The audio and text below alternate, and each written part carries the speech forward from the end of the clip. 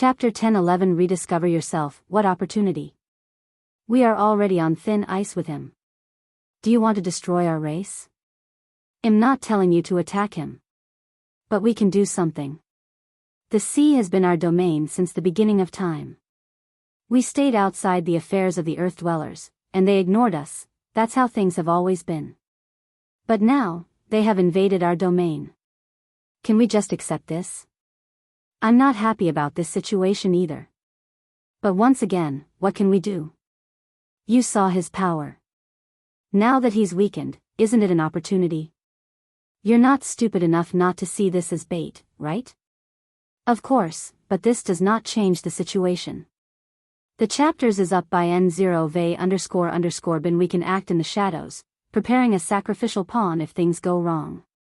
I still think we're playing with fire. Like I said, we do not need to act directly and use a proxy. As long as we prepare for plausible deniability, we will be fine. Anyway, he won't detect anything for a while in his current state. Alright, let's do it. A few days later, Wang Wei received an unexpected visitor to the court. He walked out of his room to see someone waiting for him. Mom? What's this I hear that you're injured? Asked Yu Yan. What are you talking about? News has spread to the entire world that you're severely injured. Some rumors even say you might not survive for long and might enter limbo. Wait, you didn't know? Can anything escape your eyes in this world? So, you're really injured? She rushed to hold him. I'm indeed injured, but you don't have to worry.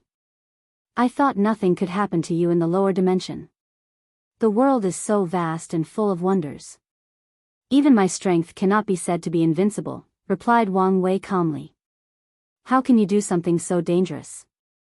You have responsibilities, you can't act recklessly anymore, Yu Yan warned. Do you need anything to heal? Don't worry, I already prepared everything beforehand, replied Wang Wei as he locked arms with her. Let's go on a walk. I have something to say to you. Why so serious? Wang Wei did not explain and led her to the star-sky universe above the court. A golden light served as their pathway, leading them past countless planets and stars. As they passed countless wonders of the cosmos, the sight was otherworldly. I'm going to be rude and blunt, so I apologize beforehand, said Wang Wei.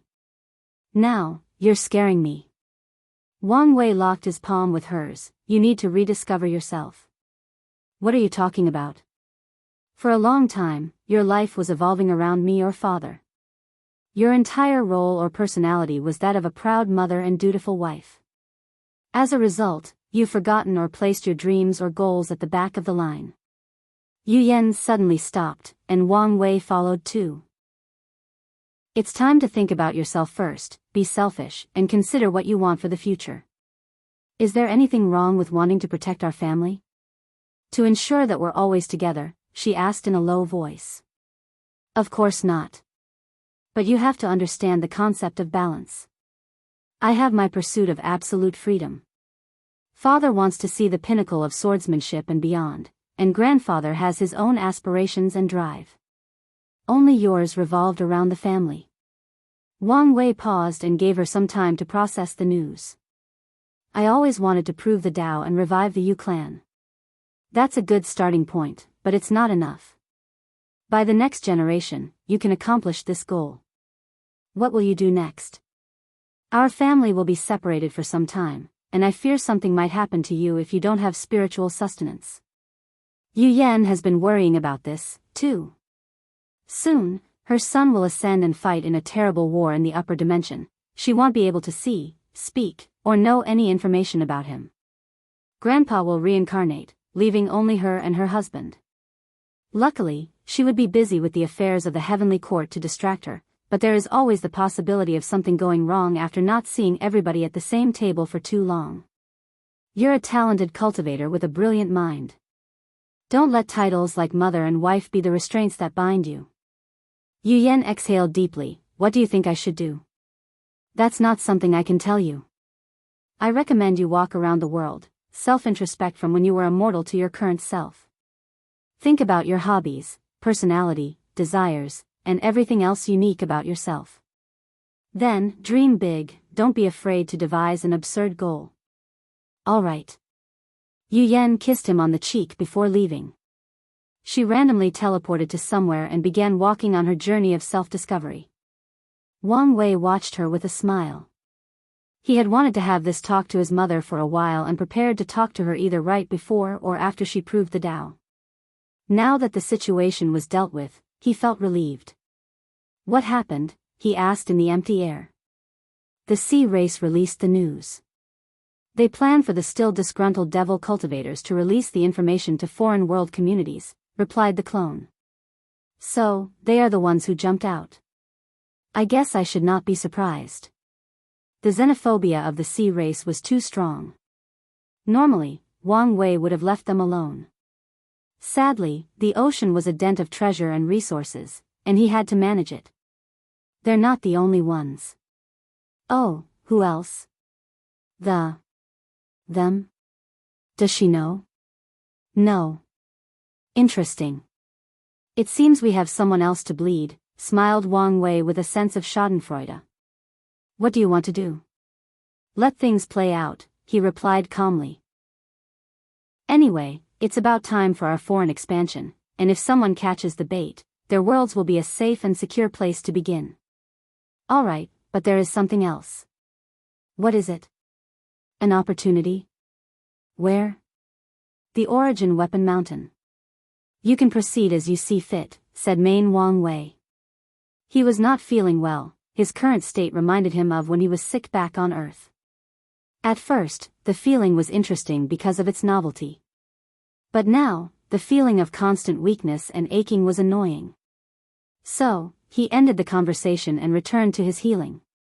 Southern Vermilion Bird Continent. Yu Yan appeared in a forest and used her divine sense to find direction. Soon, she found the nearest mortal civilization and decided first to eat something. As she looked at the food before her, she realized many things. First, she had not come to the southern continent in a long time.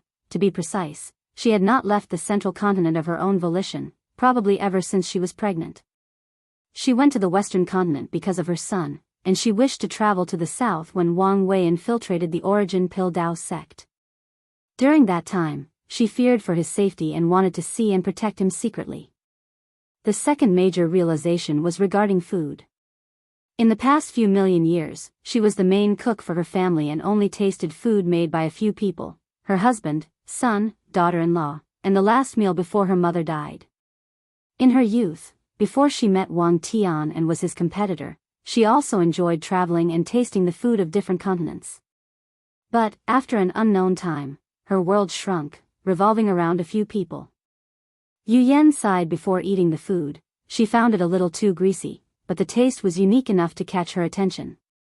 Finally, she tasted the tea but paused after one sip. She remembered she never liked tea. Her father and mother forced her to learn the tea ceremony since it was a deep part of the world's culture.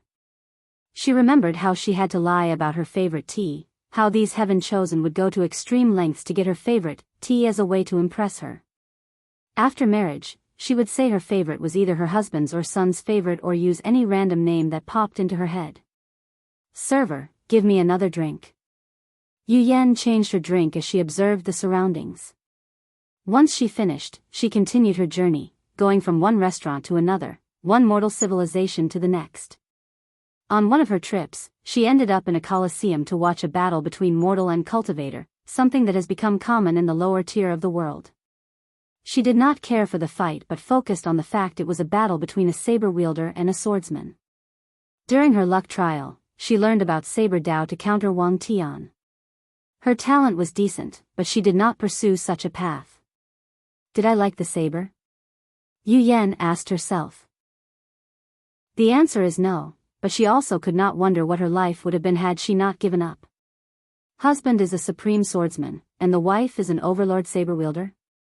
That would have been interesting. She shook her head before continuing her journey.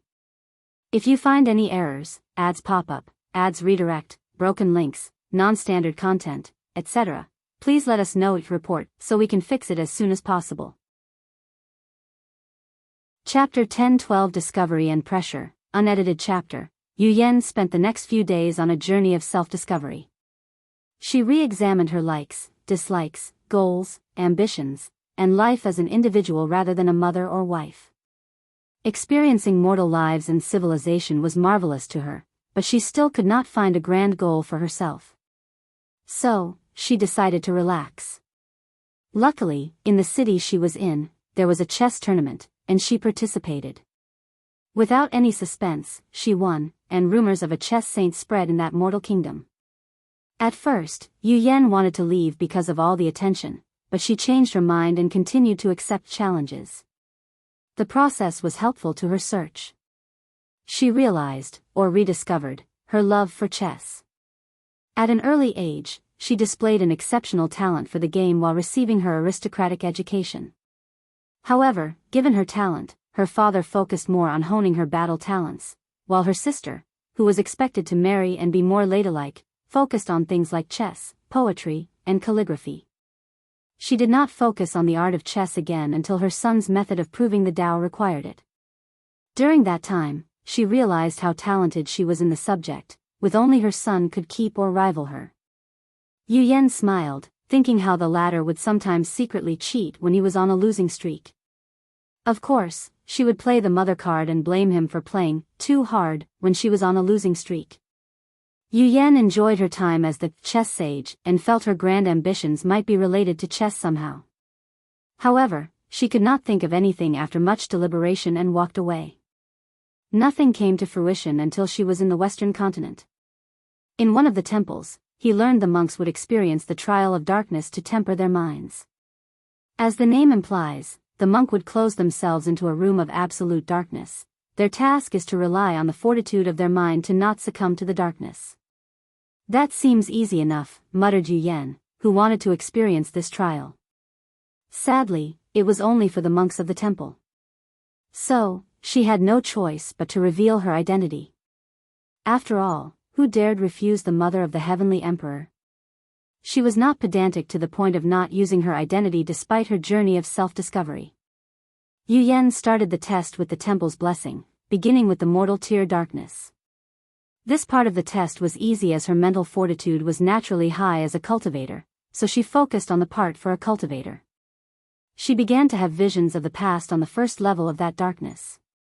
Her clan was lucky in the birth department as her mother gave birth to 2 children who were relatively close to each other. As such, they were very close in childhood and played together. One game she loved to play with her older sister was search and find, and she always won. She would hide in the strangest places full of darkness that her sister was very scared of. She would make fun of her afterward for being older and being scared.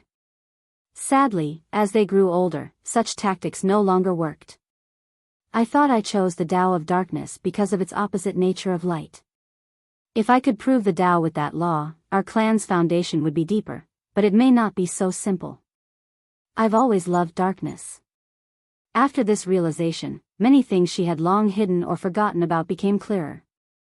When she broke through the divine body realm, the idea or goal she instilled in her good fortune flame was that she would revive the Yu clan and show people the true beauty and horror of darkness. Over the years, she worked toward the first part of the goal but did not focus on the second aspect.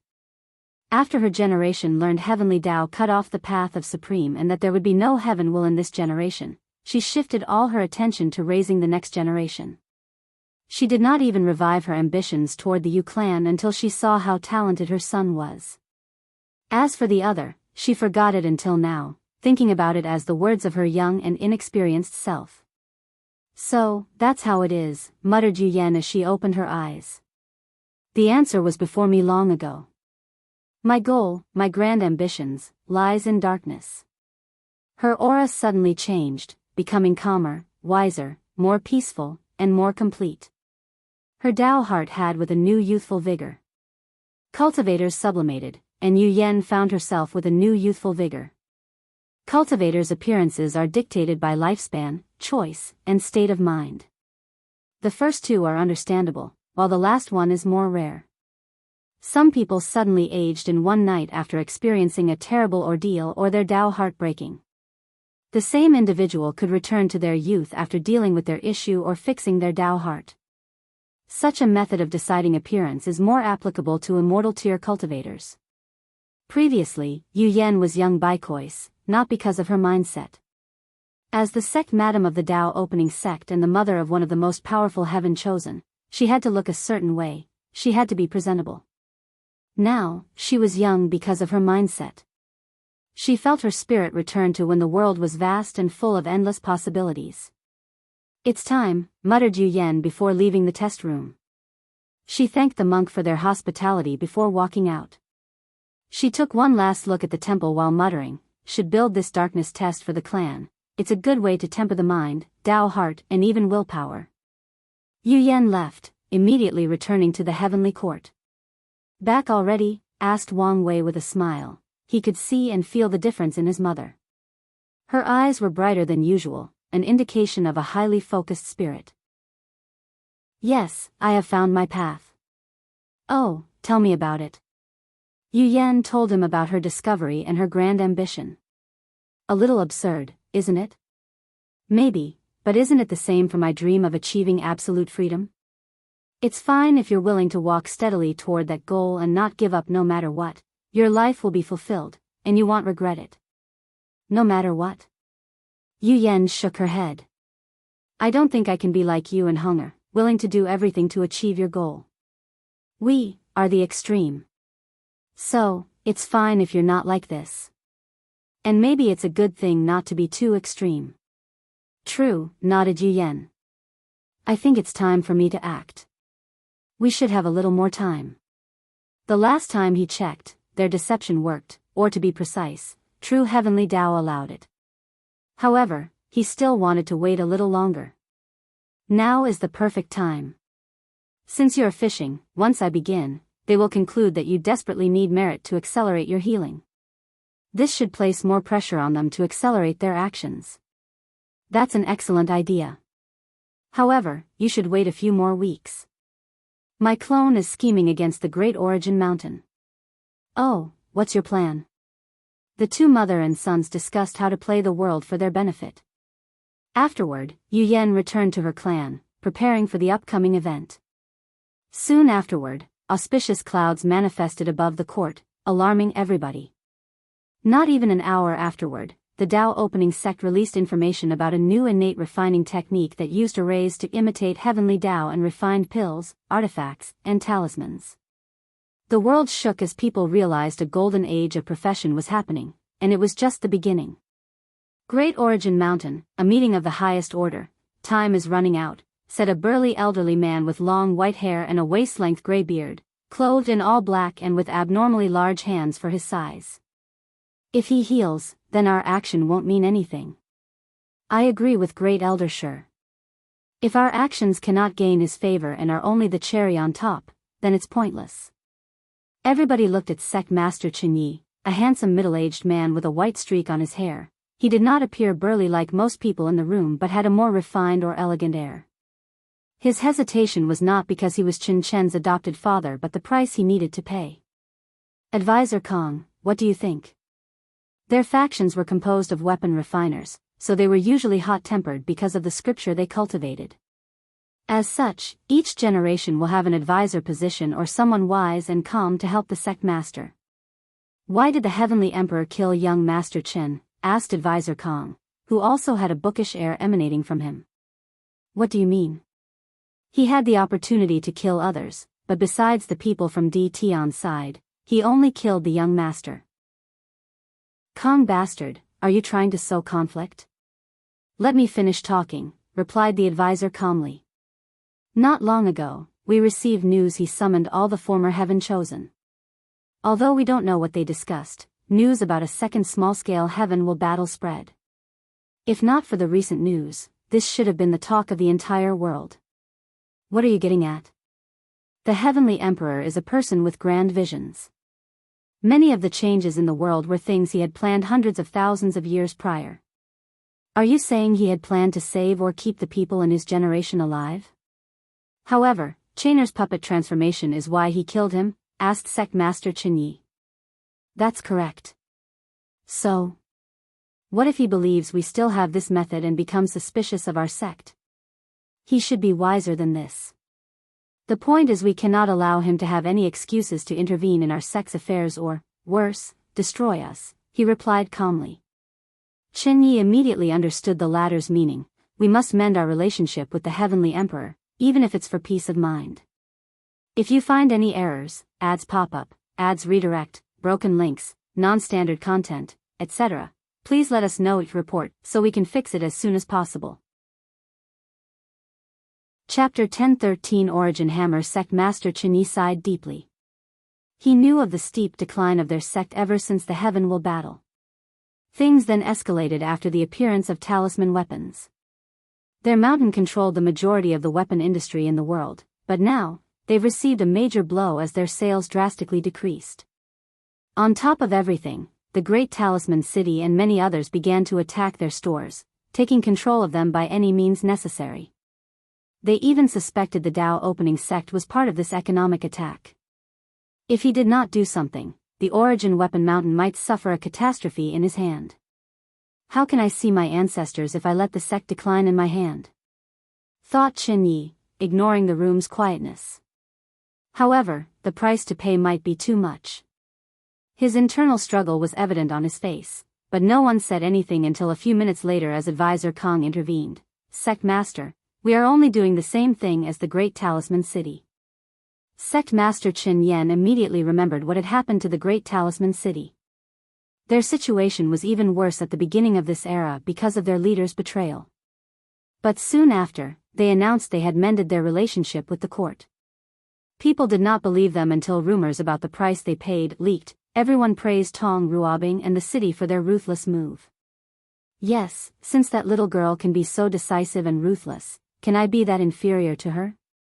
Prepare everything, they'll see the Heavenly Emperor immediately. Sect Master is wise, nodded Advisor Kong, and everyone praised the Sect Master before discussing the logistics. After preparing everything, they sent a communication talisman to the court for a meeting. Heavenly Court, Wang Wei looked at the pill before him, surrounded by formations, deep in thought. So, the limit is extreme tier? The first method of refining innate pills he created that used the divine C could only refine pseudo-pills that were on par with quasi-emperor tier. They could be described as the best amongst that tier. After the revival of the environment and gaining access to innate Qi, that method could create innate pills on par with fake immortal pills, and since then, the Origin Pill Dao sect has not updated that technique to refine true immortal tier pill. However, this method of using formation to replicate heaven and earth can create true innate pills. However, the limit is extreme tier, which is on par with first-class emperors. Ultimate tier innate pills should be possible to refine. However, such an act would affect the world source, and Heavenly Dao won't allow this to happen. Even normal innate pills require too much innate Qi and will be under strict control. Heavenly Dao should make the pill tribulations extremely difficult. Wang Wei secretly shook his head. His method was very restrictive because it required someone accomplished in both alchemy and arrays to make, preventing too many people from attempting. Now, he knew the pill tribulations for his technique would be harsher than others. This technique will not be popular, he concluded. Someone will probably create a way for an alchemist and array master to work together to refine the pill, but before then, this method will not be popular. Wang Wei slowly took out a talisman to send the news to the sect to research this cooperative method. Although he did not care too much about this method, it was still a source of merit. He won't receive much if his technique is not spread and used. Once finished, he looked in the distance and asked, "Is it me, or has Heavenly Dao become stricter?" "You're right. Since Su Shi's action and its increase in strength, it has become harsher in some of its rules," replied the clone. "That can be both good and bad. The world needs order to function and develop, but too much order is a prison and can easily elicit rebellion. Have it or old man Tianji made any moves since they learned about my injury?" "No. They are both quiet." Wang Wei nodded. Despite expecting this answer, he needed to ask.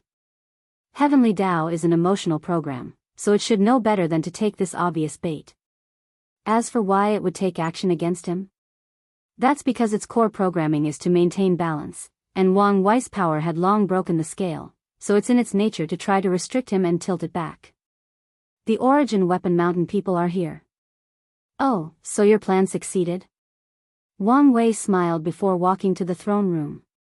Soon afterward, Sect Master Qin Yi walked in with a delegation. They kowtowed to show their deepest respect before presenting a gift, saying it was to honor the Heavenly Emperor and creating a deep bond between them. Wang Wei's eyes lit up when he saw the gift, an ordinary-looking bronze hammer. "Is that the origin hammer?" he asked as he held the hammer. It was rumored the weapon ancestor was a blacksmith when he was immortal. As a remembrance of this past, when he created his life's greatest work, the origin hammer, he modeled it after his blacksmith hammer. Now, it appears this rumor was true. Our founder was a humble man who never forgot his origin. Wang Wei gave him a side glance. Wu Hong once told him that talisman and weapon ancestors did not become eternals because of their arrogance and pride. So, he would not believe such words. As he looked at the hammer, he was truly surprised. This weapon granted a natural 7% Grand Dao boost, however, this was not its limit. As the luck condensation artifact of the origin weapon mountain, it can perfectly carry the luck of the sect, which grants another 3% Grand Dao boost. In other words, any emperors of their faction will have a two-fold battle realm after wielding this weapon. This thing is truly a masterpiece. Luckily, this thing had severe restrictions. Otherwise, the origin weapon mountain would have been more powerful than it is. Wang Wei was sure that probably only one great emperor since their mountain's founder could wield all the strength of that hammer. The only time this weapon would be fully activated would be once the sect faced a terrible catastrophe. "Are you sure you want to hand this weapon to me?" asked Wang Wei.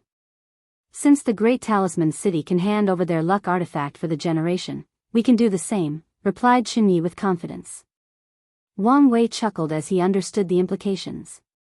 Anyways, as long as he can gather the civilization destiny, he has no issue returning these factions' luck and destiny before ascending. It would be a grave mistake to forcefully leave it to his sect, so he had no problem with those short loans. "I appreciate this gift especially since it's very timely," said Wang Wei, his face as pale as ever. "I consider myself generous, so I won't let you suffer." He closed his eyes before dispatching his divine sense. A few seconds later, he waved his hand to manifest a cauldron in the middle of the room. The thing immediately caught everyone's attention. This cauldron follows the same idea as the mechanical cauldron, but it's for weapons instead of pills. As you can see, it's incomplete because of my sect's lack of ability. Wang Wei paused to allow them to process this information. "My previous plan was to gather everyone worldwide, sharing the merit and destiny for completing this project. I will hand it over to your mountain for your great gift." Qin Yi felt the world spinning, the excitement was too much. He knew the significance of this project and the blessing their mountain would receive once they completed it. After the project is finished, the cauldron will enter the dream world. However, your mountain will have a share of the profit. Qin Yi was happy he was a cultivator or would have fainted and humiliated himself. They had a meeting to discuss how profitable the pill mechanical cauldron was. Even if he's only sharing some of the profit, he knows how much their mountain will benefit. More importantly, they will no longer be irrelevant in this upcoming era full of changes. "Don't be happy too early," said Wang Wei, waking up some of these people from their daydreams. "You will have a specific amount of time to finish this project. I will take it back if you don't meet my expectations." "Your Majesty, we swear on our ancestors we will not let you down," hurriedly said Qin Yi as he knelt. "That's good," nodded Wang Wei before pausing. "I'm sorry about Qin, but he had to die. No need for apologies. The heaven-will battle is cruel, and there is a reason it's called the grave of geniuses." Wang Wei looked at him for a moment. "If there is nothing else, you can leave." The delegation swiftly exited but did not hide the happiness in their strides. Meanwhile, Wang Wei looked at the hammer before him, sensing the new luck and destiny added to his court. He could not help but smile. He now had the luck of the Origin Rune Mountain, Great Talisman City, Origin Weapon Mountain, and his sect. He only missed the Origin Pill Dao sect to condense the civilization luck he planned. And if he could get his hands on the chi luck of the ancient clan, things would be perfect. "How did you do it?" "It was quite easy," replied the clone. I only use a few of our fate's shadow guards to release some murmurs. Then, their advisor, a very wise man, understood my message and made things happen. The world would be so much easier if there were as many smart men as that advisor, joked Wang Wei. True. Now, the only missing piece is the origin Pill Dao sect. Any plans for them? Lu Cheng and the Flame Emperors are still untouchable variables, so let's wait until they reveal their hands first. Yes, by then, our opportunity might come. Wang Wei looked in the distance and muttered, "It's time." He sent news to his mother to begin. If you find any errors, ads pop up, ads redirect, broken links, non-standard content, etc., please let us know each report so we can fix it as soon as possible. Chapter 1014 Mortal Art's Way of Balance. Yu Yan was meditating when she received the talisman. It's time, she muttered. She left the room and proceeded with the ceremony. She first bathed carefully and changed her robe to an all-white one. She placed incense for her mother and father before walking to a temple in the back of the Yu clan's mountain. The temple was odd. It was relatively small and not luxurious. Additionally, it contained many stones or monuments carved out of pure jade. With a wave of her hand, Yu Yan brought the temple to the sky. Heaven and earth above, today, I, Yu Yan, have created the mortal Tao of art and crafts to bring balance, peace, and prosperity to the world. Yu Yan's words did not spread far until a few seconds later when an enormous eye appeared above the world, alerting all the factions and powerhouses. Finally, her voice spread worldwide, making even mortals pay attention. Yu Yan was momentarily nervous before gaining her bearing as she sensed all the powerful gazes looming over her. Luckily, she also had nerves of steel, so her facial expression did not change much. So, she continued her ceremony without any issue. The first monument in the temple shone brightly before projecting a vision above the sky. A doctor had finished curing patients in a small village before walking to the next place, trying to aid as many people as he wished. Upon his arrival, he saw the entire village was just slaughtered, and the culprit, an injured cultivator, had just killed its last victim. It was probably using blood technique to heal. "How dare you!" yelled the doctor, and the cultivator looked at him with disdain before preparing to add this new visitor to his list of victims. However, things did not proceed as expected as the doctor waved his hand, and an enormous acupuncture needle appeared behind him and stabbed the cultivator to death. Everyone watching this scenery was shocked because they could tell this doctor was an ordinary mortal without martial arts or spiritual power. Meanwhile, the cultivator was in the divine body realm. Everyone wanted to know what was happening, but no one answered them, and the ceremony had just begun. A second vision manifested in the sky. This time, it showed a blacksmith.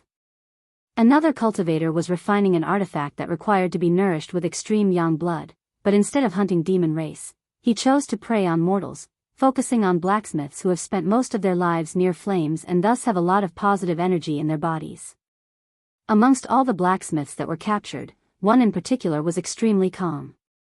He did not struggle, whine, or cry and obediently followed his captors. However, once he reached the cave where the cultivator's refining furnace was, a giant hammer appeared above his head before crushing the latter into meat paste.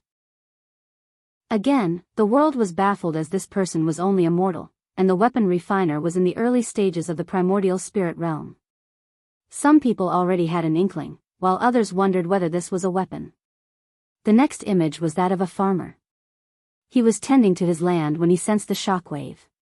He looked in the distance, and two cultivators were fighting without any regard for the surroundings, destroying and killing everyone and everything in their path.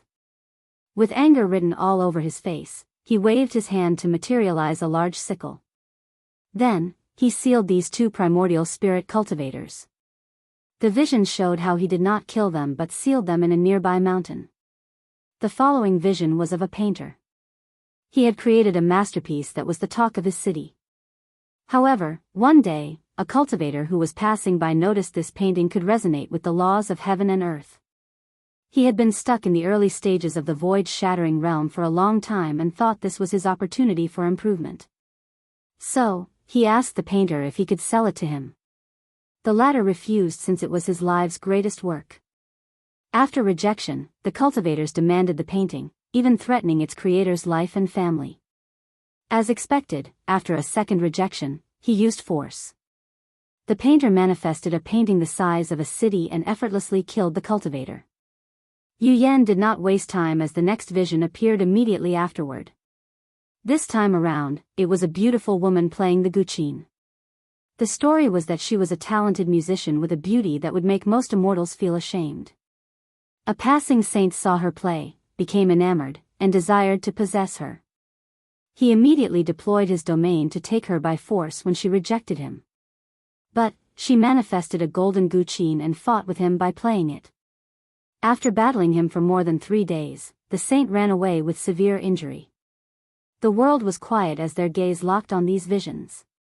The next one showed a genius calligrapher who killed a supreme powerhouse, followed by a chess sage who sealed more than 5 supreme powerhouses. Lastly, a scholar manifested a brush to deal with a quasi-emperor. After the scholar, the temple projected other visions of others. Known mortal-based professions, and even revealed these mortals using this new power to deal with injustice in their own society, which indicates that this power was not totally directed at cultivators. Finally, everything seemed to end as no vision showed. A golden orb manifested in the sky before splitting into 2. 90% of it descended on Yu Yan's arms, while the rest went to the heavenly court. The Eye of Heaven Dao disappeared along with the temple, and soon afterward, visions enveloped the entire world. Yu Yan smiled before disappearing from the sky, and the world boiled. The top powerhouses instantly knew some changes had occurred to heaven and earth and searched for answers. They had their guesses but needed confirmation. As expected, they soon realized the myriad emperor world had a new addition: the Enlightening Temple. The purpose of this temple was, as Yu Yan declared, mortals who have great achievements in their art, crafts, or profession, can summon a Dao projection proportioned in strength to their accomplishments. The Dao projection granted them powers on par with cultivators. This was a form of balance to restrict the rampant behavior of cultivators. The world was in shock, and people were not happy. The heavenly court had already controlled and restricted them, and they remained silent since they knew the concept that might make right. Then, mortals acquired the power to limit low-level cultivators through the development of their civilization. Now, they had a direct means to be on par with them. Some people began to complain and cause trouble. Typically, they would not dare, but the recent news that the Heavenly Emperor was injured emboldened some individuals, especially after being used by pawns by others. Meanwhile, the top emperor lineages continued to deduce information about this enlightening temple. They wanted to know the rules and restrictions. So, using all their means, they began to record the rules and functions to analyze. Firstly, this thing was only for mortals. Even a cultivator in the first layer of the body refining realm cannot use it. Secondly, it did not increase the lifespan of mortals. They were still mortals destined to die after a few hundred years. Thirdly, this power was not something mortals could use at will. It will only be available to them when in danger or when they see injustices or evil. In other words, they cannot use this power to wage war or attain benefits. Fourthly, a mortal with karmic sins cannot condense their Dao projection. Finally, not every mortal can condense projections on par with powerful cultivators. There is a great divide between the primordial spirit realm and the void-shattering realm, and it's the same for the projections. Only genuinely talented mortals or people who dedicated years to their art or craft can condense such powerful Dao projections. Such news reassured many people, but then they realized the world was so vast and the mortal population so large that it was easy to give birth to countless geniuses. These people also realized why the Heavenly Emperor wanted the rise of mortal civilizations and the creation of the dream world. Now, education and communication are so accessible that it's easier for mortals to have some achievement in any art or craft. After summarizing the rules, the world collectively sighed. Cultivators were officially not the absolute ruler of this world. From now on, only geniuses and immortal tier powerhouses can act wildly as they wish. However, even they have to worry about the court above their head. After arriving at this conclusion, people's ambitions and drive did not diminish but increased.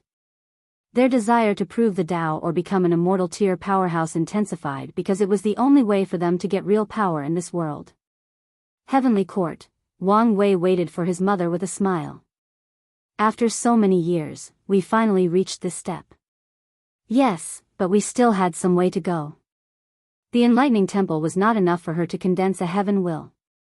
Heavenly Tao placed more emphasis or importance on things related to cultivators, and this temple, at its core, was directed at mortals, hence the lack of merit. As such, they still needed to wait until the court spread to the lower realm and create branch temples in a few more worlds. If you find any errors, ads pop up, ads redirect, broken links, non-standard content, etc., please let us know each report so we can fix it as soon as possible. Chapter 10:15 The Great Darkness Terminus Heaven. The cardinal soon appeared in the meeting room, looking at the person who called this meeting. Time? What is it this time? Asked Fate, not hiding the worry in his face. The timeline has changed again, replied the feline creature somberly. As a person in control of the river of time, he did not like how often the river fluctuated or drastically changed. How great of a change for you to call an official meeting, asked Chaos. As the person least affected by the current catastrophe, she could always remain calm and composed. Something called the Great Darkness has appeared, explained the cat, and its power is enough to affect the balance of the universe. Darkness? Wait, you don't mean, asked Fate with an ugly expression. It's most likely her. Wasn't she just a vase? At best, she was a decent military strategist, asked Samsara. Yes, he protected her to a fault, fearing we would use his family against him, nodded Heaven.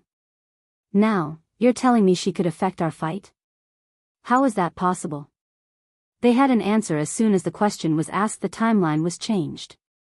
He grows more powerful daily while acquiring new allies, summarized Source Chi. We might have to admit an uncomfortable truth: we are probably not his main opponent. Are you suggesting we are nothing but cannon fodder? Asked the Magistrate of Heaven with red eyes. No, not cannon fodder, but no kings as well, only generals. Some people grunted while others remained silent. They have towered over all sentient beings and existence for so long, how could they accept such a fact? There is no need to let our pride influence us, said Samsara. We know the timeline can be changed, so as long as we stop him at the correct time, we will be the final victor and restore the previous status quo. She's correct, added Time, looking at everybody with his cat eyes that made him more profound. This great darkness is not a fixed point in time, and its very existence is unstable, meaning we can prevent it from appearing. Everybody's eyes concentrated, so, we should expect a fight with him very soon, muttered Heaven. They knew he would never allow them to prevent this great darkness from happening. Very good. The Magister of Heaven was indeed excited. Although they suffered during most of their confrontation, it was not because of their weakness or their opponent's overwhelming power. The main reason was due to the latter's cunningness and ability to hide and attack them when unprepared. If they could force him to face them directly, he would suffer even with her and the other allies on his side. Do you have a plan? Yes, replied Time. But we need to discuss and refine it first before taking action. We don't want any variables or trouble. Then, these 6 individuals, to whom the term godlike was a great insult to their powers, began to plan an event that would fundamentally change the chaos universe. Eternal Ascension World, Lower Dimension, Myriad Emperor World, Heavenly Court, some way to go, said Wang Wei. When are you beginning the expansion? Asked Yu Yan. Most likely in the next meeting, replied Wang Wei. Have you thought of a date? Not exactly. There are a few things that need to be dealt with beforehand. What about your bait plan? It should be coming to fruition soon. Yes. Many people should be dissatisfied with the enlightening temple, fueling their motive to do something stupid. So, I should see results soon. That's good. I'm always reassured by whatever you do. However, if you need anything, don't forget to ask. You know I will. Yu Yan kissed him on the cheek before floating away. After proving the Tao, she still had to cultivate and train so she could be as powerful as possible. Wang Wei watched her leave before looking in the distance. He smirked before returning to his healing. With enough pills and some merit, the process should be drastically accelerated. Emperor Enlightening Academy. Su Shi was in a daze ever since she saw the vision of the female musician who fought on par with a saint using the guqin. An idea flashed in her mind but seemed rapidly fleeting, forcing her to concentrate to catch it. The academy's upper echelon came to see her for a meeting but was forced by an insurgent not to disturb her.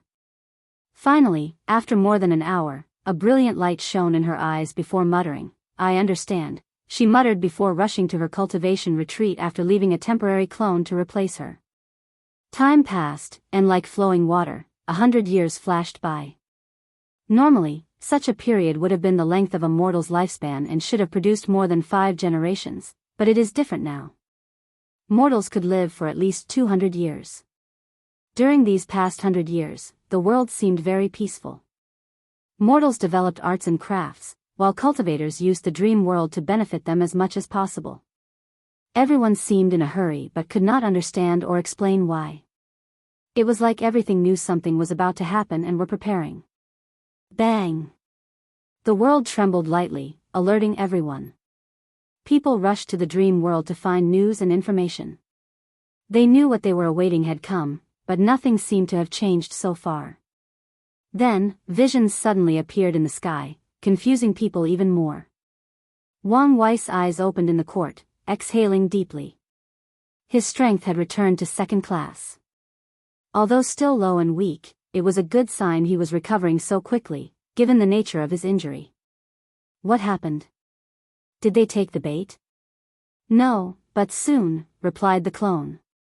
Then, what's the matter with the ruckus? The first innate lifeforms have been nurtured, he replied succinctly before waving his hand to show a projection of 6 different places. Wang Wei immediately identified 3 famous creatures: Ancestral Dragon, Empress Phoenix, and Origin Qilin. The other creatures were humanoid species who could be described as titans. Wang Wei grunted after seeing these 6. This is not good news for us, commented the clone, and he had to agree. These 6 creatures were the leaders of the innate demon gods that were returning to the world. He could tell each was a 4-star Primarch, but their potential allowed them to cultivate to 6-star, an equivalent of an eternal powerhouse. However, the balance mechanism had just given them some breathing room, and it would aggravate the situation if the myriad emperor worlds suddenly had 6 new eternal powerhouses. It's best to seal them and delay their growth and return, suggested the clone. The revival of the innate demon god was a major issue that could even influence the upper dimension. However, it was indeed an inappropriate time for them to show up, even if only 6 of them. However, if I take action, it will alert the people who took the bait. I'll send an order to the others to take action, said Wang Wei calmly. The fact these people did not do anything stupid showed they still respected his reign, so it was no problem to mobilize them. With a wave of his hand, talismans flew to different corners of the world. A few seconds afterward, powerful auras appeared above the sky. With the exception of Su Shi, who a first-class insurgent replaced, everybody showed up including the 2 from the sea race. Without saying much, they rushed to the designated area and sealed the nurturing place of these new innate demon gods. Afterward, they returned to their cultivation as if nothing had happened. Even Huafeng Huang and Ao Shen acted similarly despite being greedy for these creatures' bloodlines. The panicked people received no information or announcement, putting many people on edge. Go placate Primordial Desolate, said Wang Wei. He should be on edge ever since he heard the news about my injury, and with our actions, we don't want him to act out. All right. Wang Wei wanted to return to his retreat, but the former insurgent who replaced Su Shi came to see him. His purpose was simple: to apologize that the headmistress could not appear since she was in deep seclusion. Wang Wei was understanding and would not fault him or the academy for such a minor thing. A few minutes later, the clone returned and told him he made a wise move since the primordial god was indeed on the edge after seeing his kind being sealed. 20 more years passed, and the palpitating tension surrounding the world increased daily. The world's upper echelon deemed such tension a good thing, so they remained silent and encouraged it, forcing their disciples or underlings to train even harder. Then, when everybody thought the situation was about to explode, a sound echoed throughout the entire world. It only took a moment, but people soon identified it as Guqin and immediately searched for its source or origin. Finally, all eyes rested on the academy. And, any better name than the Great Darkness? I'm open to suggestions. If you find any errors, ads pop up, ads redirect, broken links, non-standard content, etc., please let us know each report so we can fix it as soon as possible. Chapter 10:16 Ode to the World. I have dedicated this ode to our beautiful homeland. Please, enjoy. Su Shi's angelic voice reverberated throughout the world, followed by the sound of the Guqin. The sound was slow and peaceful initially, but things immediately changed after she finished speaking. The music created a powerful illusion for anyone listening. As such, all sentient beings saw a story. No, they experienced the evolution of history. They saw the world in its early stages, full of darkness, chaos, and emptiness. After years of development and creation, the first life forms appeared. These beings were mighty and noble. Born immortal, they roamed the world without a care. Despite their mighty strength, they were a peaceful group who spent their time contemplating the laws of heaven and earth. Although their society was highly hierarchical, they got along well and rarely fought on a large scale. Everything was proceeding smoothly until a new race appeared, the human race. It was a weak and insignificant race with no powers and a short lifespan. But their appearance changed everything because such a tiny race was destined to be the protagonist of the world. After the birth of the human race, the music showed their struggle to survive the world back then. The citizens of the myriad emperor world saw how their ancestors first created flame, the first time they hunted in the wild or the sea, the first time they made clothes, the first time someone farmed, the first time they discovered the properties of herbs, the first time words were created and recorded. Su Shi's music showed them a tale of man against nature, and the protagonist was their ancestor. Anyone listening could feel the terrible environment of ancient times. They could feel the human race's ignorance but desire for knowledge and innovation. They saw how much their ancestors sacrificed to establish a human society and civilization. And having to experience all these things through a song was a sublimating experience to the soul. But things were not over. On the contrary, it was just the beginning. The song changed tempo and displayed the brutality of the ancient. The overlords at that time would not allow humans to rise. They immediately began a massacre with the sole purpose of eradicating the human race from the world. The human race only survived because a few of these creatures became sadistic after experiencing their first act of slaughter. So, they chose to secretly enslave large groups of humans for their own cruel amusement. Of course, a few kind individuals among them also saved people because they disagreed with such cruel actions. That period was a dark time for the human race. However, they survived and never gave up hope. The innate demon god's action did not break their spirit but awakened a collective consciousness among them. They now all had one goal: to break the shackles of slavery and rise to the top of this world. The human race spent hundreds of thousands of years in that dark age, maybe even millions. But that did not matter. Their desire and ambitions did not waver. Even their short lives did not stop them. Every tribe would pass on the idea of their predecessors to their young, ensuring the initial flame of rebellion remained even after countless millennia. Then, the human race's opportunity arose. A young man from the Wang tribe studied these creatures and created a cultivation system for the human race. He spread his work to the scattered tribes, telling them to buy their time and wait for the correct time. The music immediately showed what the correct time was. On top of a mountain, a young man waited as something descended from the sky before him, a heaven will. He absorbed it, proved the Tao, and officially became the first great emperor of the world. The young man then took on the responsibility of leading the human race. The early stages were still dark and full of tragedy. After all, he was the only one fighting with essentially the entire world. However, with his methodical and careful plans, unwavering willpower, and support from a few other talents, he held on long enough for the human race to grow. Su Shi's music then showed everyone an era of prosperity where many emperors roamed the world. Sadly, such an era was far from peaceful. The confrontation between humans and the former overlord soon spread throughout the entire lower dimension. The music did not show much of the war, but the scenes it showed people were enough to show how cruel and devastating it was. And then afterward was soon experienced by everybody. The human race was now the world's master, but their civilization was no more and had to start over. That time period was also turbulent as power was held in the hands of a few individuals.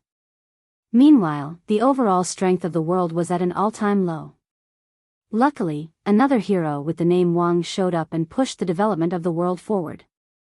The Origin Emperor spread the Tao to the world, suppressed the people in power to give the world another chance, and made the immortals of this world sign the Immortal Avenue Pact, limiting their influence or intervention in the world. After the Origin Emperor, the world experienced another era of prosperity. The Sword Tao officially became the supreme Tao of attack, and other types of ancestor-like characters appeared, finally completing the Origin cultivation system. Afterward, the human race suffered another catastrophe in the shape of the Golden Ape. Luckily, they bent together and survived. The next era was a time when human power led to their demise. The rise of Buddhism and the use of incense showed how cruel humans could be after being the dominant race of the world and having no competitors. Many people who knew the history were surprised that Su Shi did not hide this part. The Buddhist monks and other emperor lineages did everything possible to acquire incense and accelerate the cultivation speed of their people. Then, the final result was retribution at the hand of another human race's hero, the absolute beginning emperor.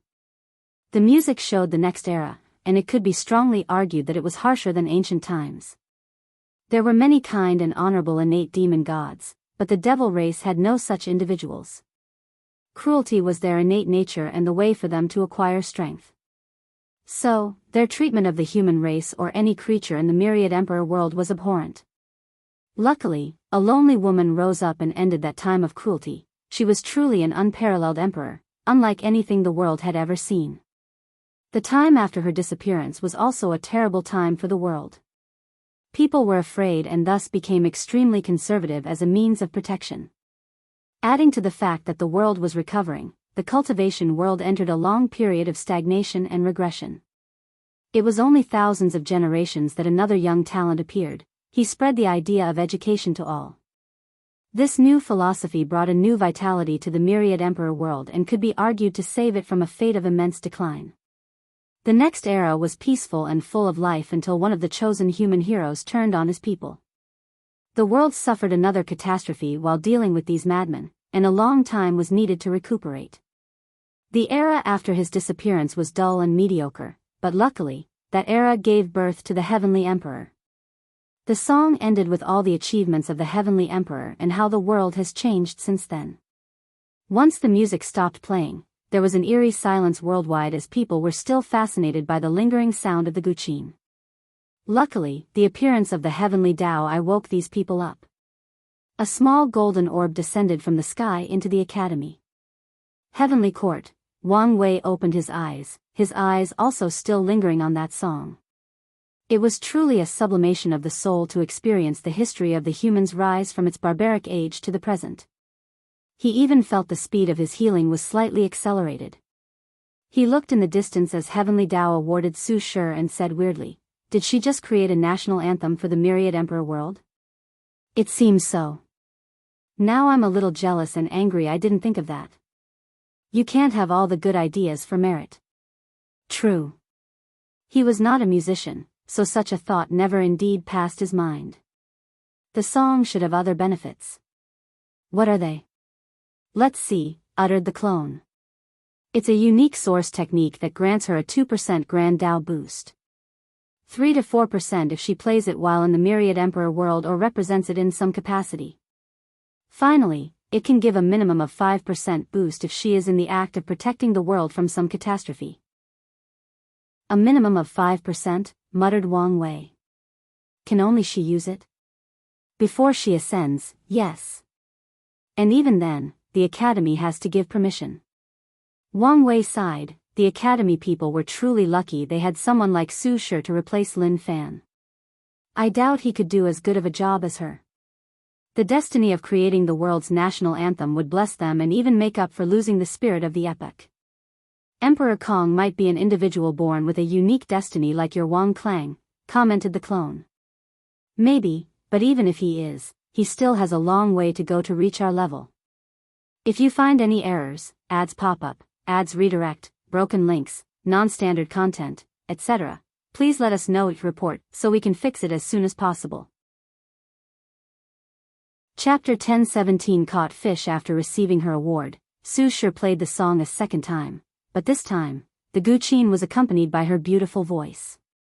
People immediately knew the song had accompanying words, so they listened. Visions flashed above the sky as her voice echoed throughout heaven and earth. Just like the guqin piece, the song's words perfectly encapsulated the history and zeitgeist of the myriad emperor world. Once Su Shi finished, she received more merit, but the eye of heavenly Tao was long gone and did not reappear. Western continent, Feng opened his eyes after experiencing the journey that was this song and its vocals. He looked at the central continent, focusing on the academy. A song dedicated to the world? No, it is a song that can perfectly represent its history and people. Donor Su Shi is truly a talented empress, he muttered before a glint flashed in his eyes. Since the world can have its representative song, can it also have a scripture of the same kind? As soon as this idea came to mind, he could not remove it. So, he sent his congratulations to Su Shi before entering a seclusion. He wanted to see if he could write a scripture that could embody the essence of the myriad emperor world. Feng was not the only person with such an idea. After people realized Su Shi's achievement, people immediately thought about imitating or replicating her success. The top Daoist factions had the same idea as Feng, wishing to write a scripture that perfectly represented the world. Some people wished to create a painting or piece of calligraphy with the same effect. Such development was not something only cultivators did, but even mortals participated. Over the years, arts and crafts have entered a golden age, birthing many talented mortals. These talents knew the song's appearance was an opportunity and one they had a chance to partake in. In the northern continent, Aoshan saw the benefits of that song. He knew it was an excellent method to condense the overall cohesion of humanity and the world. So, he wanted his own demon song for the demon race. Sadly, things like art and craft were not things their kind was particularly skilled at. So he needed some help and time to prepare. After the song, the enlightening temple became even more critical as arts and crafts received another boost in their development. Heavenly Court, Wang Wei calmly watched the change of the world. It should be about time, he muttered. Yes. He used his authority in the dream world to record Su Shi's song before continuing his retreat. 5 years later, he was forcefully awakened as his clone told him there were intruders. What's the situation? 9 intruders, replied the clone. 1 eternal, 2 pseudo-eternal, and 3 first class and 2 immortal sovereign. Basically, 5 eternal powerhouses. This lineup seemed a bit exaggerated. He expected the leaked news to bring people, but not so many powerhouses. Some people have intervened. Who? Wait, let me guess, the Commerce Hub. That's right, nodded the clone. They've learned of the Heavenly Court and your curse on the position. They are using these pawns to test you. Wang Wei smiled. After news about the court leaked to the Commerce Hub from the Star Beast world, he expected some of these people to move and has been waiting for them. With these people, I have a justification for directly attacking the Commerce Hub. Although he did not need a reason, it would help in the transition period. After all, he understood that order and credibility are 2 of the most important things for people doing business. What do you want me to do?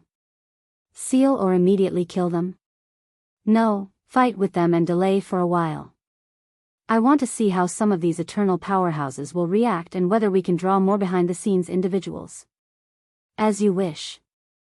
After the clone disappeared, someone else appeared next to Wang Wei, Wang Ju. He had to prepare in case someone saw through his clone and attacked his main body. Are you sure my injury did not affect your strength? No, everything was fine. Interesting. He realized the version of the Lord's Shadow technique that his ancestor gave him was a high-level source technique after seeing Wang Ju's situation. He wanted to learn something from it but ended up with nothing. However, he also realized that higher cultivators do have some understanding of existence, even without walking the eternal path. Otherwise, this technique should not have prevented Wang Ju from being affected whatsoever by his injury. Wang Wei focused on the screen before him, watching everything unfold from a distance. Today was a regular day for the citizens of the Myriad Emperor world, or it should have been. People thought they could continue their usual routine, a sign of the peaceful time they lived in. However, something happened that soon reminded them of the world's cruelty. 9 powerful auras manifested out of nowhere above the sky, and they did not waste time in greetings and immediately attacked the world, most likely trying to deal a devastating attack on the people and the world as a weakening tactic.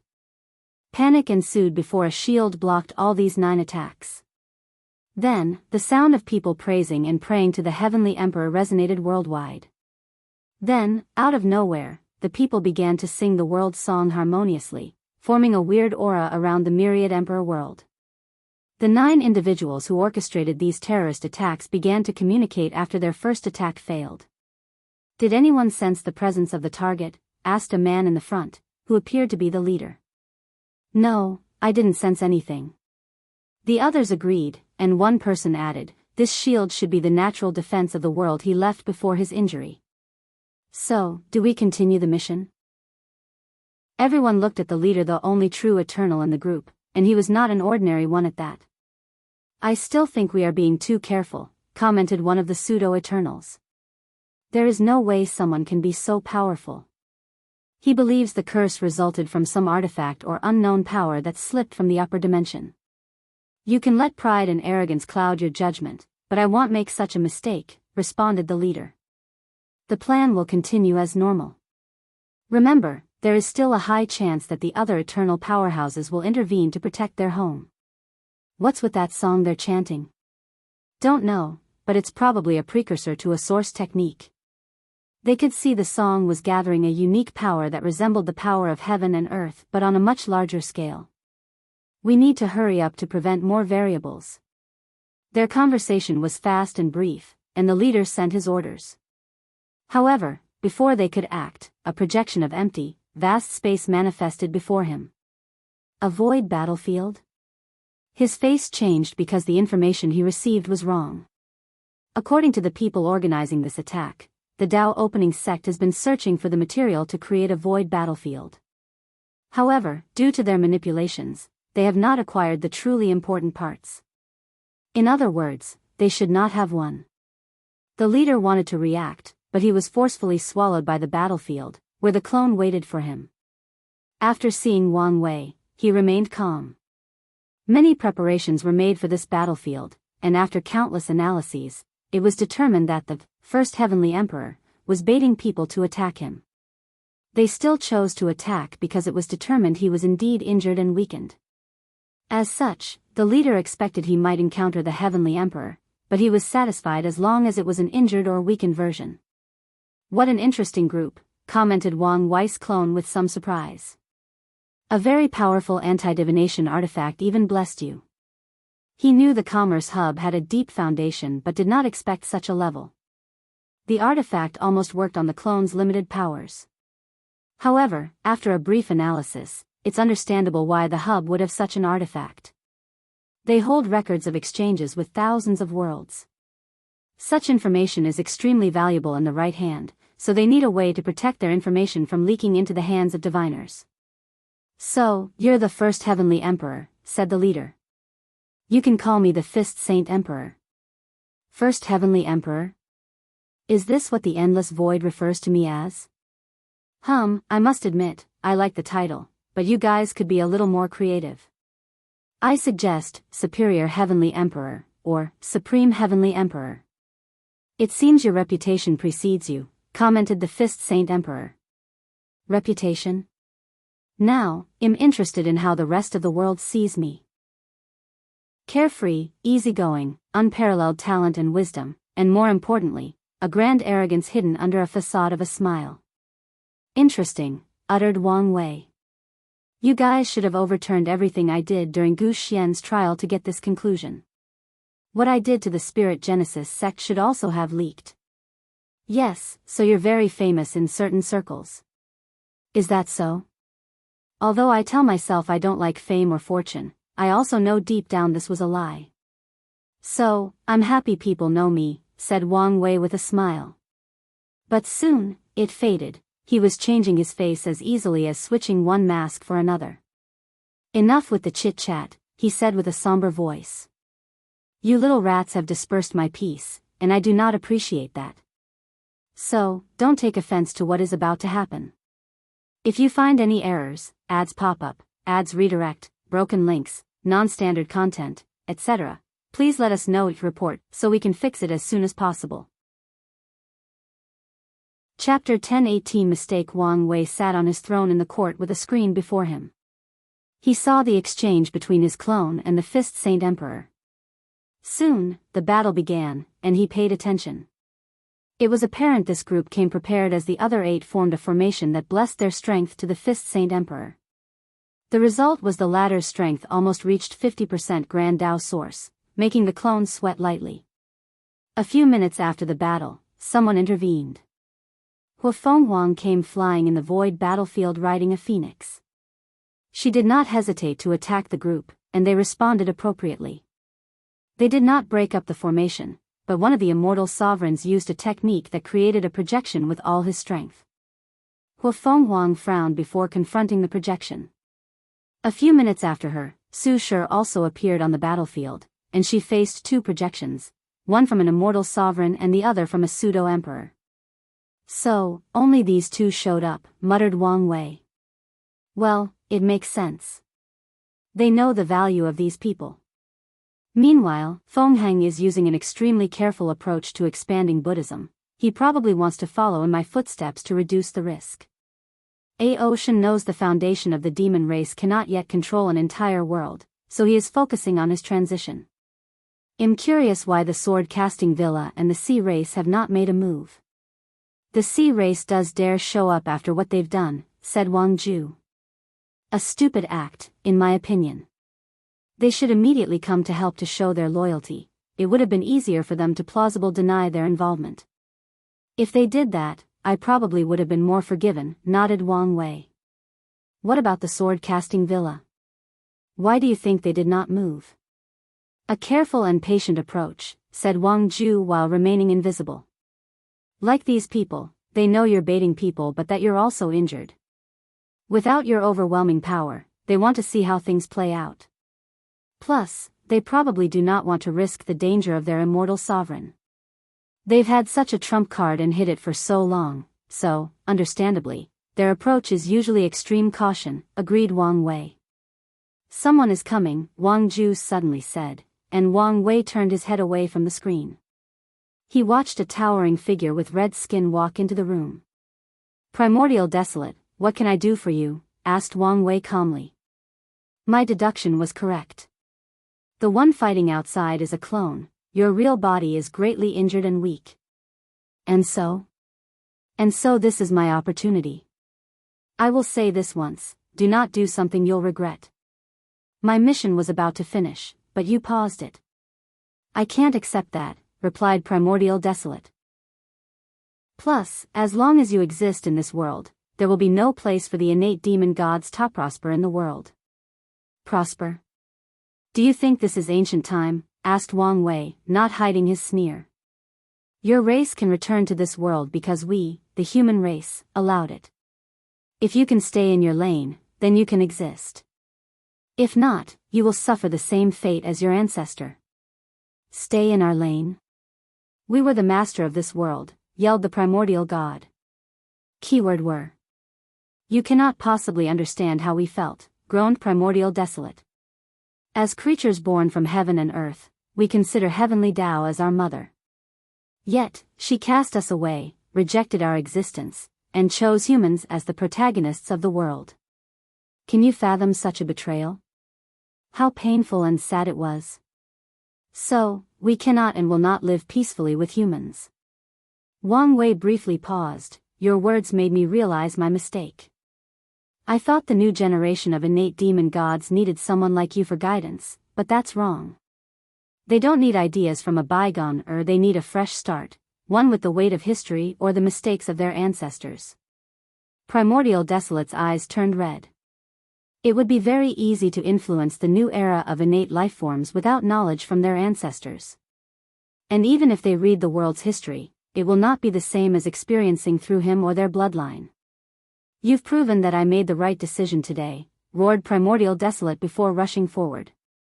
However, he did not move a few meters before countless shadows and tentacles rose from the ground, capturing and sealing him into a black, spherical jewel the size of an eyeball. Wang Wei looked at Wang Ju, who was holding the seal, and shook his head. Even if Wang Ju was not here, the court was his domain. It was not an easy thing to kill him in this place with all the formations. "What do you want to do with him?" she asked. "You're in charge of searching his soul. His knowledge about ancient times should be valuable. After that, sends his body to Elder Dan to make pills. He should make my body refining make great progress." "As you wish." Wang Wei nodded before focusing on the battle. "So, no one else has taken the bait?"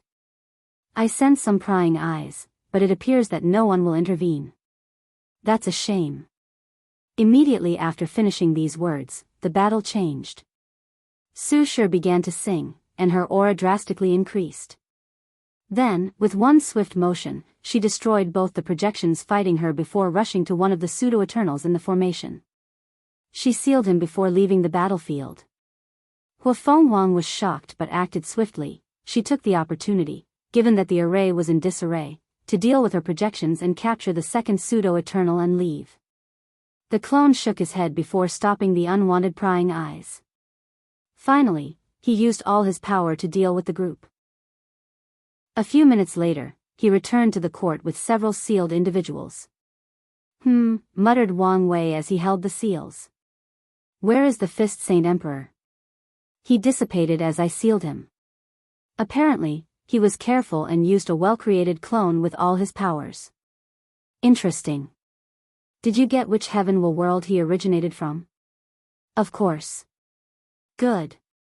I look forward to fighting him again personally. The Fist Saint Emperor reminded him of one of his favorite characters from his favorite anime, an old man with the moniker of Iron Fist. "Wang Ju, the next step is all you. Send Fate Shadow Guards to these people's world, set up base, gather information, and remove obstacles. When we begin to expand to the endless void, their worlds will be perfect for the first trials." The expansion was very important to it, and one of its main components, the Enlightening Temple, had already been established. After expanding throughout this heaven-will community, his mother should gather enough merit to prove the Tao. However, the lower dimension has 3,799 world communities remaining, and the merit for creating the temple in these places will all belong to Wang Wei. However, 99% of worlds do not like when foreigners intrude or have any form of influence on their plane. So, Wang Wei is expecting resistance. He is not prepared to use a pure militaristic approach to spread the Enlightening Temple, so he will use a more business model of sharing profit. He will use the worlds of these attackers as a template to show others the benefit of allowing him to spread the temple. He's willing to share some benefits with the people who choose to accept a more peaceful cooperation. Of course, he's also prepared to wage interplanar war if necessary. I will get to it immediately. Wang Ju immediately disappeared into the shadow. It was like she was never here in the first place. "What happened here?" asked the clone, who sensed something. "I was just correcting a little mistake I made," he replied indifferently. "Don't worry about it. Let's begin with the cleanup." "All right." The clone disappeared, and soon afterward, the world trembled slightly, focusing primarily on the sea. The people who knew or guessed what was happening secretly sighed. Not even 10 minutes passed before things returned to normal. Wang Wei looked at the two people before him. His eyes were cold as he sat on the throne.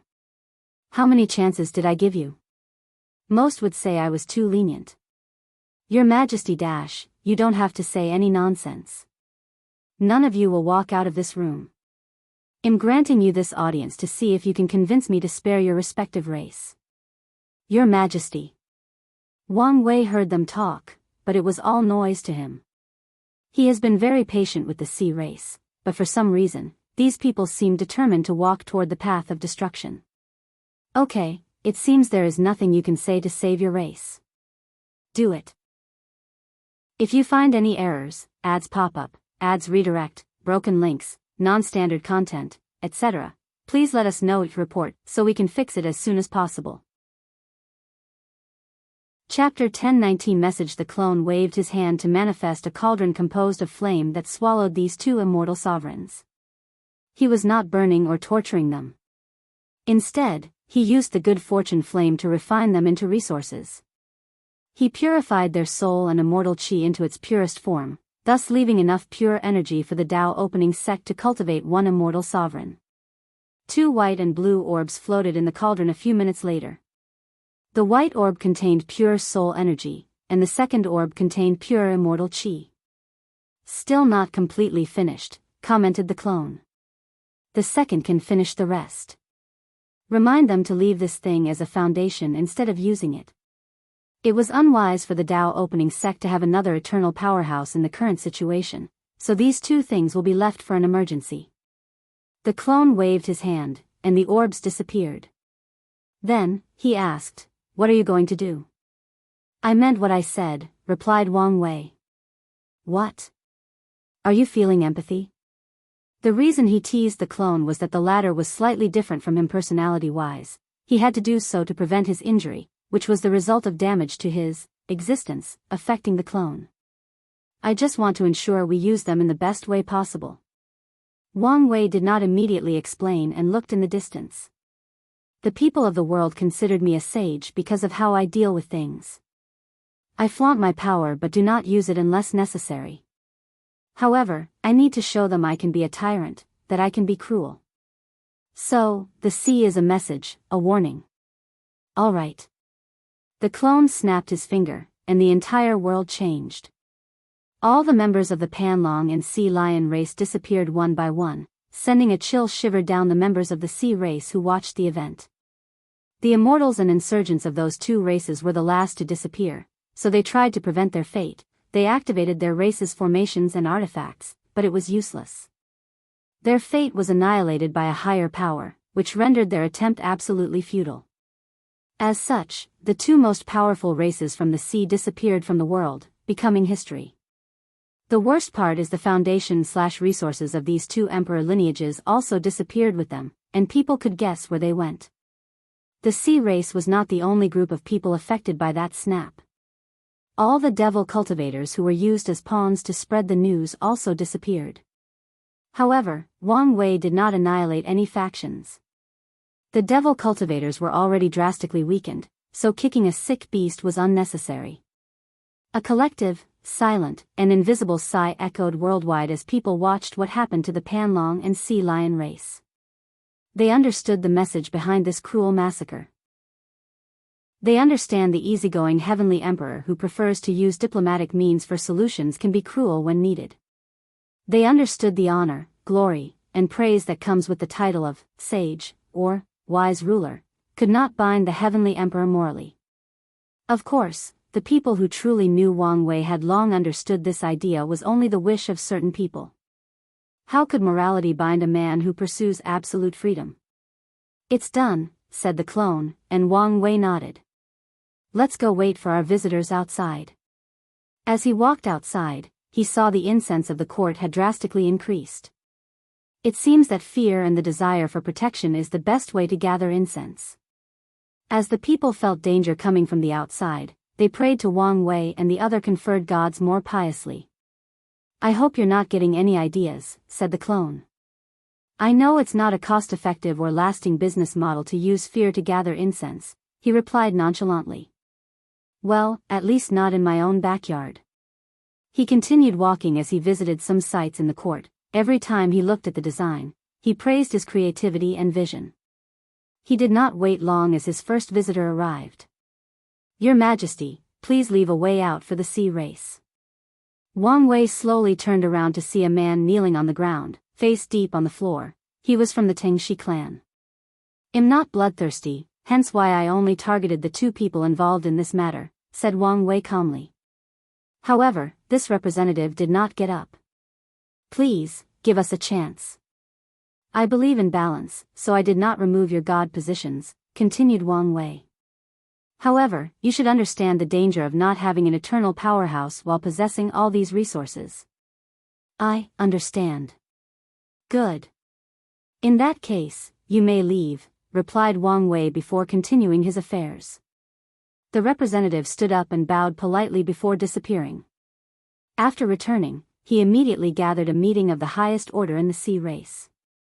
For this meeting, they had one purpose: cultivate an immortal sovereign as soon as possible and at all costs. Star Beast World, Tong Ruobing was in seclusion before receiving a talisman. She frowned but knew her people would not contact her unless there were a great emergency. She used her divine sense to read it. Damn it, she cursed before immediately activating a talisman that teleported her to the Myriad Emperor world. She appeared in the City Lord room, where most of the sect's immortals, insurgents, and great elders were already waiting. Tong Ruobing released a terrifying aura that made everyone kneel on the ground. Are you people stupid? Her roar shook the heavens. Luckily, the room was sealed to prevent anything from leaving, including sound. City Lord, we apologize. It was already too late when we realized what had happened. Tong Ruobing clutched her hand so tight that it began to bleed.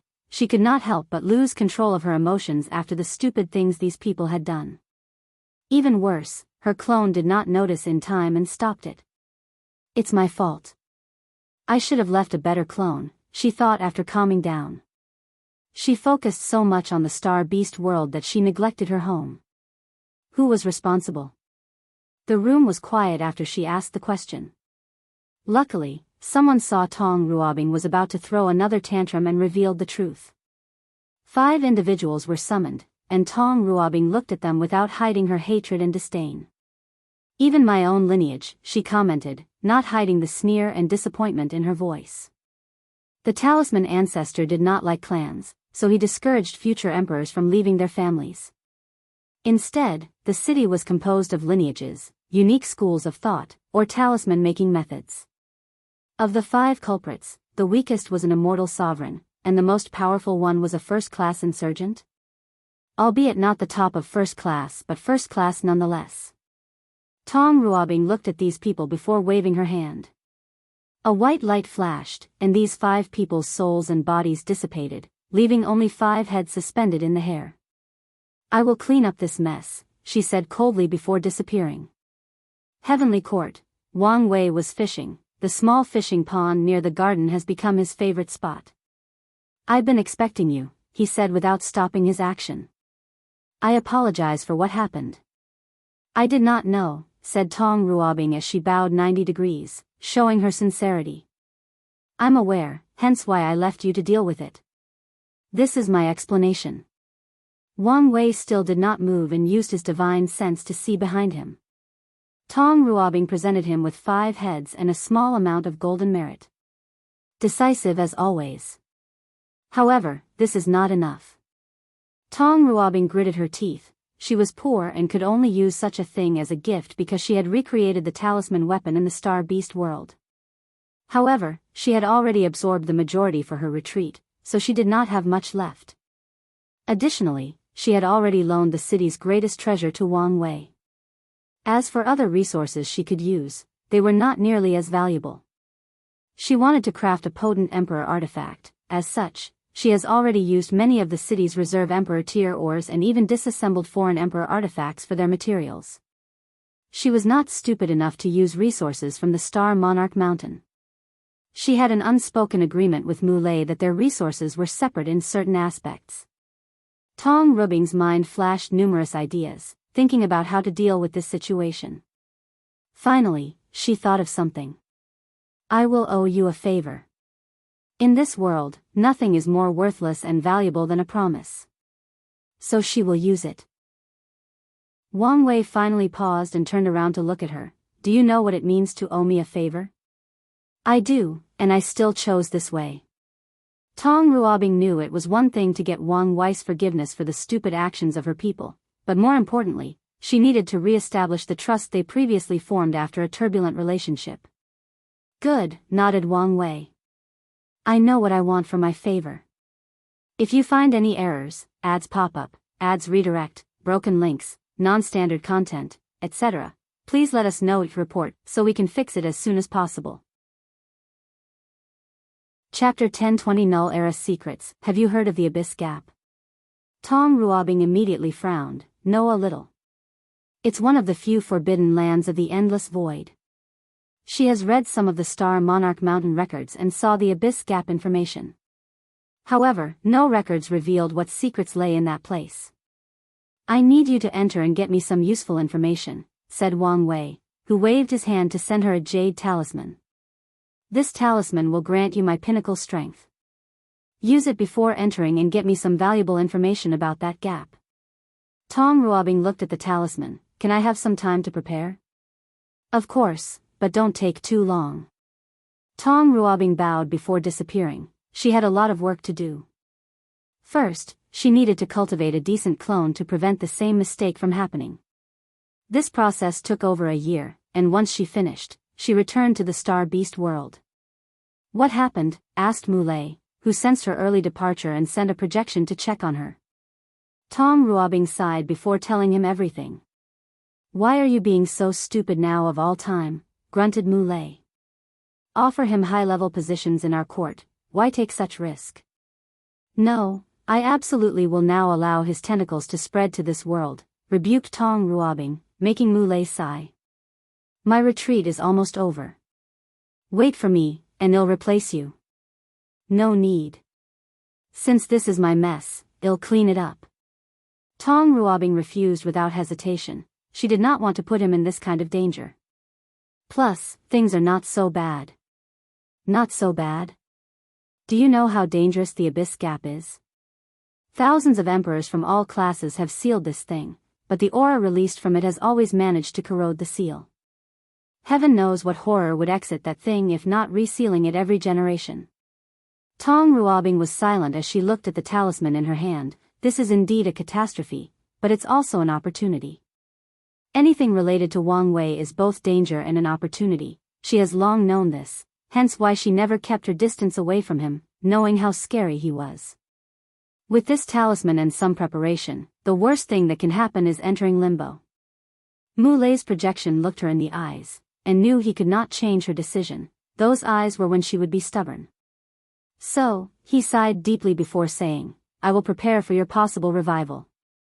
Tong Ruobing did not immediately enter the Abyss Gap but searched for as much information as possible regarding it from the Commerce Hub. Finally, she activated the talisman and entered. Myriad Emperor World, Heavenly Court. Wang Wei opened his eyes as he felt the talisman's disappearance. His eyes twinkled as he waited with anticipation.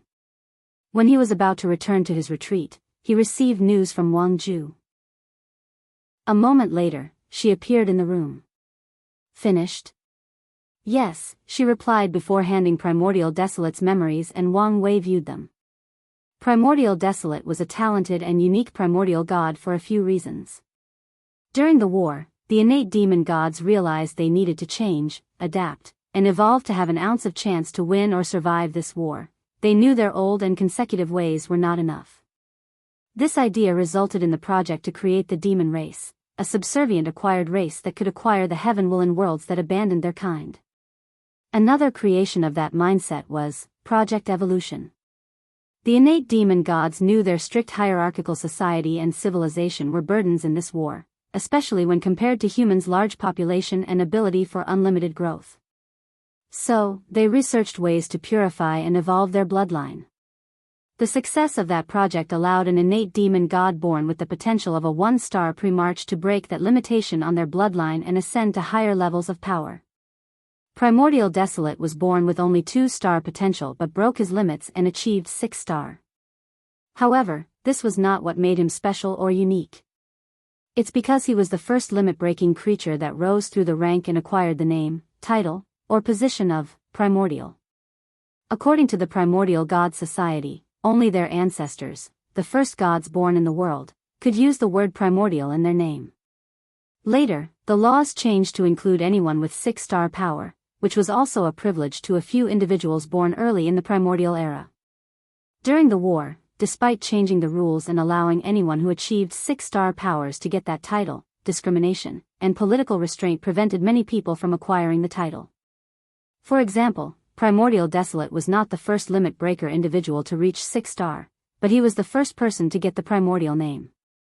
From Primordial Desolate's memory, Wang Wei had a deeper insight into the innate demon god society and the brutality of the war. He also learned a few new secrets and confirmed things he had already suspected. The innate acquired war was not only something that happened in the lower dimension but a massive war that started in the Eternal Ascension world. Both sides in the lower dimension would receive aid or support from the upper dimension. Furthermore, Wang Wei knew why most great emperors in immortal powerhouses did not ascend, and it was not mainly because the environment supported their cultivation. The main reason was the war was even harsher in the upper dimension, and no one wanted to ascend and become cannon fodder. They knew in such a massive war, they would be nothing but slightly larger cannon fodder. Luckily for them, the war in the lower dimension was vital to the one upward. So, they received support in the form of resources, and once the 12 acquired Supreme used the powerful formation to deal the most significant blow to the opposite side, they won the war and blessed the upper dimension's side with chi luck and destiny, which in turn helped them also achieve victory later down the line. Of course, the upper dimension innate lives would not easily accept such a defeat. So, they organized a retreat for the remaining survivors while leaving some people to remain and find a way to recondense the luck of the innate demon gods. Primordial Desolate was not the only one. He was not even the only one from the Myriad Emperor world, but he was the only one remaining in this plane. Once their people left, the upper dimension retaliated. They attacked the history of the lower dimension, removing 99% of all records, thus forcing all cultivation civilizations to die out and have to start over. They also forced the surviving emperors to ascend, not giving them a chance to rebuild. As such, only a few worlds were lucky enough to retain some information from before the Null era. Wang Wei opened his eyes and exhaled. These memories were valuable as he learned a few secrets. He also understood why it was always fuzzy when navigating the river of time and seeing what had happened during the Null era. I also understand why not many great emperors from that era are still alive, he thought. After fighting and surviving that war, they were forced to ascend and participate in an even more terrible one. He knew how lucky someone must be to survive a war full of paragons, Dao rulers, immortal kings, and heavenly primarchs. And if the war was indeed about acquired life against innate, fiend gods may have participated. After this experience, Wang Wei finally believed his ancestors, the heaven-opening emperor, words that he was not as bad as history portrayed him. And that's because the latter should have been a paragon by the time Qiyuan ascended. Qiyuan would never have had a chance if a paragon was after him, especially since he had no foundation in the upper dimension. You did a good job, said Wang Wei to Wang Ju. As long as I can help you. Wang Wei nodded. Is there anything else? I want to know your intentions with the Commerce Hub. Are you asking why I did not immediately attack them? Yes. It's not like you, nodded Wang Ju. Your words explained why I'm not doing it, replied Wang Wei.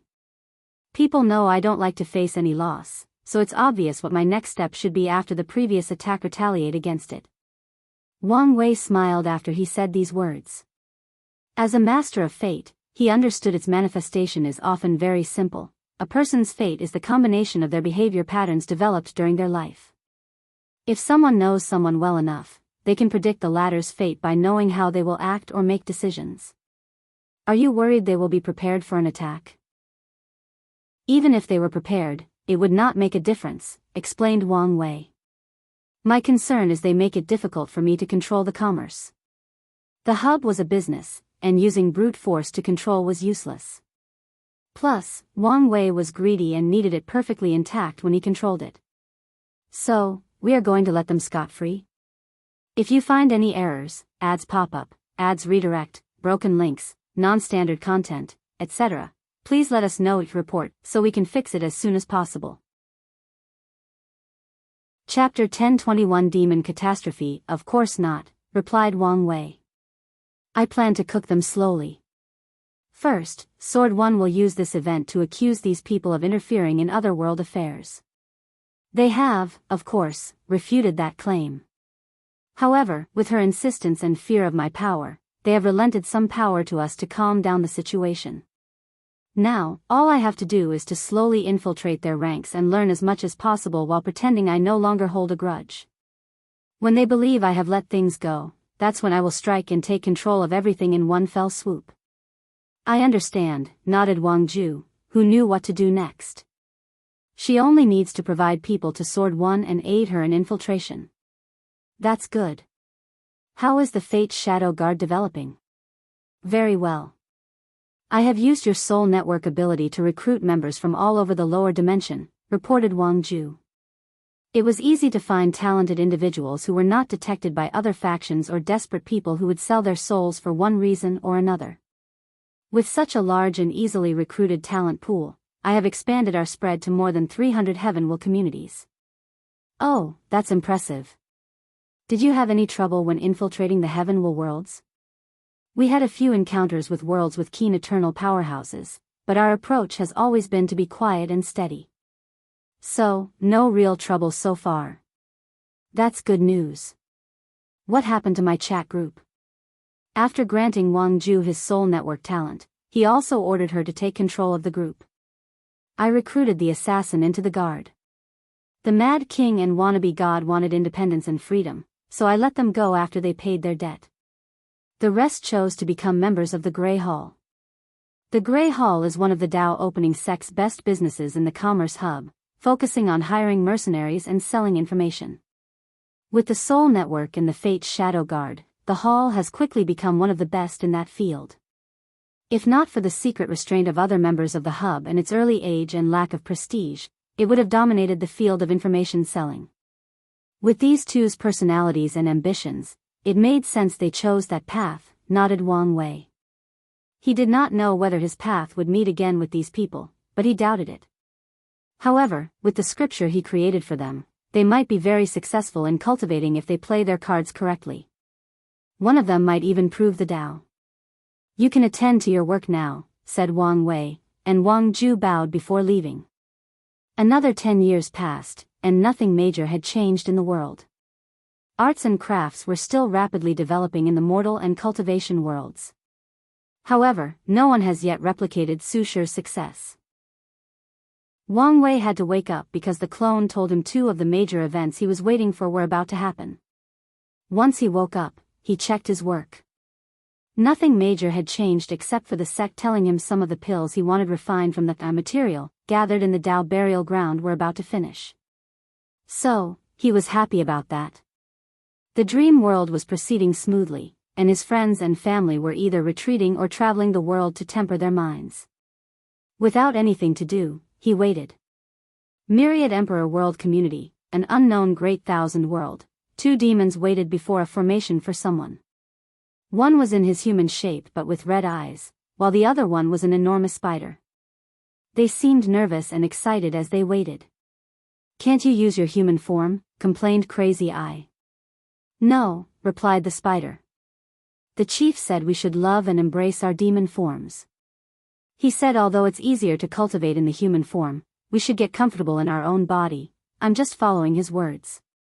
Crazy Eye grunted and wished to say the chief barely stayed in his demon form. However, he dared not say such a thing. The 2 soon became quiet and waited for more than half an hour before the formation flashed, and a woman in all black, including black rouge on her lips, walked out. Their hearts skipped a beat as they saw who came, the legendary black-winged eagle, known for her harsh and cruel punishment. The spider immediately turned into his human form to prevent offending her. "You 2 are the ones who claim to have found a supreme bloodline?" "Yes, Sir Black Eagle," said Crazy Eye after seeing his companion's cowardice and lack of desire to talk. "You should understand the consequences of lying about such a thing." Her words were plain and straightforward, without any hint of intimidation. However, they immediately felt chills running down their spine. "We do." "Good. Show me the good." The 2 swiftly led her to the nearby compound to a room that contained a young man tied and gagged. "Why is he in such a bad state?" asked Black Eagle as she took out an artifact shaped like a lamp. The 2 looked at each other before Crazy Eye spoke again. He kept screaming, "Do you know who I am? And, you will regret this," so we had to beat him up a little to quiet him down. "His identity?" D. Her eyes bulged as the lamp glowed with intense purple gold. She had never seen such a powerful and potent bloodline in all her life. For a moment, she was fascinated and wished to take it for herself. Luckily, she had great willpower and unwavering loyalty and quickly woke up. Without hesitation, she waved her hand to place the young man inside a secure dimension before turning around and looking at these two. You did a great job, and the chief will reward you. For a moment, Black Eagle wanted to kill these two to silence them.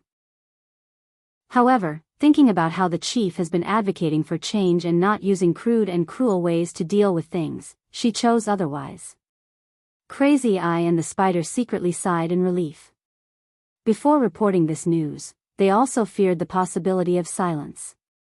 Luckily, the chief's attempt at changing their kind was successful. They knew from now on that their lives would be different once they received their rewards. Black Eagle did not want to waste time, so she used the formation to return to the Myriad Emperor world swiftly. She breathed in relief after seeing she was back home. Her first instinct was to run to the chief and report her finding, but she decided otherwise. She decided to report things usually and act as usual. Their task force is very secret since it could offend or alert unwanted individuals. Because of their secretive nature, they must act in specific ways to prevent their identity from leaking. Black Eagle knew rushing to the chief would signal to the people watching that something significant had happened in the north. Aoshan's residence. He suddenly opened his eyes. What's going on? Why do I feel such palpitation? A sense of dread seemed to loom over him. He frowned before walking out of the room. He looked at the sky, and his furrowed brow became deeper. Visible only to his eyes was the demon race's Chi-Luck dragon, which he quickly spotted a profound black spot. A sign of catastrophe? What's going on? He immediately used one of his bloodlines to divine some information. Luckily for him, he soon found the source. Black Eagle? Aoshan did not hesitate to summon her secretly. He went the extra mile to hide from any prying eyes. Tell me what happened. Chief, did you also sense that bloodline? What do you mean? Black Eagle was puzzled but did not hesitate to reveal the captured young man and explain what happened.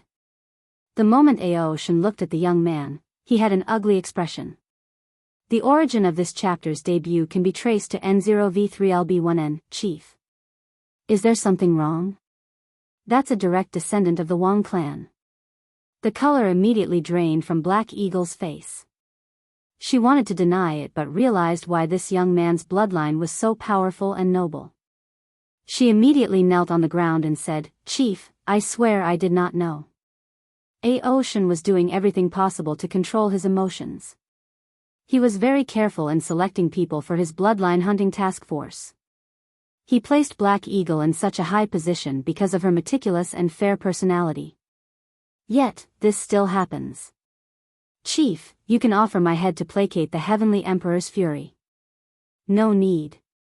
Chief, this is no time for compassion.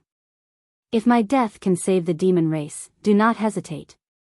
She was only a quasi-emperor, so her death would not affect the race too much. Are you the chief, or am I? Rebutted Aoshan sternly. You can leave, and I will deal with the situation myself. Your punishment will come once this ordeal is dealt with. He dismissed her before spending the next minutes thinking alone.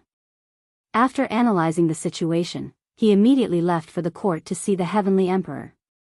If you find any errors, ads pop up, ads redirect, broken links, non-standard content, etc., please let us know it report so we can fix it as soon as possible. Chapter 1022 Two major events. Wang Wei walked into the throne room where Aoshan was waiting. His face was still pale but better than the last time they saw each other. Wang Wei slowly sat down. What happened to make you in such a hurry? My people did something egregious, and I wanted to apologize, replied Aoshan before cupping his hand and bowing deeply. Wang Wei looked in the distance and uttered, I see. Where is the kid? Aoshan waved his hand, and the captured Wang clan members appeared in the middle of the room. The young man looked at Aoshan with eyes that wished to spew fire before bowing to Wang Wei, Patriarch. What's your name? The little one is Wang Shurong. Shurong? Scholar of Honor? That's an excellent name. Thank you, Patriarch, for the compliment, replied Wang Shirong, trying to control his emotions. Every Wang clan member knew of the legendary tale and accomplishments of the patriarch. There is even debate on who is a better patriarch and emperor, the ancestor, Qiyuan, or the current heavenly emperor. To Shirong, there is no debate that the heavenly emperor is better. However, people in the clan are so used to blindly worshipping the ancestor that this pointless conversation keeps going on. He knew how many bragging rights he would have after returning to the clan and telling these people he met the patriarch, and the latter praised his name. "How is your injury?" asked Wang Wei. "Nothing serious." The scratches on his body had already healed, so there were no injuries, but he could not readily admit that. "Why didn't you use the clan's name to save yourself?" The Wang clan has started to send their members to different worlds as a form of training and tempering. These people won't receive a Dao protector and must rely on them.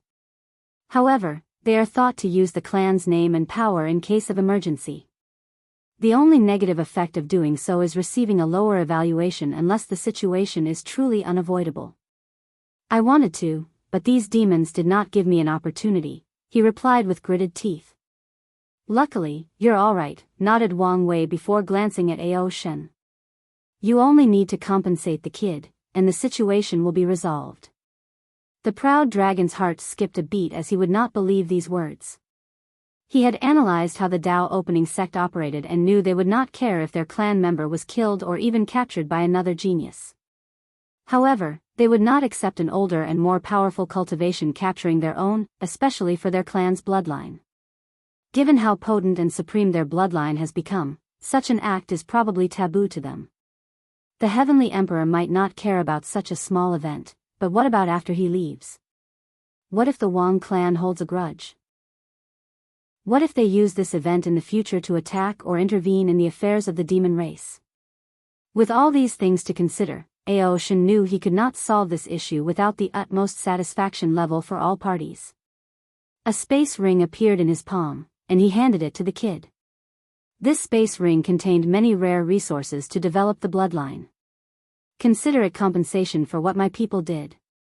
Wang Shirong did not immediately take the ring despite his excitement. He instead looked at Wang Wei and only took it after the latter nodded. He then bowed politely before leaving the throne room. He was smart enough to know when to exit and not participate in these grown-up affairs. Wang Wei watched this young human fiend gods departing back and secretly praised how smart this kid was. "Your Majesty, this is to thank you for making resolving this problem so swift and easy," continued Ao Shen as he held a scroll in his hands. It flew to Wang Wei on the throne, and he read the title, Merit Transition Method. "I accept your kindness," nodded Wang Wei. Ao Shen bowed before leaving the room and teleported back to the north. He headed directly to his cultivation room and immediately activated the formation. Boom! Boom! Boom! He punched the walls repeatedly while his dragon roar echoed and bounded between the halls. He was not stupid and had figured it out. Most of the top emperor lineages had contacted him about the merit transition method, except for the Dao opening sect. So, what did that mean? They already knew this event would happen or even orchestrated it. The feeling of losing control of his fate and being manipulated by a puppet was more terrible than eating shit. A few minutes later, he finally calmed down. He had long known he needed strength to be able to control his fate, and this event only accentuated this fact to him. He walked out of the room as if nothing had happened and looked at the demon race's Chi-Luck dragon. The spot was no longer there, and Ao Shen exhaled. This is not over, thought Ao Shen. He needed to take action and hide certain to prevent his bloodline hunting force from being discovered. He knew his visit to the court would raise eyebrows, and these people would begin to snoop to find out what had happened. He must ensure that the truth they will discover is that one of his people accidentally discovered a potent bloodline and wanted to dedicate it to him instead of the fact he had created a hunting team for that sole purpose. Lastly, he must also punish these 3 people for their dereliction of duty. Although he won't kill them for such a mistake, they won't live without punishment and demotion. Heavenly Court. Wang Wei was reading this technique, gaining deeper insight into the mechanism of heaven and earth. It would be more interesting if insurgents could transition to the Emperor path based on their strength, he thought. However, he knew such a thing was impossible because, in the classification of heavenly Tao, only the heaven and primordial path are on par with the emperor path. It may not be completely impossible. Maybe in some other chaos worlds, the laws of the world allow for such a transition, continued Wang Wei. The chaos universe was vast, and few things were absolutely impossible. How long do I have to wait? Don't know exactly. Even you can't divine it? I only know it's around this time, and there is a chance for failure. I see. In that case, let's take a small break. I have stayed in this place for too long. He changed his appearance before going on a small food tour around the world while taking in the changes in the world. This lasted for a month, and 3 days after he returned to the court, while he was sculpting Wu Hong's beautiful face with clay, the space in the distance twisted, and someone fell out. He instinctively appeared and caught the body. Tong Ruobing? She had passed out, her body full of injuries, and a weird black aura was intertwined with her. Be careful. That aura is very corruptive, warned the clone as he appeared. With a wave of his hand, he encased the body in a white protective shield that resembled a bubble. Her existence has been injured, just like me, commented Wang Wei as he noticed the difference. Indeed, nodded the clone as he proceeded to heal her. He first sealed the dark aura before removing it. He felt an intense resistance and had no choice but to activate his full power before succeeding. Here. He handed the sealed aura to the main body before healing her. A few minutes later, Tong Ruobing's pale face opened her eyes. Where am I? She took a moment to notice her surroundings, so, I successfully escaped. Indeed, nodded Wang Wei. So, what happened? Tong Ruobing opened her mouth before closing it, her brow furrowed deeply. What is it? My memory, it's fuzzy. You didn't see anything? No, I know I saw something. But it's like someone has altered my perception of the events. A look of horror flashed in her eyes. Who could do such a thing to an eternal emperor of her caliber? Wang Wei was deep in thought. Such information was actually useful. What exactly do you remember? Don't leave anything behind. Tong Ruobing's mind was still fuzzy, so she took a moment to organize her thoughts. I first gathered information about the Abyss Gap from the Commerce Hub. Most of the information was basically useless, focusing on the great emperors who died trying to explore it. One piece was useful, though. A few individuals corroded by the same aura from the gap have been found in a few heavenward worlds. Wang Wei squinted his eyes because he had a similar encounter with a small sect on the eastern continent. After that, continued Tong Ruobing, I headed to my destination and immediately used your talisman. She paused before giving him a look. Had she not experienced the dream world and his true power, she would have been enamored with that talisman. Don't look at me like that. I could not give you the power I had in the dream world because it was temporary, not my own, admitted Wang Wei frankly. I understand, said Tong Ruobing softly before continuing. It took me a while to bypass the seals without affecting them. But, immediately afterward, If you find any errors, ads pop up, ads redirect, broken links, non-standard content, etc., please let us know each report so we can fix it as soon as possible. Chapter 1023 Trophy. I heard the sound of chanting. No, maybe it was praying, continued Tong Ruobing, her brows still furrowed. I fought with someone or a group of people. They were powerful but still not a match for me. She paused as she tried to scan her fuzzy memory, relying more on her feelings and intuition to piece together what had happened. After defeating them, I believed I tried to capture them but didn't know whether I succeeded. Afterward, I think I saw a formation, a very powerful one. When I was trying to investigate, I met someone or something. The sensation of meeting was unpleasant. I don't know how to describe it. Like you were losing your mind, even going insane? Exactly, nodded Tong Ruobing. It was like I was staring at something I should not have, like I was staring at a taboo. She looked him directly in the eyes. Do you know what's going on? Some inkling, nodded Wang Wei but did not say any more. What else? That thing attacked me, continued Tong Ruobing after realizing she would not get any more information. I was powerless to resist and had to run away. But despite my best effort, I ended up in this shape. Tong Ruobing sighed. Her existence was injured, and her situation was even worse than Wang Wei as her powers had fallen below the emperor realm. Her current strength was barely enough to fight a Dao ancestor. The fact you survived in such a terrible shape indicates the threat of the abyss gap is Empyrean tier, analyzed Wang Wei, who finally had proof there were other threats to him in the lower dimension besides Old Man Nether.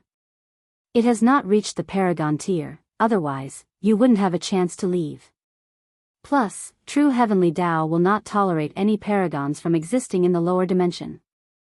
With this news, he was satisfied with Tong Ruobing's efforts. He has yet to decide whether he will only place a seal or utterly deal with the problem. But once he makes a decision, he will be more prepared to deal with the problem of the abyss gap.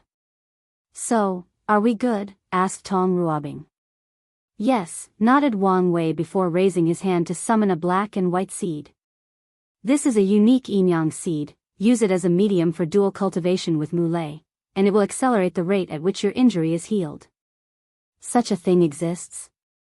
Tong Ruobing knew, existence injuries could not be cured easily. They usually require things like merit, world source, or a massive amount of chi luck to heal, and even then, the process is extremely slow. I don't need to lie to you. This seed was the result of studying Madman Chu's inheritance. It's also why his injuries are healing so rapidly. Thank you, nodded Tong Ruobing as she carefully placed the seed away. Without hesitation, she activated a talisman that made her disappear with a swoosh. You should know it's fine, said Wang Wei, looking in the distance. He finished his clay sculpture before preserving it. Then, he returned to his retreat. Beast Star World, Tong Ruobing's pale and weak body appeared in a cultivation room, immediately grunting in pain. The teleportation process that was only slightly bumpy aggravated the situation of her body, albeit only the superfluous injuries. That's how weak she was. She had never felt this way before since she started cultivating. Even when she was severely wounded, the situation was different. Her current state was like she was suffering from a chronic illness and had been battling it for decades. Swish. Mulei appeared in the room. The origin of this chapter's debut can be traced to N0V3LB1N. Are you alright? He held her because he had a feeling she was on the verge of passing out. Since he knew her, Mulei had never seen her so weak and feeble. He led her to the cultivation cushion to rest. I'm fine. You should have listened to me. As Dao companions, isn't it normal to share woes and tribulations? Mulei felt the situation would not have been so terrible if he had gone instead. After all, he is a body refiner and more capable of surviving dangerous situations. At the very least, they should have gone together. No, I'm glad I was stubborn. If you went, you might not return. Her husband might have had more vitality, but he did not have all the versatile means. So, if he went, even with Wang Wei's power, he might not have returned. Tong Ruobing did not remember exactly how she escaped that attack, but she knew her Dao was instrumental in the process. Mulei sighed. Was it worth it? It was. How was it worth it? He barked, raising his voice slightly. You're in such a terrible state. He knew even if she killed herself and revived, which is sometimes a better choice, it would not help the state of her injuries. It was for many reasons, explained Tong Ruobing. Firstly, I was able to experience a higher level of my Dao. The talisman did just give her all of Wang Wei's ability and Dao. Instead, it boosted her Dao and other aspects to reach the strength of 99% Grand Dao source. Honestly, Tong Ruobing felt it was a waste she did not have much time with the talisman so she could study it. Although she had already recorded its data, she felt it was insufficient. Secondly, I understand how vast the world is and how small I am. A cultivator's vision or how much they know about the world is crucial. It can help them plan their future, keep an open mind, and prevent them from being too arrogant, which is something that Tong Ruobing felt she needed. And it was not just her. All cultivators will develop some level of arrogance after proving the Dao. After all, their strength symbolizes they are the best of an entire generation. And in her case, it symbolizes her talent. I knew the realm of the great emperor was only the beginning, but it was after experiencing a higher level of power that I understood how weak I was. Tong Ruobing could not help but sigh. Finally, this is the real benefit I receive. She showed him two things, a mass of an eerie aura and a vial of dark blood. What are those? Asked Mu Lei as he felt an instinctive disgust from the depths of his soul as he looked at these two things. My trophies. Wang Wei, let you keep these things? I didn't tell him. Why do you insist on playing with fire? Mu Lei could not help but roll his eyes. Do you think he doesn't know? Since he didn't mention it, then he agreed they were my trophy. Plus, that's not the only thing I didn't mention to him. What else is there? I think I'm the one who erased my memories, explained Tong Ruobing. At least, a part of it was my doing. Why? There is something in there I knew I should not, dare not remember. Mu Lei shook his head as he sighed. The cultivation world is truly like climbing an endless mountain. When we were mortals, we wanted to prove the Tao, and after climbing that peak and enjoying the power and glory that comes with it, we discovered even taller peaks. Yes, and the worst part is we know other people have climbed those peaks and cannot use the excuse that it's impossible, agreed Tong Ruobing. So, what are you going to do with these things? I plan to turn the aura into a trump card. With its ability to corrupt the mind, it can be a great weapon if used correctly, explained Tong Ruobing. As for the blood? I don't know. My first instinct is to study and understand it, but my intuition tells me I'm dealing with something beyond my level. I'm glad you're not letting the benefits cloud your judgment. Tong Ruobing ignored him, focusing on the blood. It would be great if I could fuse the blood with my proving Tao artifact and grant it the power of corruption. However, that's too dangerous. A proving Tao artifact has too much connection to its owner, so Tong Ruobing was not stupid enough to place such a dangerous item close to hers. You can do some experiments, suggested Mu Lei. See how some life forms react to being contaminated. That's one of my plans. Tong Ruobing has even already been thinking about how she could dilate this blood. She put the blood and aura away in a secure location in her space ring, a place composed of trillions of sealing talismans. Then, she summoned the black and white seed. What's this? Wang Wei's gift to help me heal. What can this do? Accelerate the healing process to my existence. Really? How do we use it? Tong Ruobing smiled at him. Let's just say you'll have a happy life for a long while. It took Mu Lei a moment to realize what she meant. Then, a big grin appeared on his handsome face. I guess I should thank Wang Wei instead of holding a grudge.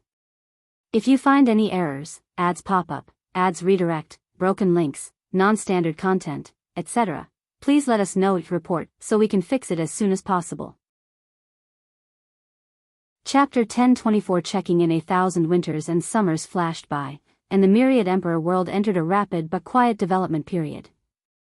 Meanwhile, Wang Wei finally opened his eyes from his cultivation room. He exhaled before clenching his hands, feeling the power coursing through his veins. Your injuries are almost healed, commented the clone. You probably don't need me anymore. Not necessarily, replied Wang Wei as he had almost returned to his peak. His current strength was the same as the clone. Normally, he could display 50% Grand Dao source, and in an emergency, he could use his full power. Wang Wei tried one last time to activate all his stacked boosts. However, like before, he felt his body crumbling once his power exceeded 50%.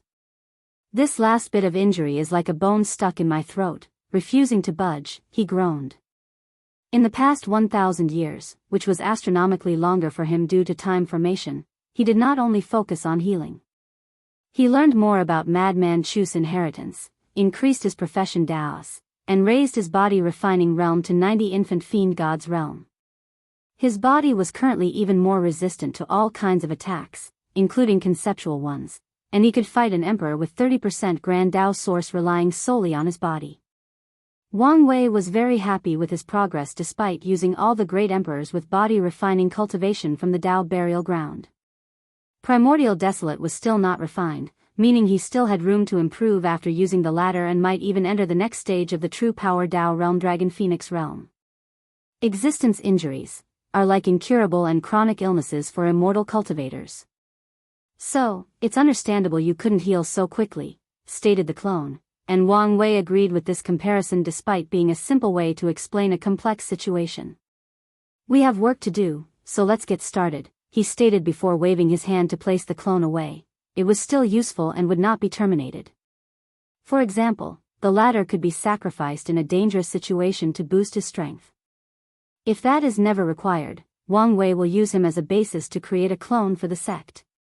Something tells him it won't be easy to leave a clone for the sect since no other Eternals have done it, but he will try. He took a moment to scan the world and register the changes.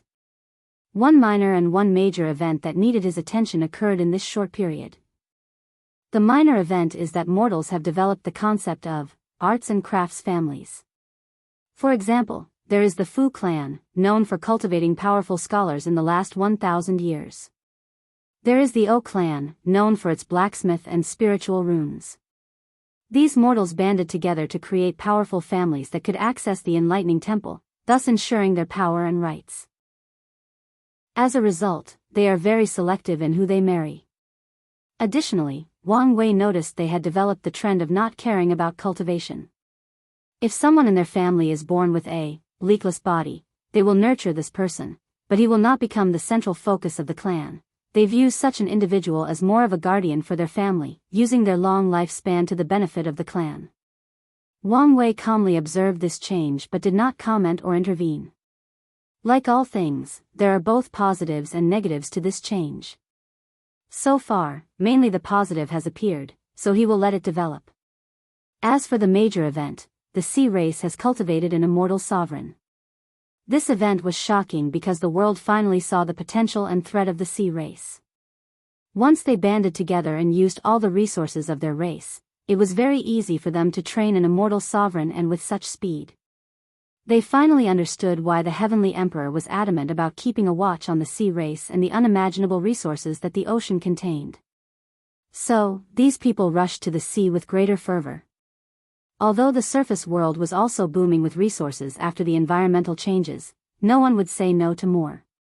Wang Wei watched all of this with calm eyes. He knew more than these people, like the sea race, could have cultivated a second immortal sovereign, which was their original intention. However, after seeing the world's reaction to the first, they stopped this idea and hid their presence like always. Wang Wei then checked on Wu Ming. In the southern section of the court, he saw a legion of men and women with bodies full of tattoos or symbols. As they trained, the tattoos would glow, allowing some of them to release power behind their cultivation realm. Finally succeeded, huh? After consulting Tong Rubing's clone, aid from the Dao opening sect, and even Yan Liling's input, Wu Ming finally created the totem warrior path. These people were linked to a powerful emperor formation in the court and could borrow its power. Wang Wei nodded in approval at the final result. According to their agreement, this new profession would not be released to the public yet. He will give the Wu clan time to use this method to increase their strength and foundation. He sent Wu Ming a message through divine sense to praise him for his hard work before checking on his sect and family. His family's situation has not changed much. His grandfather was still training like a madman, preparing for his battle against Emperor Nine's sons. During the past year, the clone finally refined a unique Dao source seed for his father. The seed created an inner world that accelerated the growth of his human fiend god bloodline. His grandfather aims to reach more than 70 infant fiend god force and use his flesh to fight with Emperor Nine's sons.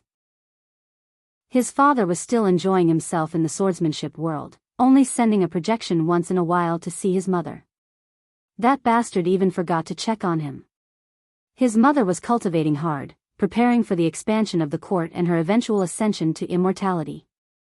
Yan Liling was still helping the sect to create a more universal immortal rune applicable to all professions. However, Li Jun had exited his retreat and was spending time with his pregnant concubine and unborn child. The smile on his face showed he was both excited and worried about the upcoming challenge of fatherhood. Wang Wei felt a little bad because Yan Liling and Li Jun cannot yet prove the Tao since they need to first gather Qi Luck and Destiny from the Dream World List competition, which is still far away. However, he has already prepared as he sealed and took away the 9 demon god world, ready to refine and sacrifice them to heavenly Tao for more heaven will. Wang Wei's gaze shifted to Tai Gang. The latter was also a Tao ancestor and insurgent of first class as the clone refined a unique Grand Tao source seed for him. His inner world contained a specially crafted river of fate, and he could use its strings in accordance with his vibration Grand Tao source. Using Wang Wei's quantum string theory, he was a force to reckon with. Unfortunately for him, the rules of heaven and earth make it difficult to rely only on the inner world to become an eternal tier insurgent. Plus, the sect does not need a new eternal powerhouse, thus limiting his potential. One good news from Tai Gang is his undead legion has become even more fierce and powerful. Wang Wei then checked on Dong Lifen and his master. She spent most of her time training in the dream world and preparing for her eventual invasion of a weak heaven-will world. As for her master, she was still in the quasi-emperor world. Wang Wei did not plan to turn her into a Tao ancestor until the last moment before he left. He has a feeling his clone project might not work. As such, she will be his masterpiece. She will be the true guardian of the Tao opening sect, the one who will ensure they last in eternity in the lower dimension. The last person on his list was Miscellaneous One, who was almost buried with work. Luckily for him, the latter had Elder Dan to help him with the pills Wang Wei wanted. Sadly, his other projects did not have much progress. The Immortal Qi Gathering Array has not made much progress, but mainly because Miscellaneous One was a little obsessed with the Sex Array. The project to perfectly fuse Wang Wei's fate-based array and the Deception Array into the other 9 was more complex than initially thought. Wang Wei looked at this but did not say anything. This challenge was helping Miscellaneous One increase his cultivation, so he did not stop the latter despite knowing the sex formation was a long project that did not need to hurry. He teleported to above the sky, and his voice spread throughout the world. All aspects of the world have considerably changed since the beginning of the era, except for one major part: our cultivation system. We need a new and improved system that reflects the current time, and today, I will preach to the world to provide that last boost of change. If you find any errors, ads pop up, ads redirect, broken links, non-standard content, etc., please let us know. Report so we can fix it as soon as possible. Chapter 1025 New Origin System. All spiritual practice begins with breathing, and just like what you eat determines your growth and potential, so does the qi that any cultivators breathe. Qi is the. Wang Wei began his explanation of the origin system from the first tier, body tempering. He explained the optimal method to absorb innate qi and create the best possible blood qi. Of course, his explanation only went as far as the 9th layer. He let the factions deduce the 10th to 12th layer based on their sex foundation. As a result of his preaching, once he finished explaining this realm, the knowledgeable people could tell the new system was between 50% to 5 times better than the former ones. Furthermore, the increase in lifespan was twice that of the previous system. The Divine Sea realm did not change much and acted similarly to the first tier. He explained the best way to condense origin qi. After this transformation, the energy used in this system could be called innate origin qi because of its high quality. Lastly, besides the Lake of Origin, River of Origin, and Ocean of Origin, he added a 4th stage to the Divine Sea realm, the Heaven Origin Ocean. Cultivators can open a 2nd Divine Sea in their middle dantian, storing even more energy. In this stage, their strength and lifespan also increased because of the nourishment of such a large quantity of qi. In the Divine Altar realm, innate origin qi from the lower dantian will be condensed into solid form as an altar. The body cannot bear 2 altars, so only one is condensed. However, it's possible to use a secret technique where a 2nd altar is temporarily condensed and detonated in the midst of battles. Wang Wei gave away this technique during this sermon, thus raising the overall battle prowess of level cultivators. Condensing the altar will no longer be simple in this new system. Wang Wei has ensured that all cultivators will experience a Tao heart trial called Whisper of the Mind. As the name implies, cultivators must resist tempting whispers while condensing their altars, tempering their will, state of mind, and Dao heart in the process. He did not want the world to give birth to any more pseudo-emperors, so the act of tempering the Dao heart had to start early. After condensing the altar and the subsequent divine veins, this realm is not over like in the old system. Wang Wei added a new stage called Dao Rhyme Nourishment. The myriad emperor world has given birth to many emperors in this generation, thus, the world is full of their Dao rhymes. Cultivators will nourish their altar with the world's Dao rhyme in this stage, thus establishing a better foundation for comprehending the law. Cultivators can study ancient scriptures, sage notes, or wise man's philosophies to acquire Dao rhymes or resonate with heaven and earth. Wang Wei used the Emperor Dao World's spiritual foundation system, the fourth stage of the Dao Declaration realm, to be precise. For the supernatural stage, Wang Wei did not change much. He believed this realm is what set apart the origin system with the manifestation of innate talents. In his system, cultivators will still condense their good fortune flame, but the number of origin patterns condensed as fuel for the flame is no longer 50 but 99. The increase in origin patterns makes the flame more potent and allows cultivators to use them in battle without affecting their foundation. In other battles in that realm will now involve the use of the good fortune flame. Wang Wei's decisions for this realm had some consequences. The increase in battle prowess drastically reduced the increase in lifespan. In the end, the new system had an increase of 10% in lifespan compared to the old system in the supernatural realm. The divine body probably had the most change as Wang Wei added 2 more stages besides human, earth, and earth. In the yellow stage, cultivators will nourish or baptize their bodies with their Dao rhymes to attune them to the laws of heaven and earth. In the profound stage, they will do the same for their sea of consciousness and their soul, which was opened in the previous realm. Another unique aspect of this stage is that it makes it easier for people to condense their vision, similar to those with physiques. Wang Wei completely reinvented the human stage, as he methodically explained how to temper the perfect divine body that can bear the power of law. He used his ancient desolate body refining scripture, the copper skin iron bone realm of the primordial system of ancient times, and many other martial arts systems as inspiration for this stage. His sermon emphasized the need to temper the body to its utmost state before proceeding to the earth stage. He only added his chakra opening method to this stage besides the former orifices. Furthermore, he also used some Buddhist methods to temper the mind and Dao heart, still trying to reduce the number of pseudo-emperors born in the world. Previously, Wang Wei wanted to leave this unique method to the sect. However, he considered the need for Buddhism's rise and prosperity in the future and added something to the system that is related to them, thus ensuring their influence and power. The heaven stage allowed cultivators to borrow the power of heaven and earth. It was divided into 9 layers, each increasing a cultivator's strength by a factor of 9. Now, with the new system, there were 27 layers, each increasing a person's strength by a factor of 6. The primordial spirit realm did not change much. They still had to experience the stages of Yin God, Yin Yang reversal, Yang God, shackle removal, and 3 immortal stages. However, with the previous Dao rhyme baptism, the soul was more difficult to refine or temper, but it was also way more powerful. Additionally, he revealed a side technique that allowed cultivators in that realm to use their now very profound connection with heaven and earth to condense a soul treasure that was similar to a Dao-proven artifact. The soul treasure can be defensive or offensive and can grow with the cultivators throughout their journey. For the void-shattering realm, Wang Wei did not do much as there was no need. The new system focused heavily on raising a cultivator's affinity to the law, making it easier to wield and to the greatest effect. The primordial God and spiritual foundation system significantly influenced him.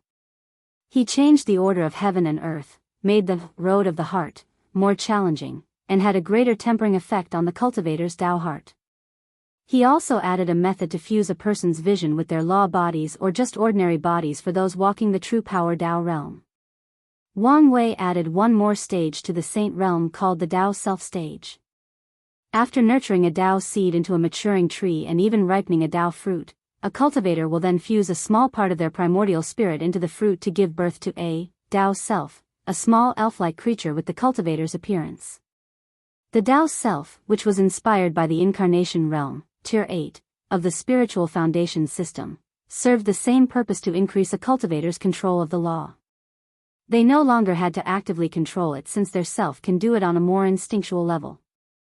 As a result, saints in the new system will have domains larger than the previous limit of 1,269 trillion kilometers, but their power will be more potent as they have higher control over the law. They will now be genuinely absolute in their domain, especially when compared to other cultivation systems.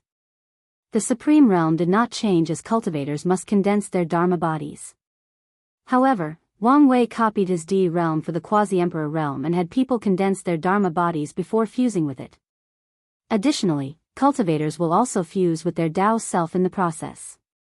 The quasi-emperors created in this system will have a level of control of the law between master and grandmaster control based on his force control skill. Once Wang Wei finished the sermon, he nodded in satisfaction. The new system was a drastic improvement from the former. Not only were cultivators more powerful, but their average lifespan increased from 5 to 10 million years to 50 to 100 million years. Of course, as the universe operates in balance, there are consequences. The new system is more difficult to cultivate and requires way more resources and time. The time needed for any generation to grow was drastically increased, almost reaching the level of immortal cultivation systems. Furthermore, this system could not be sustained without an innate environment. Wang Wei looked at the world, and his words echoed in everyone's ears. The next court meeting is 300 years from now. He disappeared from the sky as he had something else to do. If you find any errors, ads pop up, ads redirect, broken links, non-standard content, etc., please let us know each report so we can fix it as soon as possible. Chapter 1026 Unparalleled Child Wang Wei appeared in a garden in Li Jun's Slaughter Mountain. He saw the latter embracing Su Ai while occasionally caressing her belly, which only had a slight curve.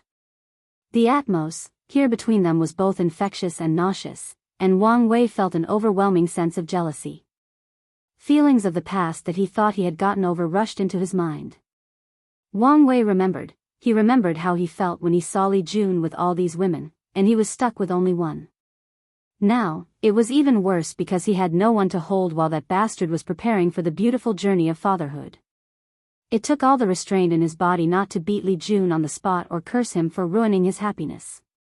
"I'll remember this," thought Wang Wei before coughing, alerting the loving couple.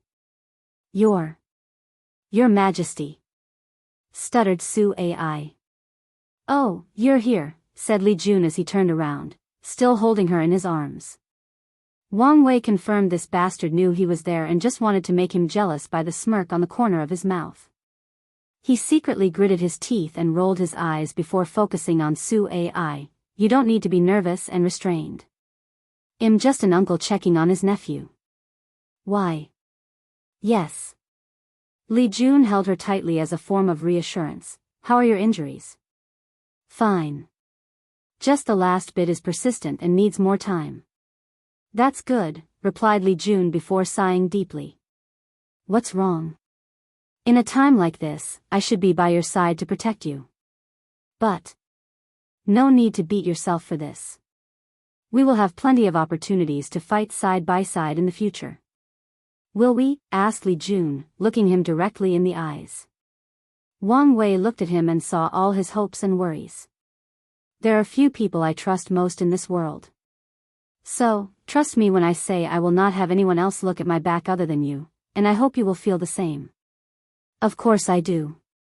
"Then, that's all that matters." The two hugged each other briefly before noticing Su Ai was crying. "What's wrong, honey?" asked Li Jun. "Nothing. I just thought this moment was beautiful and could not help but cry." "It's okay as long as these are happy tears," reassured Li Jun. A few seconds later, he looked at his brother and asked, "What do you think about my child?" Wang Wei looked at Su Ai's belly, and his eyes soon glistened with a brilliant light. "If raised correctly, he will be a monster with potential even greater than me." "What makes you say that?" "I don't know what Hunger did, but when she baptized him with her grand Dao source, she created an unparalleled foundation for him. As long as I, you, Liling, my father and mother, and the upcoming sex emperors baptize him again, he will be born with the acquired version of the innate source grand Dao physique. Xiao Tian dis physique? My son will be born with such a physique? Not exactly, corrected Wang Wei. His affinity with the law and the Tao will be so high that his comprehension will be on par with Xiao Tiandi, if not even higher. Li Jun looked at his concubine's belly and did not know what to say. And that's not to mention his human fiend god bloodline, continued Wang Wei. With all these baptisms from eternal level powerhouses, its purity will be unparalleled if he chooses to awaken it. He's probably the only one after me to cultivate an orthodox and proper Ten Supremacy foundation. My child will be so talented, muttered Li Jun in shock, and he was not the only one. Su Ai could not stop smiling after hearing this. Her position in the Li clan was not ideal as Li Jun began to focus more heavily on the main wife Yan Liling, making the other concubines suffer to some extent. Luckily, she became pregnant with his first and only child. Now that she knew she was not only carrying a son but such a talented one, she knew her status in the clan was guaranteed. As soon as the smile appeared on Li Jun's face, it also disappeared. It may not be a good idea to be that talented. He knew that talent and potential did not equate to strength, and it was possible for someone to waste their talent, just like Xiao Tiandi. Then, there are other issues in raising such a talented child. With the expansion of the heavenly era, the sect will have no issue regarding resources to raise such a child, but Li Jun worries about the concern of balance. As talented as his son will be, heaven and earth will find ways to balance it by making his cultivation journey more bumpy than others. And if you add the balance mechanism against the sect, the situation might be aggravated. Secondly, for his child to turn that way, he must spend a very long time in the womb, waiting for Kai Song, Jin Mengyao, and Dong Lifan to prove the Tao. He knew of the sect's future mode of operation that would require skipping many generations of battle, thus further delaying when this child would be born. Thirdly, he has to consider how the birth of such a talented child will affect his relationship with Yan Liling. Li Jun had a headache after thinking about this. Lastly, he was concerned for Su Ai.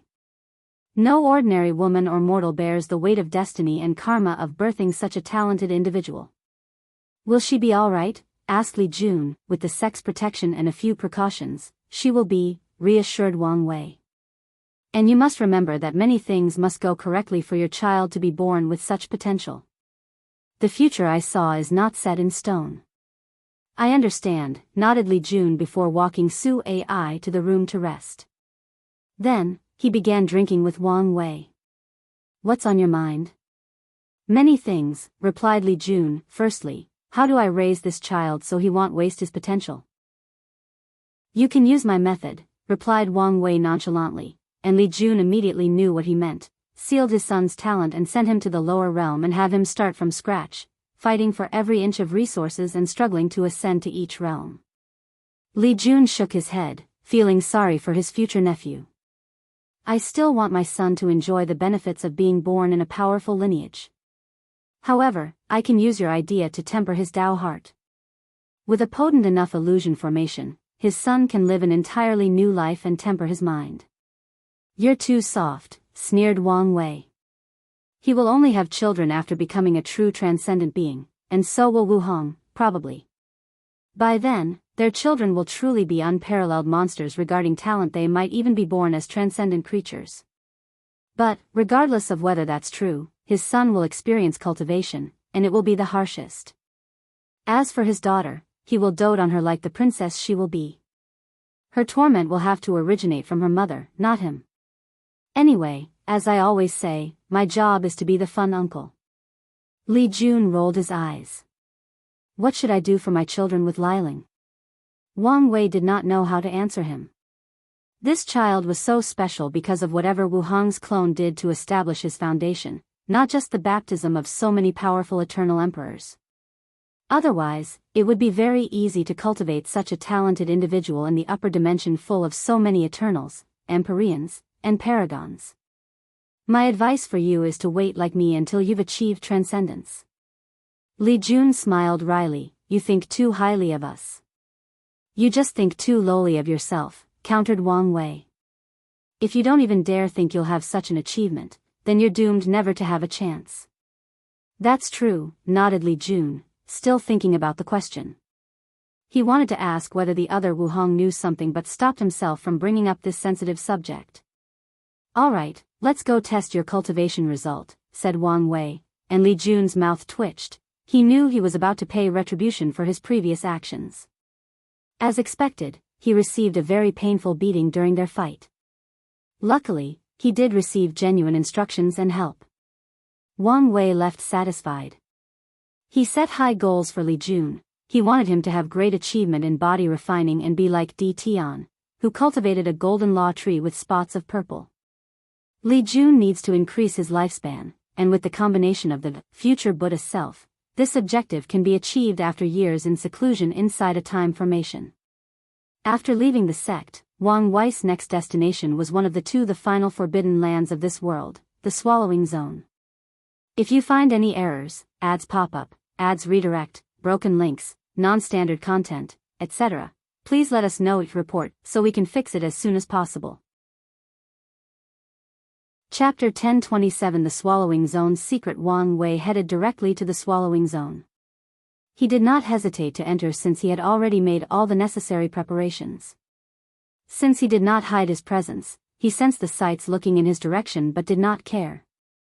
The people of the world have acquiesced to the fact it was his responsibility to deal with these forbidden lands, and thus, the rewards or benefits also belonged to him.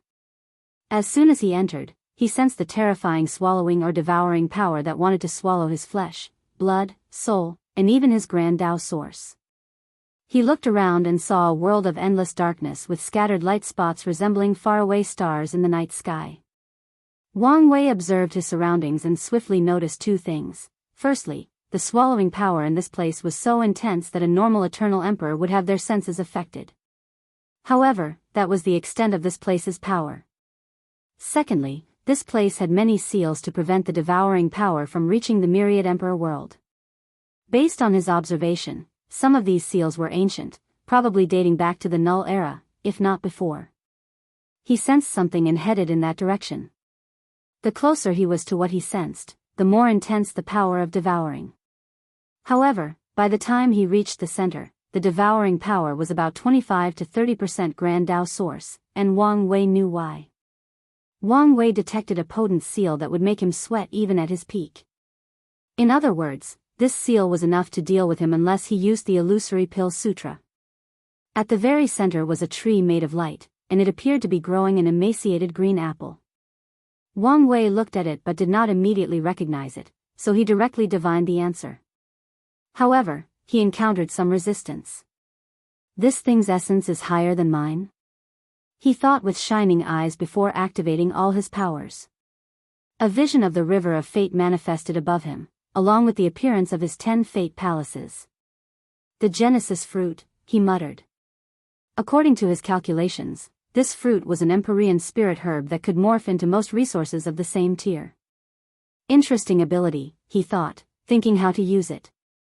He could turn it into something that helps him open the gate of power. A second viable option would be to use it to wash away his karma. Wang Wei had noticed that his memories from primordial chaos after the events on Earth contained immense karma, hence why he has not directly removed his seal and accessed his memories. Instead, he chose to deal with the karma before proceeding slowly. His karma-unbound physique has been crucial in the process, but the appropriate Empyrean spiritual herb would be very beneficial. No, the best way to use this thing is the major bottleneck between the Great Emperor and Empyrean realm. From what his ancestor, Yan Hai, said, even talented individuals like her and Wuhong must spend a significant amount of time and effort trying to get through. He will face the same situation, especially if he wants to become an everlasting Empyrean.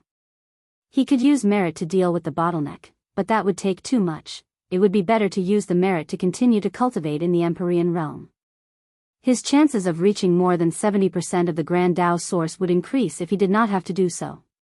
If I want to enter the Empyrean realm before ascending, I cannot waste much time in this bottleneck. So, the best use of this fruit is in that direction. However, there is still a major issue: how to ripen it. Although it took some effort, Wang Wei was able to divine this tree's origin and history successfully. During the innate acquired war, true heavenly Tao was way more lenient regarding certain things or regulations. In other words, certain things that would never be tolerated today would be granted a pass during that period. Both the acquired and innate lives in the upper dimension took advantage of this opportunity and smuggled certain things into the lower dimension. Wang Wei even guessed this was how Old Man Nether had successfully sneaked into the lower dimension. The fruit was sent for one purpose: a terrible weapon of war. The lower dimension cannot cultivate such a powerful spiritual herb. As such, after being planted, it would swallow any world it was planted in to use as nutrients. And if not controlled properly, it would devour the entire lower dimension. The Myriad Emperor world was one of the 3 places of origin of the innate acquired war. So, the innate demon gods wanted it destroyed to demoralize the other side. Luckily, the human race learned of this news and thwarted this plan before sealing the fruit. Of course, as expected of humans, the tree brought problems to them. Many people wanted to eliminate such a dangerous thing immediately, while others believed they should use it instead. Although it was virtually impossible to cultivate the fruit to completion, taking an incomplete, imperfect, or unripened fruit would still significantly improve anyone. The discourse over this fruit reached the point that humans had to postpone making a decision. This was the best way to prevent possible division amongst the human or acquired lives. Then, most of the surviving great emperors and immortals were forcefully exiled to the upper dimension before they could decide. Years later, many emperors visited this place, including Qiyuan. However, after realizing it was impossible to ripen, he left his own seal and left this fortunate encounter for future generations. The human emperor came here and also left after placing a seal. Wang Wei guessed he might have a plan to get his hands on it later. Otherwise, dealing with the fruit was a great way to repay the karma he owed to the human race.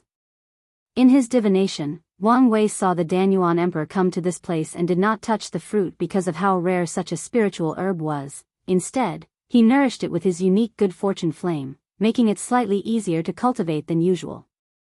The absolute beginning emperor and Wuhong did not come here. They probably did not have the time. Emperor Kong also visited this place but only left a seal, nothing more, nothing else. His mindset was probably similar to others: seal it to prevent trouble and leave it this possible fortunate encounter for future capable people. Wang Wei was not too sure about this conclusion, as his analysis indicates Emperor Kong was the kind of person to remove this possible danger from the world. So, either the latter was too weak to do so, or something else was at play. His divination was fuzzy on this area, most likely because it involved a living everlasting Empyrean. The last true eternal to come to this place was the heaven-devouring emperor, and this fruit is the source of his madness and why he wanted to swallow the world. His thinking was probably to sacrifice most of the world or most of its world source to the fruit and eat it unripe. Luckily, he failed, but his actions did have some effects on the fruit. Of course, these Eternals were not the only ones who visited this place. Many pseudo-Eternals and a few immortal sovereigns also came and acted the same way, seal or try to use it for their own use. Wang Wei took a moment to plan how to cultivate this thing. He pointed his finger around to open a passage to the source chi space, releasing an immense amount of chi. Keeping these portals open took a lot of power, as the source chi space acted as a living entity and would actively close them. He did not use his chi flower ability, as he felt the energy these things could provide was insufficient for the fruit, so he used more forceful means. The next step was to install 2 formations, a chi gathering array and a time formation. Once he finished, he saw the speed at which this Genesis fruit was ripening dramatically increased, but it was not enough. Should I feed it merit too? But Wang Wei soon shook his head, as this would defeat his original purpose, so he kept thinking of alternative methods. The fruit did not seem picky about what it used as energy. The best option would be to feed it a couple of immortal sovereigns, since they are of similar essence, tier 11. Secondly, I need a widespread power, easily gathered, and one I do not use much. As soon as he uttered these words, something came to his mind: dream power. It was very easy to gather the power of dreams from mortals and cultivators, meaning it had a large pool.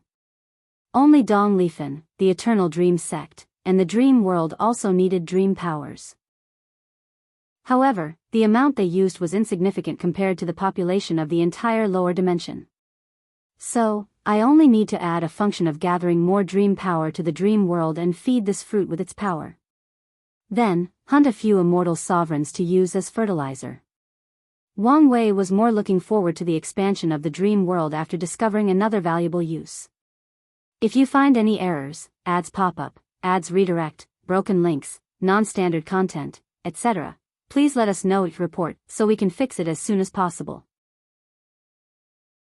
Chapter 1028 Mini Battle. After establishing everything, Wang Wei returned to the heavenly court. Everybody in the world was focusing on the new system, especially the Supreme, Holy, and Law lands. They knew the next court meeting was significant and wanted to increase their strength quickly. Sadly, 300 years was not long enough to have much effect. Wang Wei did not care about how they felt. He was focused on the fact the expansion of the court and the dream world was slower than expected and needed to speed things up. He headed directly to the core of the dream world and called Dong Lifan, consulting her on how to amass the power of dreams from people. In the cultivation world, virtually anything can be a source of power or strength, and dreams are no exception. Although it was rare for cultivators to dream since they spent most of their time in cultivation or replaced sleeping with meditation, they still dreamt. So, the two worked together to gather the power of dreams secretly from all sentient beings. The process was easier than expected due to the fact that 99% of people in the world used the dream world and had some form of connection with it one way or another. Once Wang Wei finished, he sent an invitation to a few people across the world and waited. In Lightning Emperor Academy, Lin Fan sat cross-legged on the ground before a simple white and gold grave. He held a gourd of wine in his left hand while his right caressed the engraved words on this tomb, in loving memory of Lin Huan, a blessed child taken away by this cruel world before her light could shine. Lin Fan looked at the tomb, not hiding the pain in his eyes. He rested his back on it while drinking, his mind filled with created memories of what his child would have been like, what gender it would have been, and what kind of activity they would have done together. He searched for this memory manipulation technique just for this occasion and even modified it when it was not potent enough. Usually, he would use the dream world for such a thing, but he felt it was not intimate enough and chose this way.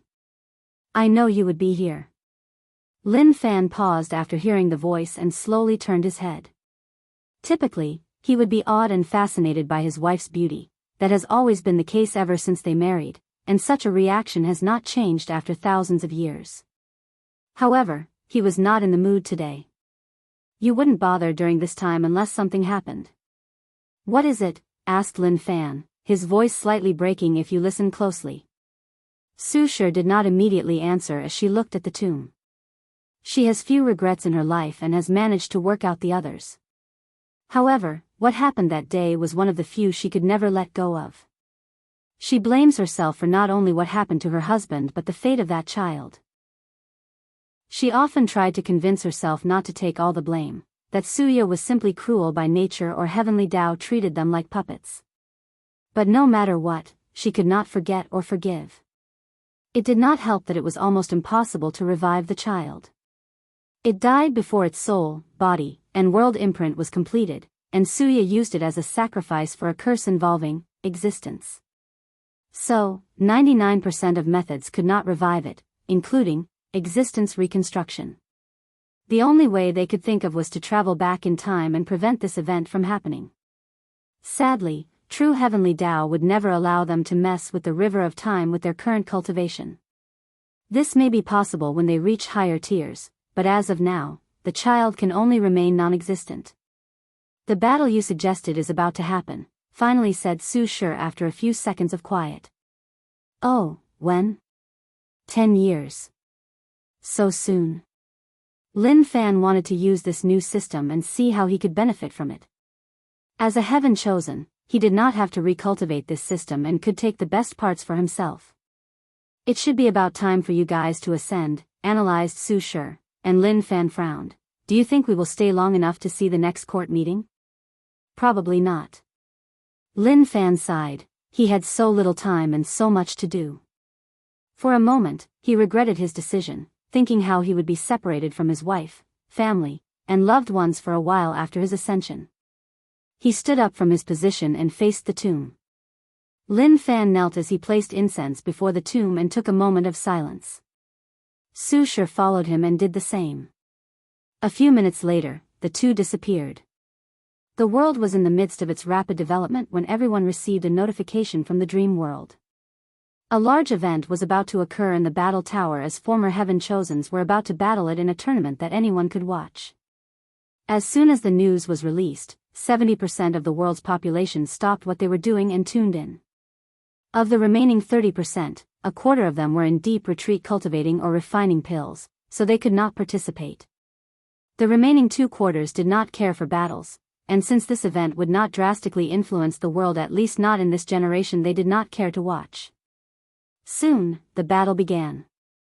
Wang Wei chose a more tournament style instead of an all-out brawl. However, he did not place many restrictions on the battle, so they could fight as they wished, including using large armies, with a limited amount of troops. The 7 participating individuals publicly took papers out of a box that randomly assigned their first battle opponent. The final results for the first round were Yang Guowei vs Jingwu Hua, Yin Zhen vs Shen Biyu, Lin Fan vs Jian Wushuang. Xiao Songxi was lucky to be qualified for the second round without any fights. The rules of this tournament were odd. At first, this will be a one-round knockout tournament, meaning only the victor of a match will proceed to the next round. However, after the winner of the tournament is decided, the remaining participants will have a chance to fight each other and use a point system to determine ranking. Besides the champion, every participant will have fought everyone else at least once. Then, the second and third place will have an opportunity to battle the champion for the first time or a rematch to reclaim the throne. The first match was soon broadcast, and it was exciting. Yang Guowei demonstrated the versatility of his chromatic Dao. He used colors to their limit as he controlled anything that had a color to it. Yang Guowei used the symbolism, myths, or legends associated with colors. In some ways, his Dao is a lesser form of creation Dao. Sadly, this did not change his fate of defeat. Jingwu Hua fought with an unparalleled vigor she had never displayed in her life. She was aggressive and passionate, which made her flame burn even brighter and with more destructive potency. Ultimately, she used the power of the Emperor Bone to its limit and beyond, winning the battle. As Wang Wei watched her winning smile, he could deduce some of this girl's psychology. She wanted to prove to herself and her father that her previous failures did not define her. With her newfound confidence and state of mind, she can prove the Dao and become an eternal, then help her father and the Golden Crow clan. The next battle was Yin Zhen vs Shen Biyu. This battle was also fierce and probably the people's favorite, primarily because of Shen Biyu. One of the 5 elements is the most common or widespread laws used in the cultivation world, and her pinnacle display of these laws was a crowd favorite as they learned much from her. Sadly, her opponent was Yin, a truly powerful body refiner. Before the match began, Wang Wei knew she would lose since Yin Zhen had already entered the infant fiend god force. Additionally, he seemed to have sublimated his zombie art as it was no longer too Yin focus, it was now more balanced. Of course, the battle was not easy for Yin General. Firstly, he was hiding his strength and did not go all out. Secondly, Shen Biyu successfully reverted the 5 elements into Yin-Yang Dao, increasing the power and versatility of her battles. Wang Wei was very satisfied with this battle and praised both of them. Yin Zhen continued to show the world he was a genuinely talented individual on the body refining path. Meanwhile, Shen Biyu took another step in development after successfully having 2 distinctive personalities. However, he could also tell the threat of Emperor 5 Heart was still looming over her head, thus preventing her Dao heart from being perfect. The final battle of the first round was Lin Fan against Jian Wushuang, which could be considered the main event. Many people focused on them, especially those who knew these two shared the same fate in their generation. If you find any errors, ads pop up, ads redirect, broken links, non-standard content, etc., please let us know each report so we can fix it as soon as possible. Chapter 1029 Min Battle 2. Jian Wushuang looked at his opponent, his trusted white sword already in his hand. Throughout their generation, he could not remember when they had a meaningful or intense conversation or confrontation. Despite that, they had plenty in common. They were losers played by the cruelty of heavenly Tao and fate itself. It seems we have much in common, said Jian Wushuang. Maybe, but there is no need to bond over such a devastating and embarrassing failure, replied Lin Fan calmly. You're right. In that case, let's begin. He rushed forward, going on the offensive. Heavenly Court, Wang Wei was watching this battle through the dream world like everybody else. When Lin Fan used his first technique, he squinted his eyes. His main Dao is time? No, it's a combination of Dao like mine. He combined time and lesser chaos, so time at the beginning of the universe? Interesting. Wang Wei could immediately tell the latter chose this Dao due to his unborn child, probably wishing to change the timeline and save them. Furthermore, it's evident that Lin Fan has not completely given up on his ambition to cultivate greater chaos Dao, but he has learned from his mistake and waited later on to change it, bypassing or lowering the requirement for the outlaw tria through this method. The battle was intense as early as it began. Lin Fan used his chaos time Dao, while Jian Wushuang used his infinite sword skills to counter. In every attack, Jian Wushuang could stab infinitely, slash infinitely, cut infinitely, or use any basic or advanced sword moves infinitely. As a swordsman, his attack was fierce and relentless. Adding the fact he had achieved the 12th realm of swordsmanship, Jian Wushuang showed he was one of this world's peerless swordsmen. Sadly, it was to no avail. Even with his peak 8 root strength and unique Pravin Dao artifact refined using his bones as the main material, Jian Wushuang lost the battle. A newly created acquired physique? Thought Wang Wei as he glanced at Lin Fan. Not bad, its potential is even higher than his former absolute chaos physique.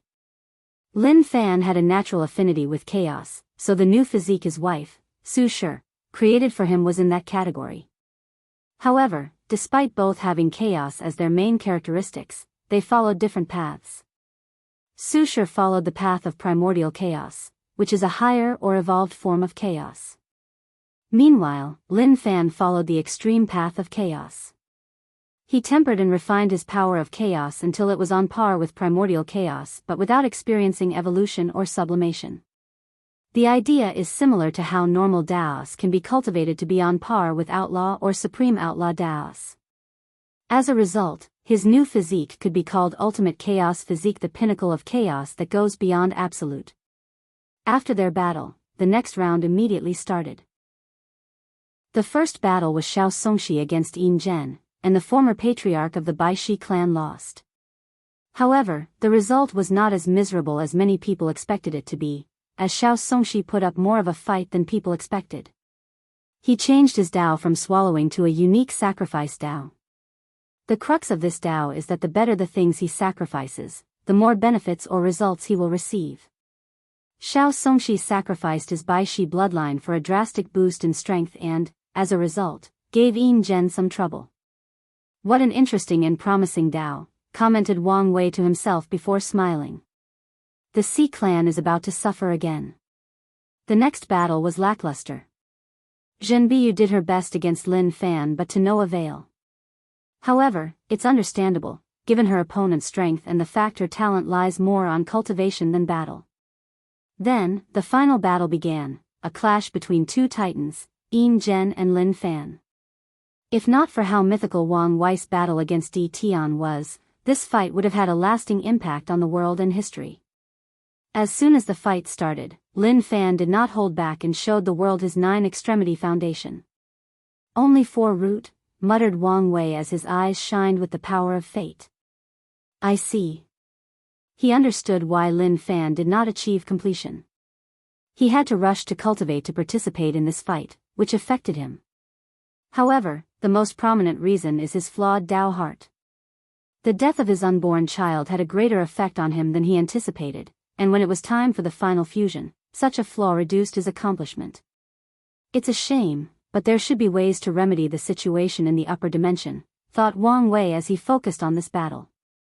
Yin Zhen was not outdone and showed his infant fiend god realm's achievements and strength on par with Dao ancestors. With his mighty body and willpower manifestation, he dominated most of the fight, making it appear that Lin Fan was about to lose until the latter pulled out his trump card. Lin Fan summoned the projection of a creature, an ancient, noble, and powerful creature. A creature that existed at the beginning of chaos when everything was chaotic and empty. A creature more ancient, noble, and powerful than fiend gods, muttered Wang Wei with squinted eyes. He immediately activated all his powers to divine more information. Blood immediately began to fall from his eyes, mouth, and the other orifices. Primordial demon gods. He only found a name but almost died in the process. Wang Wei exhaled as he swallowed a few pills to calm down and recuperate. Primordial demon gods, he repeated with some seriousness. Why do I feel this race has a deep connection with one of the taboos I've encountered? He groaned softly as he did not have much to go on. He focused on Lin Fan while muttering, more importantly, what's your connection to this ancient race that popped up out of nowhere? Many thoughts flashed through Wang Wei's mind as he analyzed the situation. Ultimately, he could only conclude one thing: everyone in the universe is someone else's pawn. He was Fate's pawn, Di Tian was one of the Cardinal's pawns, and Lin Fan was probably the pawn of this ancient race. After accepting this fact, Wang Wei continued watching the battle. The final winner was Yin Zhen, who used a pseudo-true will to defeat Lin Fan. And the method he used was actually ingenious, even by Wang Wei's standard. Most body refiners do not use weapons since they believe their bodies are the most powerful. However, some do, and there are specific weapons for them, like the blood-nourishing weapon, which is similar to the Proving Dao artifact. Yin Zhen cultivated a blood-nourishing weapon, allowing it to gain sentience and condense a soul. The weapon then cultivates the origin system, starting from the primordial spirit, and even enters the Di realm by creating a unique soul made of weapon qi. Finally, Yin Zhen combined his willpower manifestation with his weapon's Di realm, thus achieving a pseudo-true will. What a talented lad. He must have learned from my battle with Di Tian. Wang Wei was genuinely happy to see how the world improved because of his actions and previous efforts. In this mini-battle, all the Heaven Chosens have shown remarkable improvement, a direct result of using the Dream World's battle tower. If his weapon can prove the Dao, he can use a genuine true will. A weapon proving the Dao is not unusual, especially for a place like in the upper dimension. In fact, with a proper Grand Dao source baptism, this weapon might need to prove the Dao and could sublimate its Di realm into a Dao will. However, such a method would have restrictions and lower its overall potential, so Wang Wei hoped Yin Zhen did things correctly. Once the champion was decided, the next round was the ranking round to determine the other ranking and who could challenge Yin General. The result was Lin Fan was second, Jian Wuxiang took third place, Zhen Biyu came fourth, Jin Wu Hua was fifth, Xiao Songxi stole the sixth spot, and Yang Guowei was at the bottom. Lin Fan declined the opportunity to challenge Yin Zhen a second time, but Jian Wuxiang still chose to fight. Although he lost, he was satisfied with the experience and learning opportunity. As a swordsman, he had such an undaunting spirit. Wang Wei summoned the team and had a brief talk with them, telling them to prepare to leave in 3 days. Then, he held Yin Zhen back as he conversed with him, sharing some of his ideas and understanding of fleshly body cultivation, willpower manifestation, and the use of true will. Emperor Enlightening Academy, Lin Fan sighed. I thought I could win the championship and asked him. But now, it seems you have to ask. I told you to be more direct, and he won't mind, replied Su Shi. I just don't want to owe him even more than I do. His previous plan was to ask what he wanted to know as a champion, using the information as the final prize. However, such an act lowered his seniority. However, with the current situation, he was already a junior despite being from the same generation. I have to count on you, again. I also want some closure, replied Su Shi while shaking her head. Without wasting time, she rushed to the court. And, I wanted to write the Jian Wuxiang vs Lin Fan's match, but after staring at a blank screen for a few hours, I gave up. However, I do want to write a proper high-tier match for him, so it's probably going to be later in the story and most likely against Wang Tian. If you find any errors, ads pop up, ads redirect, broken links, non-standard content, etc., please let us know your report so we can fix it as soon as possible. Chapter 1030 Hope. To what do I owe this visit? Asked Wang Wei, who was fishing but not in his small pond next to the garden. Instead, he was in a desolate star in his starry sky universe, and his fishing line had traveled millions of light years away, hooking a strange life form that could survive in the void. Please, don't tell me you came to complain because your husband did not win the competition, he teased. Is this how you see me in your mind? Asked Su Shi, almost rolling her eyes. She sat next to him and also began to fish. She was daring as she immediately went after the same fish. Love is a powerful thing. I know that's what I would do if I were you, said Wang Wei with a smirk. Their competition lasted for a few minutes before Wang Wei cheated without any remorse or shame. It's not like you to be this hesitant, he said. I just don't want to be disappointed by the answer, she replied. Would you feel better if you never know? No, false hope is even worse than the truth, replied Su Shi before sighing. Okay, tell me. You haven't asked anything, so how do I know what you want to know? Su Shi did not stop herself from rolling her eyes. You know I want to know about the unborn child. Is there a way to save them? Is it possible to revive him? Depends, replied Wang Wei. Can he accept this child if he recreated it with creation Dao? We had this conversation, and he was not willing. One of their plans was for Lin Fan to cultivate good fortune Dao before transitioning into creation Dao as a means to revive the child. However, after many years of contemplating and talking to Xian, they concluded this was not what they wanted. Wang Wei thought for a moment and said, the world, as we know it, is more complex than what we see. Every major decision we make creates an alternate universe or timeline where our lives are entirely different based on that choice, the infinite trichiliocosm. Su Shi's eyes shone brilliantly as many things finally clicked in her mind. A few of her questions regarding the river of time were just answered, and that opened her mind to a new level of understanding of the universe. The concept of alternative timeline was not new to her as she had battle techniques to create them, but they were temporary. She never knew the world actually contained an infinite number of them. So, is there a timeline where the child was born and is healthy? She asked. Not just one of them. Su Shi's beautiful brow furrowed. What about our timeline? Is it not possible to change the past? Our timeline is special and is heavily protected by Grand Dao itself and other powers, explained Wang Wei. So, even after you become a paragon, which was the pinnacle of the cultivation world, the best you could do was take another version of the child from another timeline and bring it here. Wang Wei has only known one person or group of individuals who has changed the timeline, and that's his ancestor, Qiuan. However, to this day, he did not know how the latter did it and what price he paid. So, he did not tell her about that.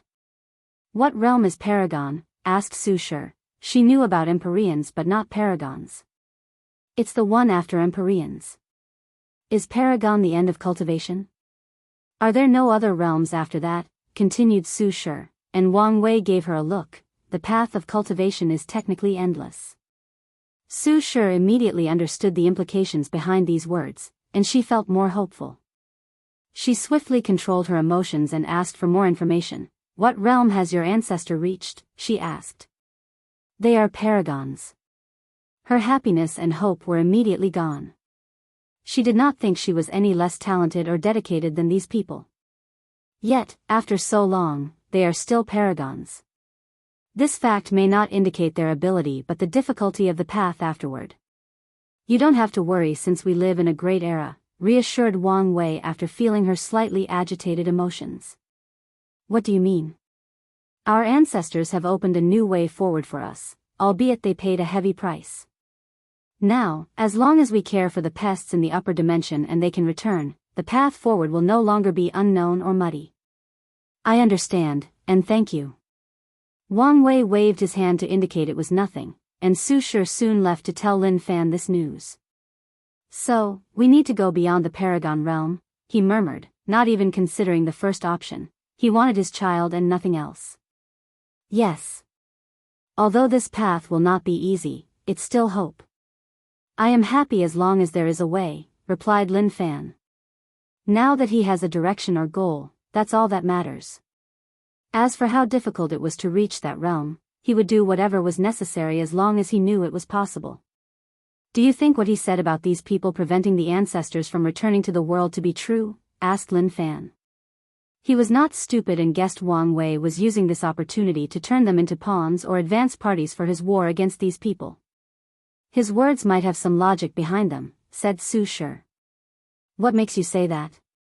We don't know much about the upper dimension, but we do know how scary such a place would be with all these powerhouses. Now, how did 7, no, 9, individuals take absolute control? Yes, if the ancestors disappeared, it could explain their rise in power, concluded Lin Fan. The situation might be more complicated than we thought. You mean the two sons? Wang Wei gave them a brief summary of the situation and promised to give them more detailed information after their return. Yes. The way he spoke about them was different from others. I remember his tone was both disdainful and worry. Do you think these two are people who have gone beyond the Paragon realm? The crux of this rebellion is them? Su Shi's silence told Lin Fan what she thought.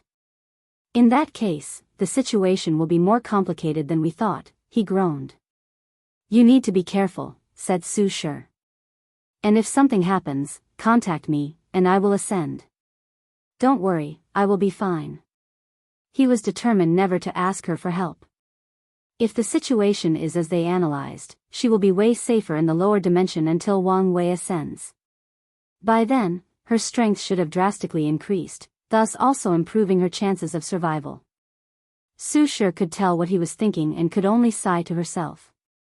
They only had 3 days to themselves and must make the best of the situation. 3 days later, Heavenly Court. Wang Wei looked at the immortal venerable before him. I have explained everything. Do you have any questions? No, Patriarch. I won't fail in this mission, replied Wang Qi. Remember, keep a low profile and only do what you're instructed to. I will. Wang Wei and Wang Qi walked out of the room where everybody else was waiting. Are you ready? Asked Wang Wei, and they nodded. Wang Qi put everything inside a special space ring made from the power of the Dao burial ground. He also surrounded himself with that treasure's power as he disappeared from the court. Once he opened his eyes, he was in an unknown location. He immediately checked around. No vision, so this space ring worked, he muttered. He exhaled deeply, immediately feeling lighter. No, he felt better than he had ever in his life.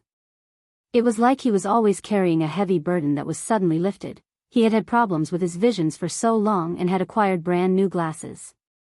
What kind of energy was in this environment? It's so intoxicating. Wang Qi took a breath to control himself and not get lost in the comfort of this world.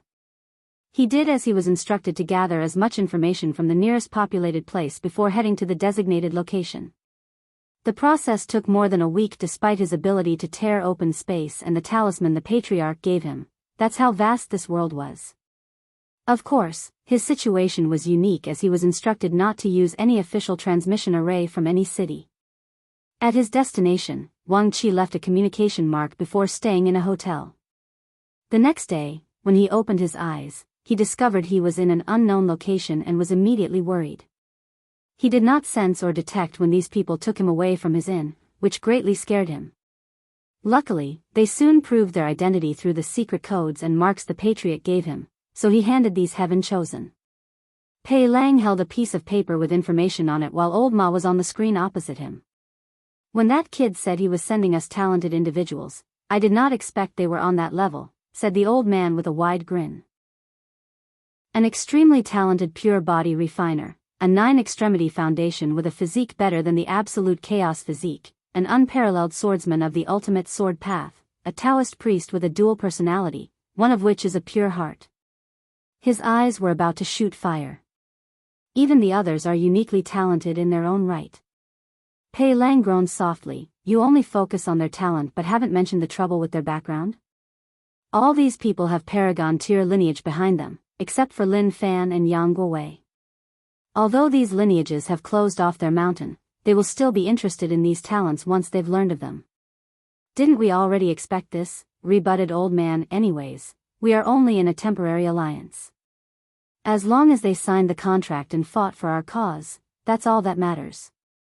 You're looking at the situation short-sightedly. We must begin to look at the future after the war. You want to start building power? Isn't that a little too early? Asked Old Ma, not hiding his worry.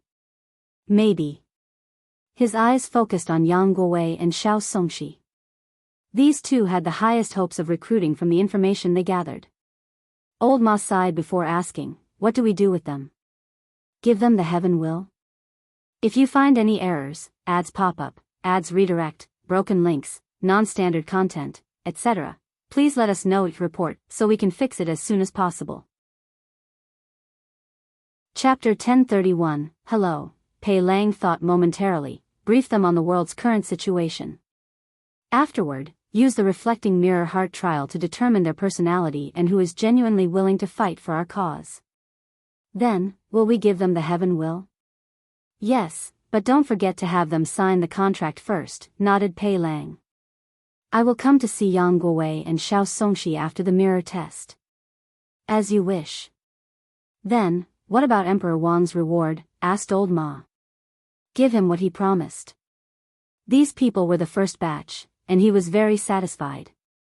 Their cause needs upper-level talents/powerhouses as the world is about to enter an era of strife and chaos. Wang Qi received a space ring from a stranger and used his divine sense to check. The patriarch told him what to check, and he did not want to make any mistake. Are you satisfied? I am, nodded Wang Qi. That's good, nodded Old Ma. We are also happy with this trade and hope this alliance can continue. This is only the first group. However, the patriarch asked me to pass on a message. Do not expect the next group to be as talented as this one. That's understandable, nodded Old Ma. He had read distant history and knew the myriad emperor world was unique in the lower dimension for some unknown reason. So, it's understandable they would have so many eternal talents. Do you know exactly when the next batch is coming? It should take a while since we must gather them from other world communities. I see. Well, you know how to contact us. Excuse me. Is there something else? Asked Old Ma. Could you tell me if there is a way to see Empress Wu? Why do you want to see her? That's rather personal. Old Ma frowned. Wait a moment. I cannot make such a decision. The origin of this chapter's debut can be traced to N0V3LB1N. Please, take your time. Wang Qi did not want to take the risk to publicly search for news about her, even if it might be common. Additionally, the rebellion would definitely know his next course of action, so it was best to use them and prevent any misunderstanding, which could lead to trust issues in their new and fragile alliance. He wants to see Empress Wu? Asked Pei Lang. At first, he thought something had happened since Old Ma contacted him so soon, but he did not expect it was for this reason. Do you know why? He didn't want to say. You didn't pry? They had too many ways to get information from a weak immortal venerable secretly. No. It's about her, so I thought it would be best to be careful and report to you. Pei Lang groaned softly. You made the right choice. Give him the information and have someone follow him to see if he actually goes to see her. Immediately afterward, Old Ma gave Wang Qi the information on how to travel to the Origin Seal continent. And he made his way to that destination with the utmost haste. The Origin Seal continent was vast, with trillions upon trillions of inhabitants. Wang Qi knew he would not be able to contact the Empress with his identity even if he knew she had a palace at the very center. So, she followed the Patriarch's instructions. He concentrated intensely, bowed 90 degrees, and muttered, Wang Qi, under the order of the Patriarch, came to see the Empress. A rune with a unique aura appeared on his forehead. Wang Qi did not wait long before he felt the surroundings change, and he was in another place. Sitting cross-legged opposite him was a woman of unparalleled beauty. Although she did not release any aura, he sensed her grandeur, power, nobility, and otherworldly nature. This was not the first he had seen her. When the Patriarch was still immortal, he saw the Empress accompanying him. However, this one was completely different from what he saw, almost like a different person. Wang Wei sent you? Asked Wu Hong in her ethereal voice. That's, alright, stuttered Wang Qi as he lowered his head, not daring to continue gazing at such power and perfection. What does he want? The Happy Patriarch asked me to give you this. He took out a space ring and held it in his hand. Wang Qi felt his hand was empty, but he did not dare raise his head. Meanwhile, Wu Hong removed two things from the space ring, a jade talisman and a letter. She pondered briefly before first opening the letter. Hello? how are you doing? I know this might be a cliché and boring for our first words, but after rewriting this letter more than 1,000 times, countless drafts, and millions of words, these words best suit what I want to convey to you. After all, if all else fails, it will be good news to know you were okay. Anyway, I just want to hear from you. P.S. The talisman contains the experiment about existence from a talented cultivator called Madman Chu. I thought it might be useful for your injury. Be careful, you will owe him much karma if you accept his legacy. P.S.S. What is the best Tier 11 resource to break the Empyrean bottleneck? I wanted to ask the rebellion, but I thought you should be more knowledgeable than them. A tiny smile crept on the corner of Wu Hong's mouth before swiftly disappearing. She thought for a moment before taking out a piece of paper. Give this to him, she said, and a letter appeared in Wang Qi's hands. Is there anything else? No. Then, you're dismissed. With a wave of her hand, Wang Qi disappeared from the room. Wu Hong looked at the two items in her hands, deep in thought. She carefully placed the letter away before focusing on the talisman. She had heard of the name, Madman Chu. During the Second Origin War, Qiyuan wanted to find the latter to help him complete his plan. Their group pursued countless rumors about Madman Chu in their attempt to locate him, but he was never found even after the event of the ultimate taboo. According to rumors, Madman Chu will only see someone that he wants to see. With a decisive look, she accepted the inheritance. Wang Qi sighed in relief when he realized he was somewhere in the Origin Seal continent. He did not waste any more time and used the special space ring the Patriarch gave him. He immediately sensed a weird aura protecting him. He no longer felt a potent power blocking his descent into the lower dimension. Through his connection to the Myriad Emperor world, Wang Qi immediately descended to the previous location where he had ascended a few hours prior. He then rushed into the throne room. What did she say? Did she respond? Immediately asked Wang Wei when he saw Wang Qi. Why, yes, replied the tired messenger as he took out the letter. Wang Qi could not tell when the thing left his hand. Hello, back. I'm doing okay, considering the circumstances. How about you? From what I hear, you're doing beautiful things in the lower dimension. P.S. I would like to thank you for this and the previous gift. I will reciprocate when the time is appropriate. P.S.S.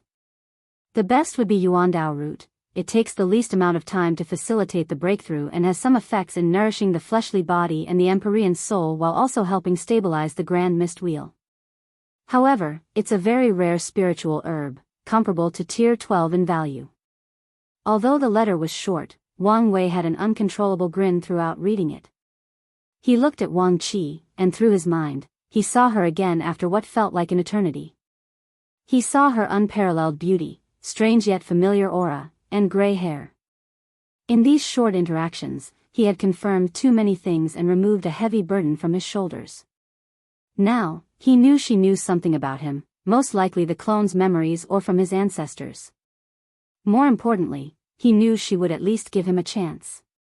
Isn't it just pursuing her again? He would gladly do it 1,000,000 times if it meant they could get together again. As for her being different from the ones he met, it did not matter. He would get to know the new her and accept her as she was. Ha ha ha, laughed Wang Wei maniacally, and the world changed for him for the second time. A golden rain suddenly enveloped the world, puzzling everybody. However, when people noticed this rain could increase the life of mortals by at least 10 years, low and middle-level cultivators by 5, and upper echelon cultivators by 1 year, everyone went crazy. Emperor Enlightening Academy, Su Shi and a group of teachers stood outside, looking at this strange vision of heaven and earth. Heavenly Tao even wasted world source because he's happy, said a teacher, not hiding his shock.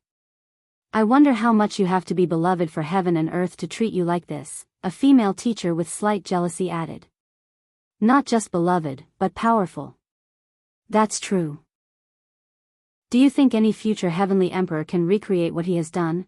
Asked Song Li. Unless they can radically change the world for the better, I doubt it. I'm sure some people will fake these visions to embellish their reign. That's true. No one likes to admit they were inferior to their ancestors or the people that came before. Sadly, at least for a very long time, no one will ever come close to the first heavenly emperor's capabilities and achievements. So they could understand why some people would use such tactics. If you find any errors, ads pop up, ads redirect, broken links, non-standard content, etc., please let us know each report so we can fix it as soon as possible. Chapter 1032 Happiness. Wang Wei was finally calm enough to stop laughing. He looked at the letter with a smile before carefully putting it away in a section of his space ring full of Wu Hong's things, including many clay or wood sculptures he had made. I'm sorry about that. No, it's okay, quickly replied Wang Qi. Everyone in the sect knew the patriarch carried some kind of profound sadness with him ever since the princess disappeared. Since his level was too low, he never knew all the information about those events. However, it seemed things were not as bad as some rumors.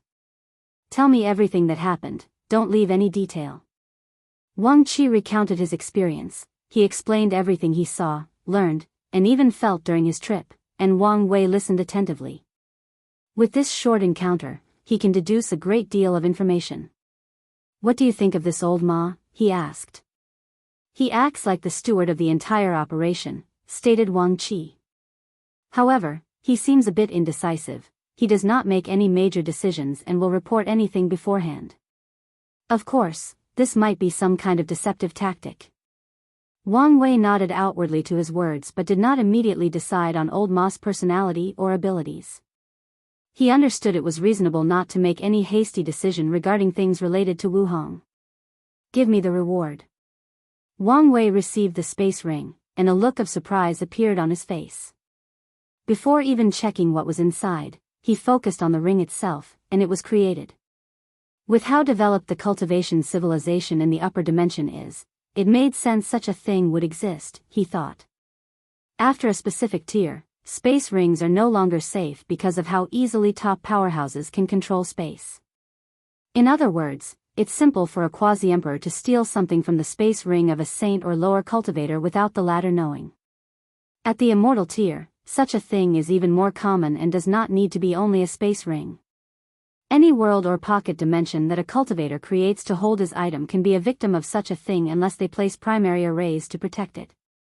And even those could be useless for people who cultivate space, array Grand Dao source, or both.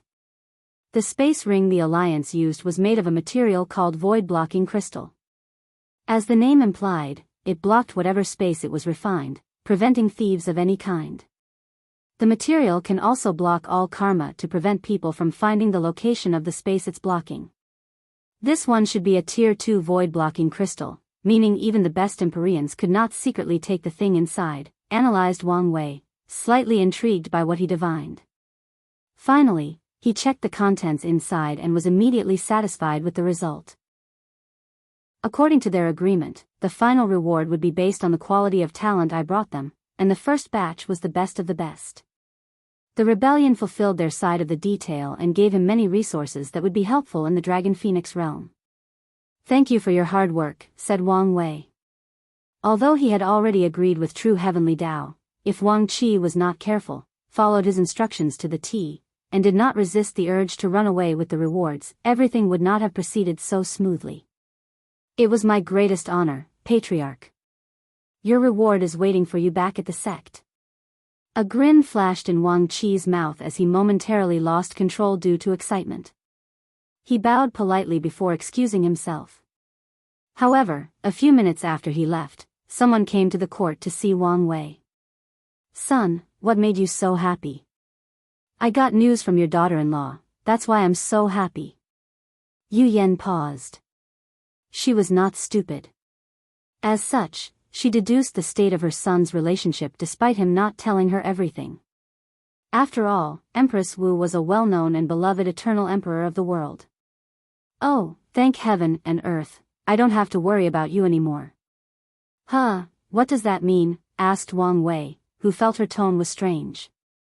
After she disappeared, I fear you would end up alone, and I would never be a grandmother. With my handsome face, how could I end up alone? Since you wanted her and only her, I fear you would remain alone if she rejected you.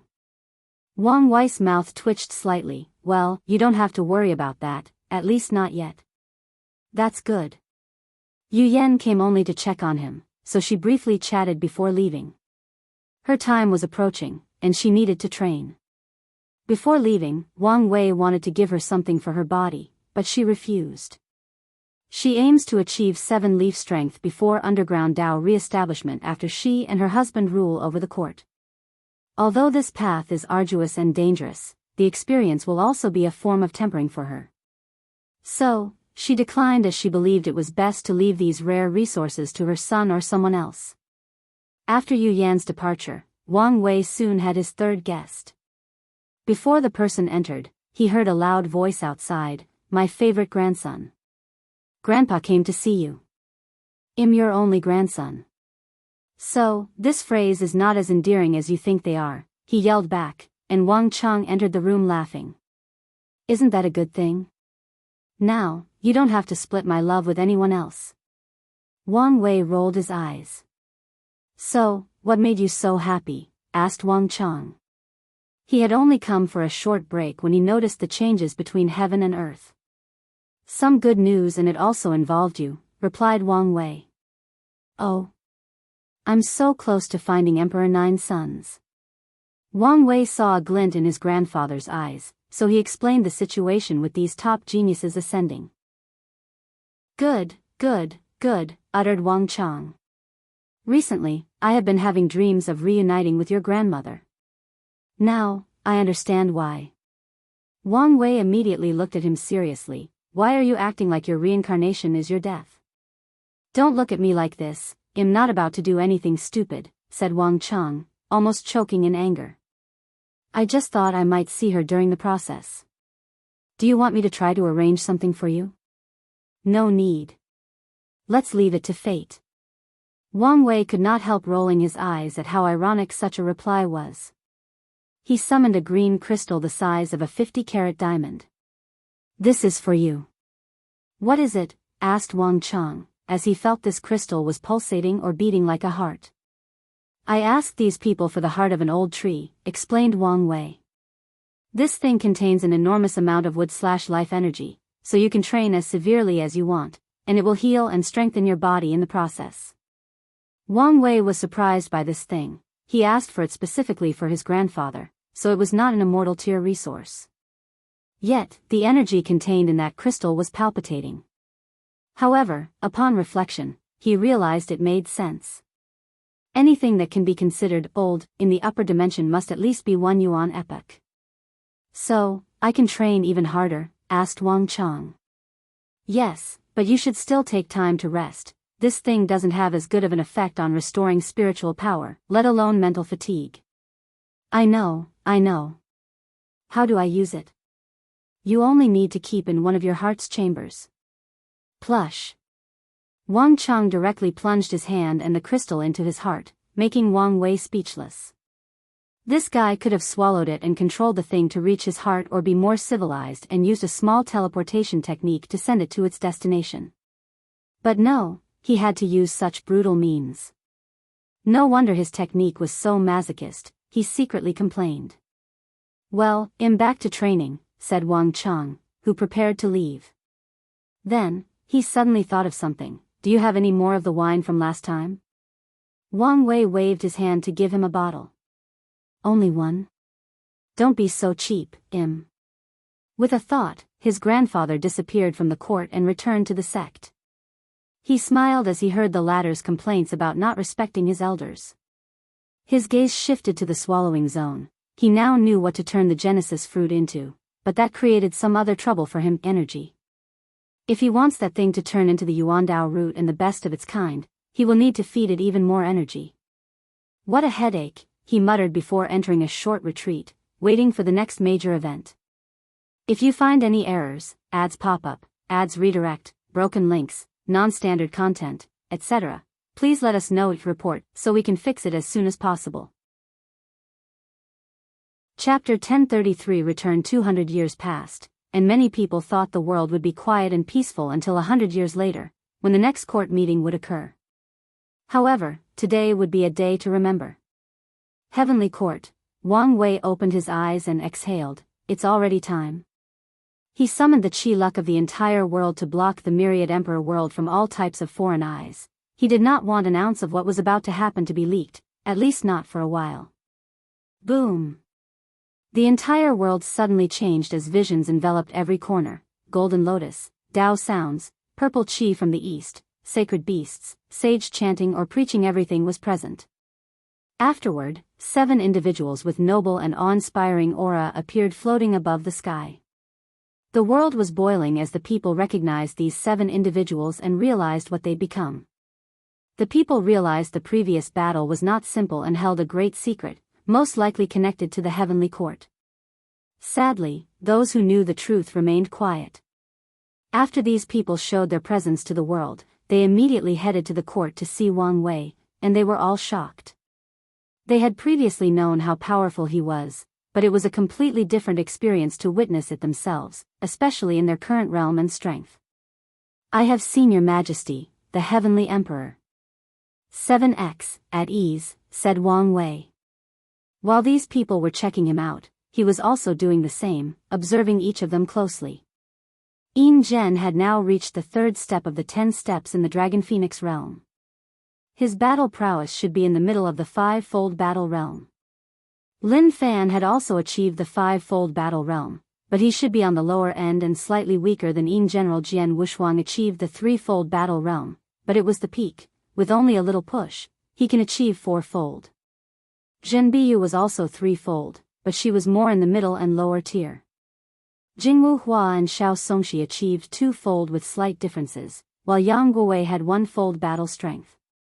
However, both Xiao Songxi and Yang Guowei were only pseudo-eternals and not the genuine type. Yang Guowei is burdened by his father's actions while Xiao Songxi was disturbed by what happened with the Xi clan, analyzed Wang Wei. Those two, along with Jingwu Hua, were the type of eternal talents that were not guaranteed success. In other words, their ability to become eternal hinged on their performance while absorbing the heaven's will. Jingwu Hua's state of mind was strengthened and sublimated after speaking with her father and finding purpose for her life. She performed to the best of her ability and became an eternal. Sadly, these two failed. Tell me everything you experienced after ascending. Lin Fan stepped and explained everything. He did not hide anything. He told Wang Wei everything they saw and experienced, including the mirror test, the contract, absorbing the heaven will, and contacting their factions afterward. Unfortunately, only Lin Fan received some acknowledgement from Emperor Kong, while the others were still silent.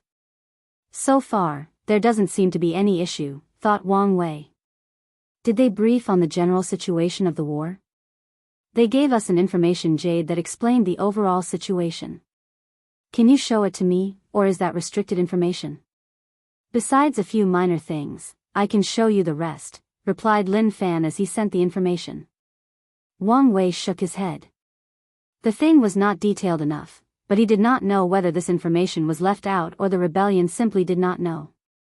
Luckily, he learned a very crucial piece of information that he was not privy to prior. Maitreya and Supreme Unity disappeared a few hundred years ago. No, they disappeared precisely around the time he contacted Empyrean Jimin. Did Maitreya force him out of the Eternal Ascension world to limit his influence in this chess game, or did they disappear for an entirely different reason? Analyzed Wang Wei. He was leading more on the former since the timing was too coincidental.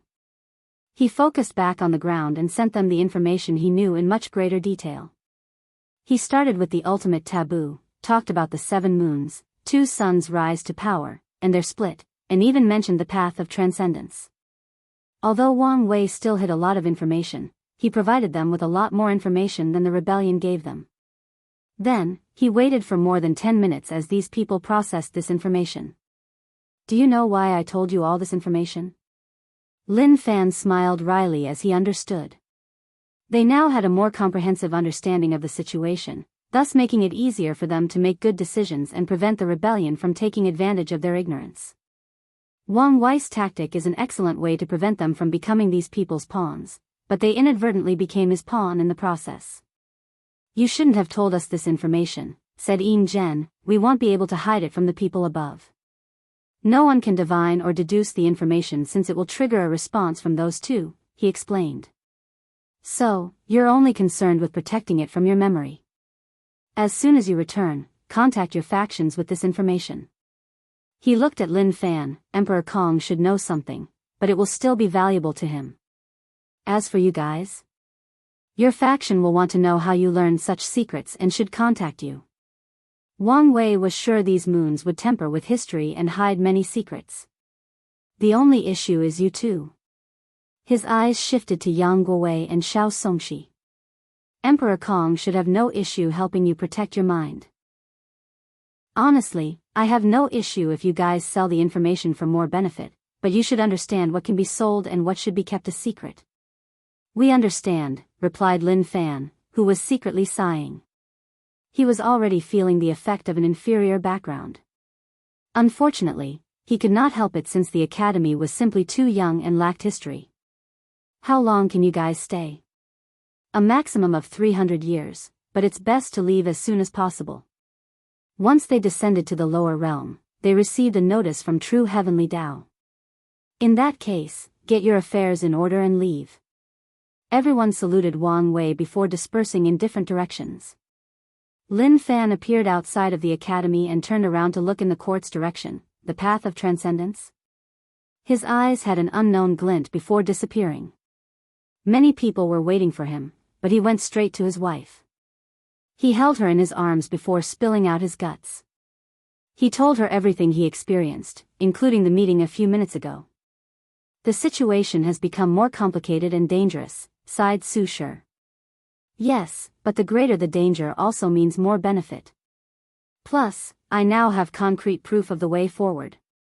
Since these two sons achieved half-step transcendence, it means it's possible, and a feasible method exists. You have a point.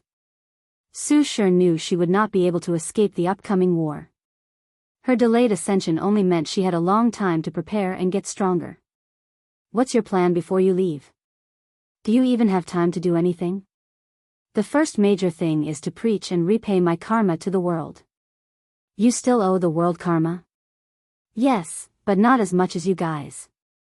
Regardless, since it's my home, I will do my best to take care of it, replied Lin Fan.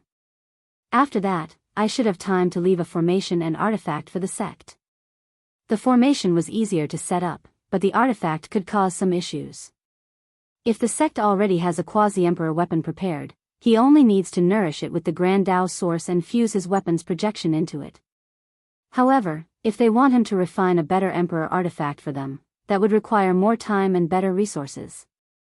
What about the Dao ancestors, immortal venerables, and insurgents? I will send the Grand Dao source seeds and immortal mansions when Wang Wei exchanges the next batches of candidates. Lin Fan momentarily paused at the absurdity of this statement. As for my insurgents, I have prepared the resources and instructions, but you need to complete it for me. It's good that you're prepared for everything, nodded Su Shi. But what about our situation? Have you made a decision? Yes. I was thinking about leaving an immortal clone to accompany them while we continued our pursuit of Grand Dao. Lin Fan did not hear from her for a few seconds, so he swiftly added, I can even modify their memories so they don't know about my main body. He felt it would be terrible on his conscience if he just abandoned everybody after everything they've gone through. This may be the best choice. If you find any errors, ads pop up, ads redirect, broken links, non-standard content, etc., please let us know each report so we can fix it as soon as possible. Chapter 1034 Secret Vault, here. This is for you, said Lin Fan as he placed a space ring in her soft palm. What's this? Heavenly Tao restricted what we could bring back, but some leeways remain. I found a few rare resources for you. Where did you get the time and opportunity to get these things? Asked Su Shi after checking the contents with her divine sense. It's a loan from the rebellion. She immediately frowned. Will that not cause more complications? Maybe. But I only need to do one special mission, and I can repay the debt. That sounds dangerous. Possibly, but it's worth it, replied Lin Fan calmly. Plus, I came here to prepare for any possible danger. Su Shi immediately understood what he meant. Eternal emperors born in the lower dimension have an advantage over the upper dimension ones. they can leave a normal clone along with well-protected secret realms containing their name and history. The lower dimension is under true heavenly Daoist protection, whose rules do not allow any beings to influence or mess with it easily. As such, when someone tries to erase a lower dimension eternal emperor, the clone and secret realm become a barrier that forces them to deal with the restrictions of true heavenly Dao. Such a loophole is a right granted only to eternal emperors from the lower dimension. In other words, if someone is born in the upper dimension but descends and proves the Dao there, true heavenly Dao won't allow it. Additionally, they have only one chance and cannot recreate these clones or secret realms if they are destroyed. "I'm worried about Wang Wei," said Lin Fan.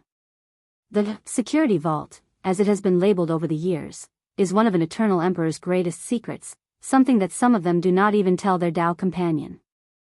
However, Lin Fan knew he would not be able to hide his vault from Wang Wei's eyes, even if he put it somewhere in the endless void. "His existence has long broken the balance," replied Su Shi. "Eternals are usually generations, if not eras, apart, and their strength is relative to one another, making it easier to hide their vaults. Unfortunately, this era was a mess." "Do you have any idea?" he asked, not willing to relent on this particular situation. "The only thing I can think of is if you could find some resource to hide and send it back. However, such a thing must at least be tier 11, and Heavenly Dao would never allow such a thing to descend to the lower dimension." "Not necessarily," countered Lin Fan. "As you said, he's broken the balance, and true Heavenly Dao will not accept that, even if there is some kind of connection or deal between them. Maybe it can be convinced." "You're thinking too positively. Do you think it will give you an unfair advantage just to balance out Wang Wei?" Having a vault protected or hidden by an Empyrean tier resource would give Lin Fan too much of an advantage, so his plan had a very low chance of success. "Unless I could find something that targets only him," he added softly. "Does such a thing exist? And if he did, is it worth using it only on him, especially given the situation? That remains to be seen." "Did your identity bring you any trouble?" "No, they didn't say or do anything, not even once. I thought there would be some delay to my heaven will, but nothing of the sort." "It's odd they didn't mention it whatsoever," muttered Wang Wei. "I feel the same way." "No need to worry," reassured Wang Wei after seeing the look on his face. "This could mean they don't worry you will be a threat or have long decided not to include you into their core." "Is that so?" "It could be a good thing," continued Wang Wei. "Not being a core member means you won't be sent on horrible missions. Of course, you must be cautious not to be used as a discarded or replaceable pawn." "I will be careful." Wang Wei dismissed him and looked into the distance for a moment before closing his eyes and waiting. He did not have to wait long as Jinbiyu soon came to see him. "To what do I owe this pleasure?" he asked, standing up from the throne and inviting her to walk outside. "I came to ask for a favor," replied Jinbiyu directly. "I know I owe you a lot already, but I can help it." "Help? Why don't you ask your employer?" "Employer?"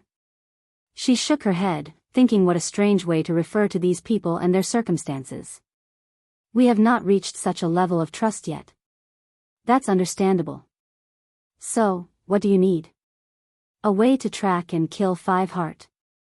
"I understand tracking her, but killing? Don't you want to do it yourself?" "No, I want her gone as soon as possible." She was almost in trouble while absorbing the heaven will. If not for the talent of her pure heart, she might have fallen short like Yang Guowei and Xiao Songxi. After that ordeal, she decided to remove that trouble as swiftly as humanly possible. "Very well," agreed Wang Wei. He raised his palm to condense a talisman with 2 purposes: use karma, divination, and yin-yang calculation to find a target and seal a powerful attack from him. "Thank you, and I promise I will repay my debt." Wang Wei smiled but did not say anything else, not even mentioning Emperor 5 Heart's artifact that he was slightly interested in. Some things were simply not destined for him, and since this artifact was not worth the effort of ignoring fate, he was more nonchalant about it. Jinbiyu returned to the 5-element balance palace, feeling a heavy burden lifted from her shoulder. Now, she can focus on repairing her relationship with the palace. After what happened in the Heaven Will battle, no one completely trusted. Although she understood their reason, she was still a little distracted and chose to view her relation to her sect as more of a transaction where each party gets what they want. However, after seeing the situation upstairs and knowing the importance of a good background, she wanted to repair the relationship to prevent any trouble with the upper dimension. If you find any errors, ads pop up, ads redirect, broken links, non-standard content, etc., please let us know each report so we can fix it as soon as possible. Chapter 1035 Blood Source Nourishment Golden Crow Clan. Have you prepared everything? Asked Jianghu Hua. I'm afraid we will need a little bit more time. Jianghu Hua frowned, looking at the thin middle-aged man dressed in green. If she remembered correctly, he held the title of Crow too and was known for his managerial abilities. I thought I told you to prepare beforehand. Crow too was immediately embarrassed. Jianghu Hua did not tell them why she wanted a peak quasi-emperor artifact modified after her proving Dao artifact.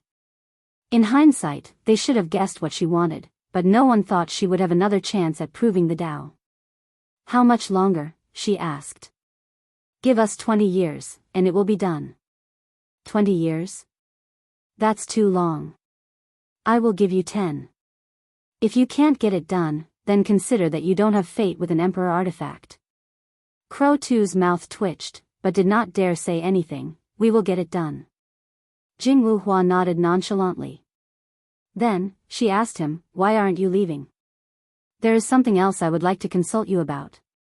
Jianghu Hua sensed his careful tone. Don't beat around the bush. It's about the Yang clan. Do you guys want my help to eliminate them?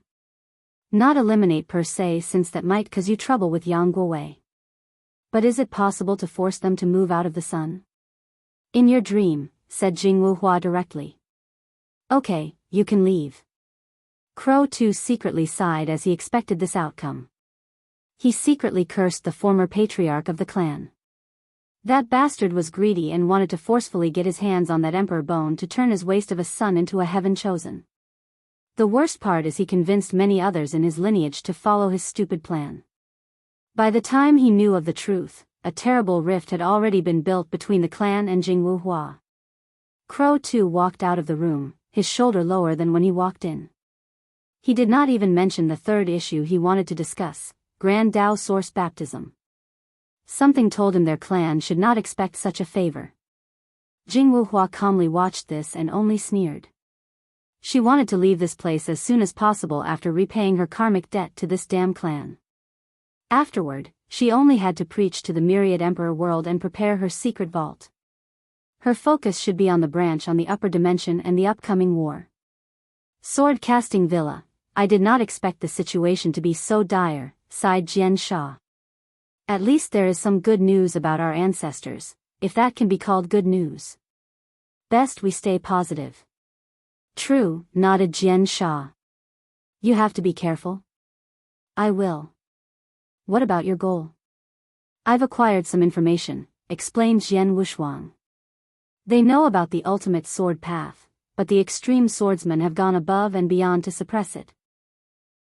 Doesn't that mean you're in trouble? Yes and no, responded Jian Wushuang.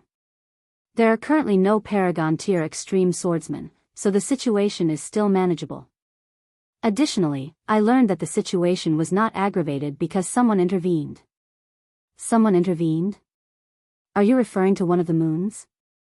Probably not. As you know, we, swordsmen, are arrogant, so how could we listen to them? So, a very powerful and respected swordsman calmed down the situation? I wonder who it is. I have no idea, as everyone I tried to acquire was purposely vague. I didn't want to raise suspicion and not pry too deep into it, replied Jian Wushuang. But as you said, it must be a very powerful and famous swordsman to have such a large influence. My next task is to find more information about this person and their intentions. You suspect they have the same goal as you? I can't help but do, nodded Jian Wushuang. After the news, all extreme path swordsmen reacted harshly, especially after knowing this new path was the trend of heaven and earth. However, despite all their influence, this person chose to calm the flame instead of fueling it. Of course, There is a chance they did not want this new development to affect the current political situation, but I have to be wary. That's a good direction to investigate. However, you should have realized it's not simple to take the destiny of this new path. Of course I do. Jian Wushuang was not stupid, so he knew the difficulty that lay ahead. A little eternal emperor could only dream of bearing the weight of such a destiny. Furthermore, he soon realized the main thing needed to achieve his ambition, the support of a powerful faction. The sword-casting villa appeared to fill these criteria, but things were not as simple as stated. He did not know whether his seniors and ancestors would support this new path or be adamant in their stubborn ways, choosing to eliminate it instead of embracing it. If that becomes the situation he faces, he might have to do things alone. Time is not on your side, stated Jian Sha. Wang Tian will ascend in the next generation, not giving you much of an advantage. And if the Heavenly Emperor decides to suppress you as a way to pave the way for his father, your situation will become even worse. Jian Wushuang was silent, looking in the distance. Wang Wei won't intervene. What makes you so sure? 2 reasons. Wang Tian is a swordsman and has our arrogance. He won't allow his son to intervene in such a thing. Secondly, Wang Wei has inherited the Dao opening sect's ideology of how to train genius. He will probably treat me as a sharpening stone for his father. You might be right, but it also seems you're relying too much on luck. Jian Sha was not as confident as him. My current greatest threat is not the Wang clan. Who else could possibly be a threat? It's that swordsman called Ji Lanfang, replied Jian Wushuang. After I descended, I sensed a few supreme swordsmen, and he was the most dangerous. He's indeed a great threat, uttered Jian Sha. Ji Lanfang was of this generation, meaning he could immediately compete with Jian Wushuang. According to the villa's deduction, the Heavenly Emperor era will spread throughout the endless void, delaying Ji Lanfang's ascension, but he should leave around the same time as the Heavenly Emperor. So, what are you going to do next? No rush. I first need to settle my karma in the lower dimension and deal with a few other things. Body Dao Cave, welcome the Cave Master. These words echoed between heaven and earth as thousands of people pronounced them simultaneously. Yin Zhen calmly watched everything, taking in everybody's happiness and hidden emotions. He knew why they were so accepted. In the cave's history, the ancestor was the only pure body refiner, while all the others were double practitioners. These emperors did not want to risk dying and chose to prove the Dao as Qi practitioners. But today, the Body Dao Cave finally has its second pure body refiners that absorbed a heaven will. And based on records, Yin Zhen's achievements were even more remarkable than the ancestors. Be at ease, he said before immediately beginning his work. The cave was his home, and he wanted it to strive. So, Yin Zhen wanted to increase their foundation to the best of his ability. He started a blood essence nourishment for the sect on the spot. Body-refining emperors of his kind could not use Grand Dao baptism, but he could nourish these people with a drop of blood from his essence. Such a process had the same effect as the baptism but rather focused more on enhancing blood qi and talent for body refining. Yin Zhen nodded in satisfaction a few hours later after finishing the process. He knew even if the Heavenly Emperor did it, he could not do as good a job as him, and it was not because his current body refining realm was higher. At the end of the day, his essence was the purest because he did not double cultivate his body and qi. The next step was to leave his scripture for the cave. While absorbing the heaven will, Yin Zhen did not just increase his cultivation level. The heaven will showed him the truth of the universe and many more. In the process of absorbing it, he learned a great deal about the universe's essence, which allowed him to optimize his original scripture and prepare for his future cultivation. Regarding tempering the body and understanding willpower manifestation, Yin Zhen did not know whether he was the best in the lower dimension, but he was definitely in the top 3. The result of his comprehension was an update on his zombie art. He updated it to be more universal by lowering the threshold and the side effects of becoming an undead creature first to cultivate. This technique should have been called Yin Refining Art, but he kept the original name for sentimental reasons. Besides the scripture, Yin Zhen had to set up a formation that used his entire exoskeletons as a medium, along with a blood artifact. If you find any errors, ads pop up, ads redirect, broken links, non-standard content, etc. Please let us know each report so we can fix it as soon as possible. Chapter 1036 Sacrifice Great Yi Dynasty. Xiao Songxi was elated to see his mother and sister again. So, from now on, our dynasty will be a veritable emperor lineage? Asked his sister, not hiding her excitement and joy. We will. He, now, I can walk in the world with my head raised proudly. Couldn't you do that before? Chided Mother Xiao. She then looked at her son, I'm proud of you. A large grin was plastered on Xiao Songxi's face after hearing that. Humph, snorted Sister Xiao. Now, these people should regret what they've done to us. Why are you bringing this now? I'm just saying. Mother is correct, there is no need to bring negativity to today's joyous occasion, said Xiao Songxi, deciding to spend a great day with his family. He did not tell them much about the ongoing of the upper dimension or the rebellion as he did not want to worry them. Near the end of the family dinner, he asked them, you have to make a choice. What choice? Do you want to become immortal now or wait later until I have settled in the upper dimension and I can bring you? It's very easy to acquire heaven wills, and you can both prove the Tao. Really? We can become emperors? Yes, but it will take some time. You might have to seal yourself to prevent running out of lifespan.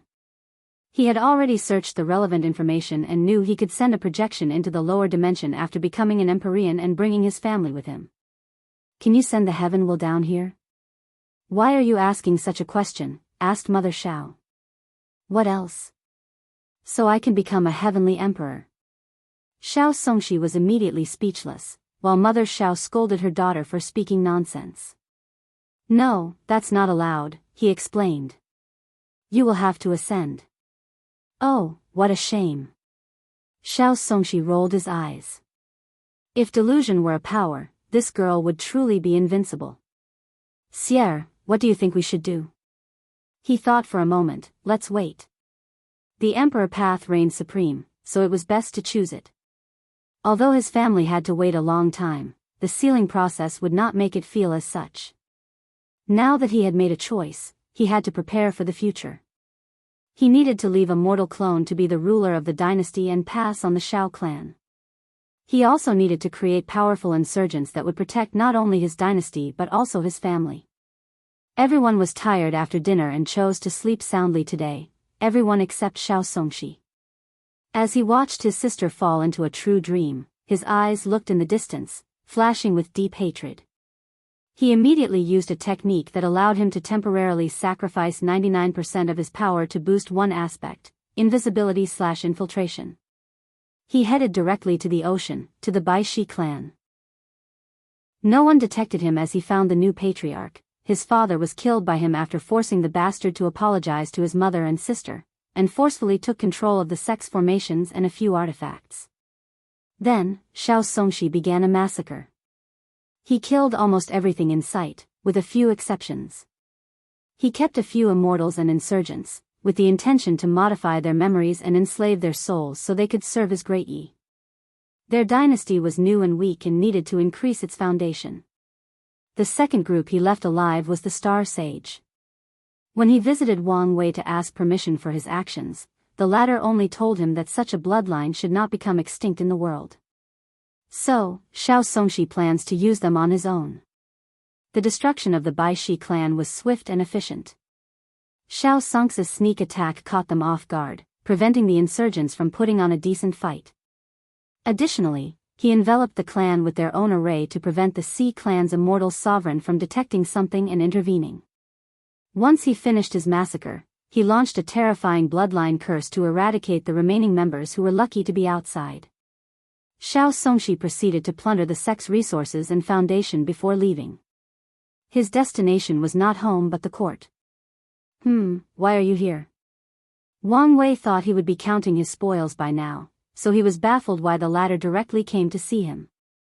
I wanted your opinion or input on something, and this is what I want to pay for your help. He wanted to say service but felt inappropriate. Wang Wei looked at the space ring and was slightly surprised. A 5-star sage. The Baishi clan has claimed they did not have one of those in this generation, but now it appears they went to extreme lengths to hide this secret. Why don't you ask the sage?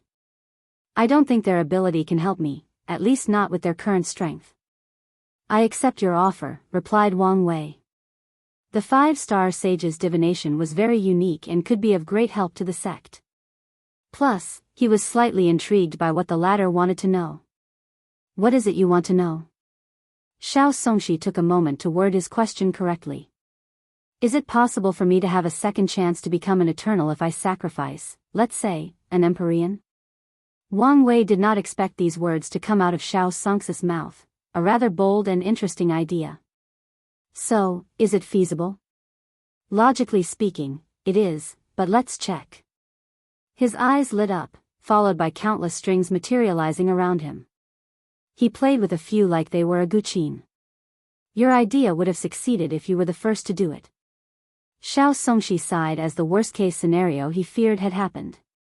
He was not the first or only cultivator to use sacrifice Dao, so it should be expected. Additionally, if there were no limitations to such a thing, people could just cultivate sacrifice Dao as a sub-Dao and try it. What about a paragon? Wang Wei looked at him. Has your desire for power driven you crazy? Xiao Songxi was silent. I'm just not willing.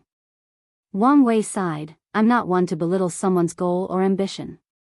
Anyways, the current situation is chaotic, so who says it's not possible for a little eternal to capture a paragon and use it as a sacrifice? I know you're just saying these words, but I still appreciate them, said Xiao Songxi as he bowed and left. Soon, the news of what happened to the Bai Shi clan spread. Countless eyes fixed on the Xi clan as people wanted to know the ins and outs and how things would develop. Soon after, rumors that the Xi clan would appeal to the court to sanction Xiao Songxi's actions spread like wildfire. People began to speculate this event would be significant as it would dictate the relationship between the court and the newly appearing eternal powerhouses. Some people even believed that Xiao Songxi's actions were an act of rebellion. He did it to send a message to the court that no one could restrain him or the others. The discussion soon got out of control as people believed there might be internal strife in the myriad emperor world, an act that would severely affect the progress they've made since the beginning of the era. However, regardless of the final outcome, most citizens had faith in the Heavenly Emperor's final victory. They just worried what price would be paid to end this situation as soon as possible. During this time, the dream world saw its highest usage, allowing Wang Wei to gather a lot of spiritual power. Unfortunately, the people were severely wrong. After a few days, nothing happened, and the Xi clan did not launch an official complaint. The wise individuals were not surprised by this outcome. Nothing can go undetected by the Heavenly Emperor. So, Xiao Songxi's action only meant one thing: it was allowed. No one knew whether the Heavenly Emperor simply did not care and let it happen or they came up with some kind of deal. Regardless of the reason, it happened because he allowed it. The Xi clan knew this and thus decided it was pointless to launch a complaint. They knew that even if they complained, the Heavenly Emperor could just ignore them or use myriad bullshit bureaucratic justifications for his decisions. So, the best move is to remain quiet. Maybe such an act would improve their standing in the Heavenly Emperor's eyes in the slightest and repair the previously fractured relationship. The world did not focus too much on this catastrophe. Less than a month after descending, it was finally time for these new emperors to preach to the world. Such a major event took precedence over any clan annihilation without a doubt. After all, what these people genuinely care about is benefits. If you find any errors, ads pop up, ads redirect, broken links, non-standard content, etc., please let us know each report so we can fix it as soon as possible. Chapter 1037 Mass Preaching. My name is the Heavenly Zombie Emperor. Today, I will preach about essence. Between heaven and earth, all sentient beings are composed of three aspects: essence, spirit, and qi. Essence is the. Even though Yin Zhen was a true power Dao realm cultivator, he is allowed to use the title of Great Emperor, and it's not just him. Anyone who has achieved 40 infant fiend god force can use an emperor title. The entire world listened attentively to this sermon, including Wang Wei. With the new update of the origin system, body refining has become a core aspect, especially in the divine body realm. So, this sermon served a crucial role in the overall development of the world. The process lasted 3 years, and everything was accompanied by visions that covered the world. Dao rhymes enveloped the myriad emperor world, granting it a sense of mystery and grandeur. Wang Wei blocked the world, so these visions remained internal, but there was a high chance they would not spread, given it was only a sermon, and these people were alternative emperors. I am the Chaos Time Emperor, and I talk about the evolution of time from its earliest state of chaos and disorder to a peaceful and neutral condition that allows the thriving of life. According to the order the group agreed on, Lin Fan was next and began his sermon 3 months after Yin Zhen's ended. He also lasted 3 years, creating a visual experience similar to his predecessor, with the exception that the river of time might have flashed a few times. I am the Infinite Sword Emperor, and my Dao is that of the infinite strike, infinite cut, infinite parry, infinite. Jian Wushuang's sermon was geared towards swordsmen, and he was not apologetic about it. Although people could learn a thing or two from him about attacking, but his target or demographic was the swordsman. Of course, this sermon was considered controversial in the swordsmanship community. Extreme swordsmen are still the mainstream of the world despite losing one of their best, Wang Tian. But now, they realize they've also lost another great talent. Even worse, this one has proved the Dao on this new path. Many people knew there would be some strife in the swordsmanship community once everything settled. Previously, everyone became quiet because they knew their real confrontation was in the next generation after Wang Tian proved the Dao. However, Jian Wushuang's action might have provoked an advanced war between these people. Wang Tian, who was complaining non-stop as to why his son forcefully stopped his training, became genuinely happy that he did. Despite everything he learned and experienced in the swordsmanship world, the benefit he received from learning from an eternal emperor was immense. From then on, he decided to record the sermon of all sword emperors as part of the foundation for the Sword Alliance. Of course, he also knew he could not immediately return to his seclusion once this was over. He had to show his face to the world and quell some of the chaos in his community. This humble Taoist priest took the name Twin Unity Empress to emphasize the unity of man and heaven and earth, man and the Tao, and man and itself. Our journey will begin like all life began, with the balance of the 5 elements, followed by the evolution of Yin and Yang, and we will end with a touch of Taiji.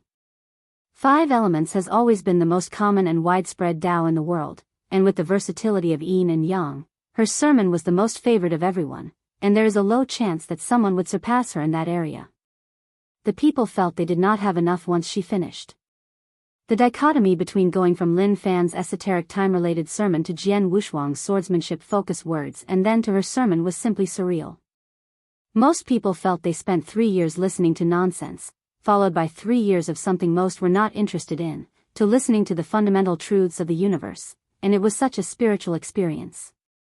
Alas, all good things must come to an end. I am the pure Yang Flame Empress, and my Tao focused not on balance but on the extreme. Today, we will focus on the extreme of flame. Jingwu Hua's sermon should have been very popular, considering flame Tao is widespread, but it was not. Firstly, she only focused on the flame aspect of her Tao and did not touch on the Yang aspect. Secondly, she directed her preaching toward the demon race, focusing on applying Tao through the bloodline instead of the normal way of the soul, spirit, mind, or body. Few humans have bloodlines, at least relatively compared to the demon race. Ultimately, people only complain to themselves. After all, she was an eternal emperor and from the demon race, so it was understandable why she took this approach.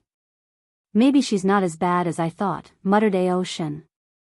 Long ago, the demon race wanted to form an alliance with her through marriage, but things never reached anywhere. The relationship with the Golden Crow clan can be described as neutral, but that's only because of his existence. Once he leaves, there is a high chance that his kind will revert to disdaining the Golden Crow clan. I can use this to genuinely appease the relationship between us. I was lucky enough to acquire the title of heart-sacrificing emperor.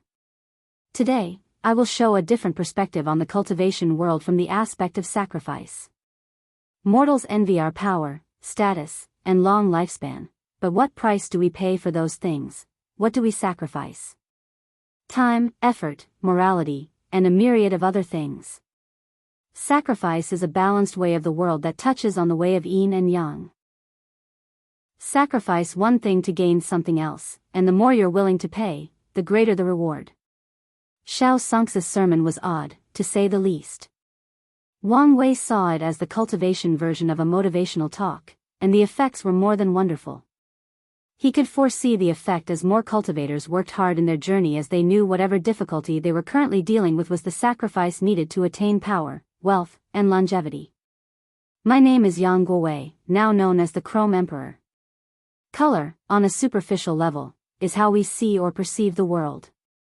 Although this aspect is fascinating, there is more to colors than this. Yang Guowei's sermon was more popular than Wang Wei anticipated, as the fact he went last did not have much of an effect. He first started by preaching about perception, which was very helpful to cultivators since they learned many applications of their senses and perceptions.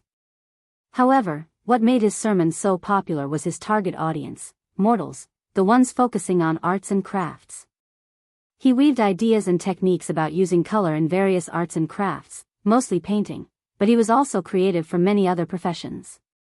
His actions boosted the validity and power of the enlightening temple, which thus further empowered mortals.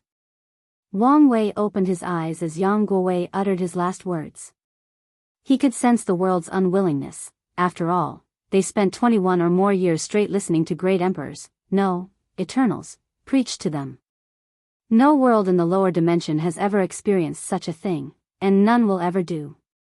He calmly observed the world as many visions manifested all at once. 7 multicolored dragons materialized in the sky before traveling worldwide, showing their might and presence before each finally ended in their respective sex chi luck. N0V3LTR0VE served as the original host for this chapter's release on N0V3LB1N. 6 emperor lineages increased their sex foundation, and a new lineage appeared. Wang Wei focused on the Tao rhymes of the world and could not help but praise himself for what he did to the origin system. Cultivators who were in the divine altar realm had a feast because of how many Tao rhymes the world received and the fact they were new and extremely active. Many of the young geniuses in this realm successfully established one of the best foundations in probably 100 generations. The people in this cultivator realm were not the only ones who benefited. Anyone who was in the midst of switching to the new system took advantage of these 7 sermons to accelerate the process and strengthen their foundation. Meanwhile, cultivators of the old era or system also had their cake. With so much Tao rhyme, understanding the laws became way easier. Wang Wei expects a dramatic increase in the number of void-shattering realm cultivators for a while until the Tao rhymes enter a more inert state. Everyone is happy and celebrating, but who amongst them knows about the consequences, muttered Wang Wei as he looked in the distance. The myriad emperor world just acquired 7 new eternal powerhouses. This would not change this fact even if they will not be staying. So, the main issue is how things are going to be balanced. If you find any errors, ads pop up, ads redirect, broken links, non-standard content, etc., please let us know report so we can fix it as soon as possible. Chapter 1038 Aftermath. Wang Wei's eyes saw or experienced how true heavenly Tao would balance the overwhelming growth of the myriad emperor world, and he had to marvel at the latter's creativity. He saw 2 extremely powerful star beasts battling it in the world, their fight taking them across multiple world communities. That battle resulted in a space-time storm that created world collisions between hundreds, if not thousands, greater thousand worlds and their respective heavenly world. These collisions were not temporary but led to permanent fusion. These heavenly worlds will have their world source drastically increased and granted permission to create more heaven wills. He saw how true heavenly Tao removed the cognitive blockage of a few people, allowing them to become more innovative and creative.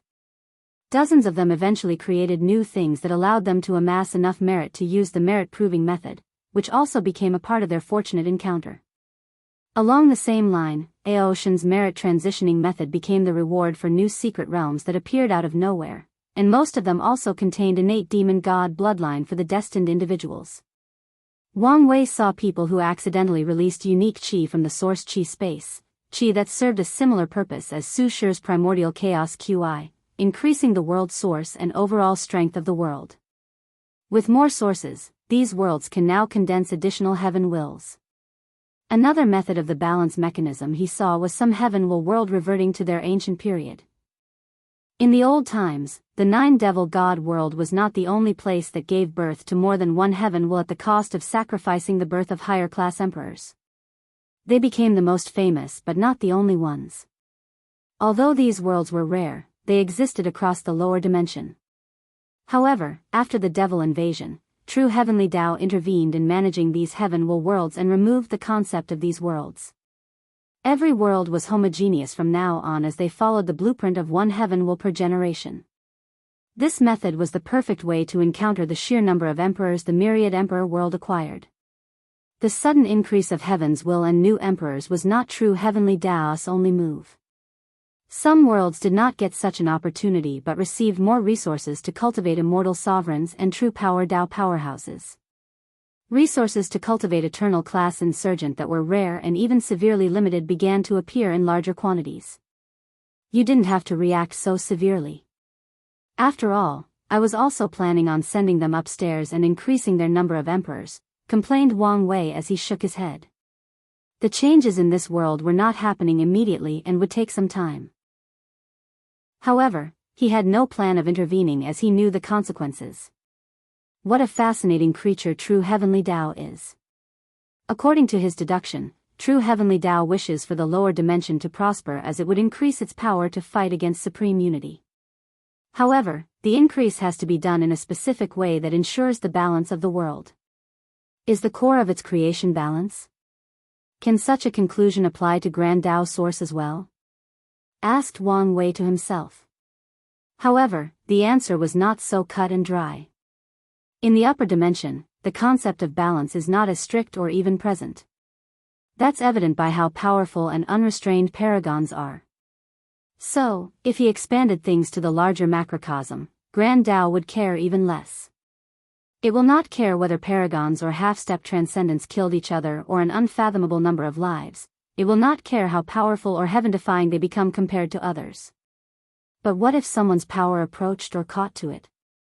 Will Grand Tao continue its nonchalant attitude, or will it also activate some form of balance mechanism? Wang Wei knew Grand Tao had its own rules or mechanism because of the existence of the 13 taboos and his deduction that the latter wanted a replacement for the Fate Cardinal. However, his knowledge of the subject was subpar, to say the least, so he wanted to see if he could deduce more information by observing a lesser version of Grand Tao. I'm getting ahead of myself, thought Wang Wei. He would have to be at least a paragon to observe and contemplate the essence of true heavenly Tao.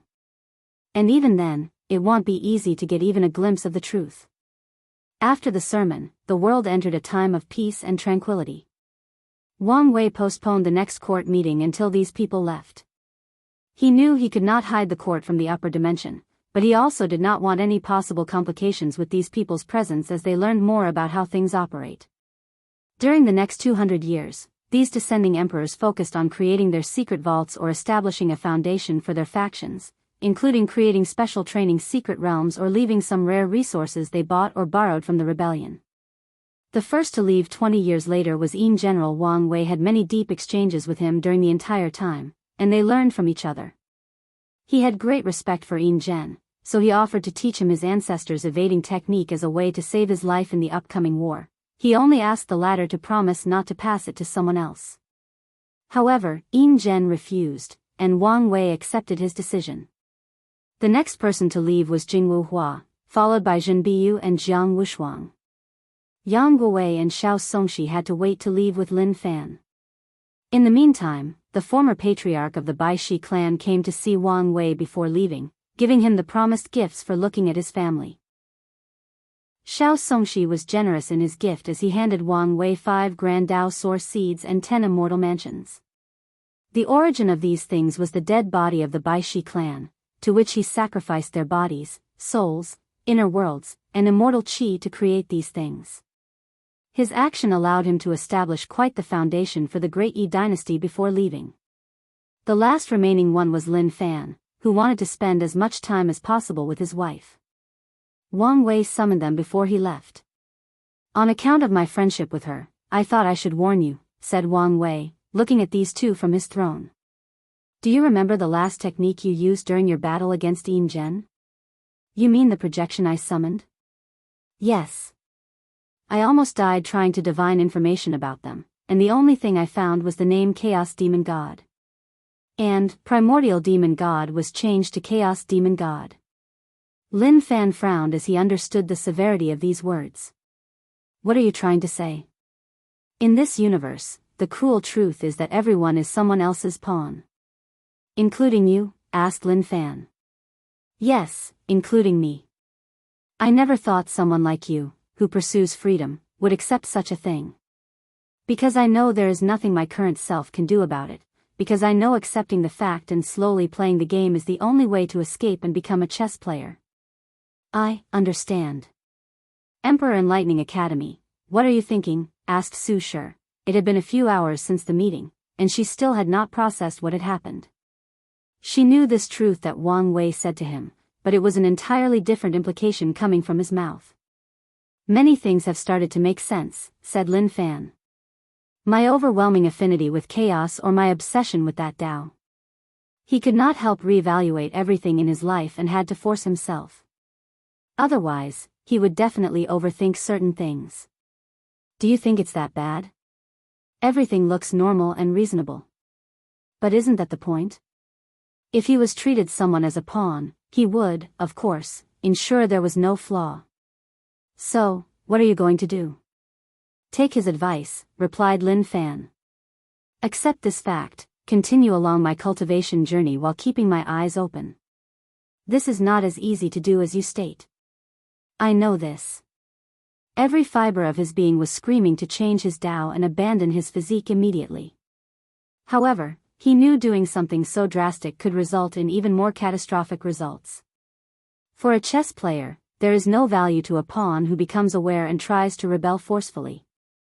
In such a scenario, the best course of action would be to correct the pawn's path or eliminate it. Furthermore, was it easy to abandon Chaos Tao? Obsessions are called as such for a reason. At the 180 years mark, Lin Fan finally ascended. Although he wanted to wait until the last minute, he did not want to risk true heavenly Daoist ire. If you find any errors, ads pop up, ads redirect, broken links, non-standard content, etc., please let us know your report so we can fix it as soon as possible. You're tuning in to the Carefree Valley YouTube channel. Don't forget to subscribe and join us on this journey to catch the most captivating stories.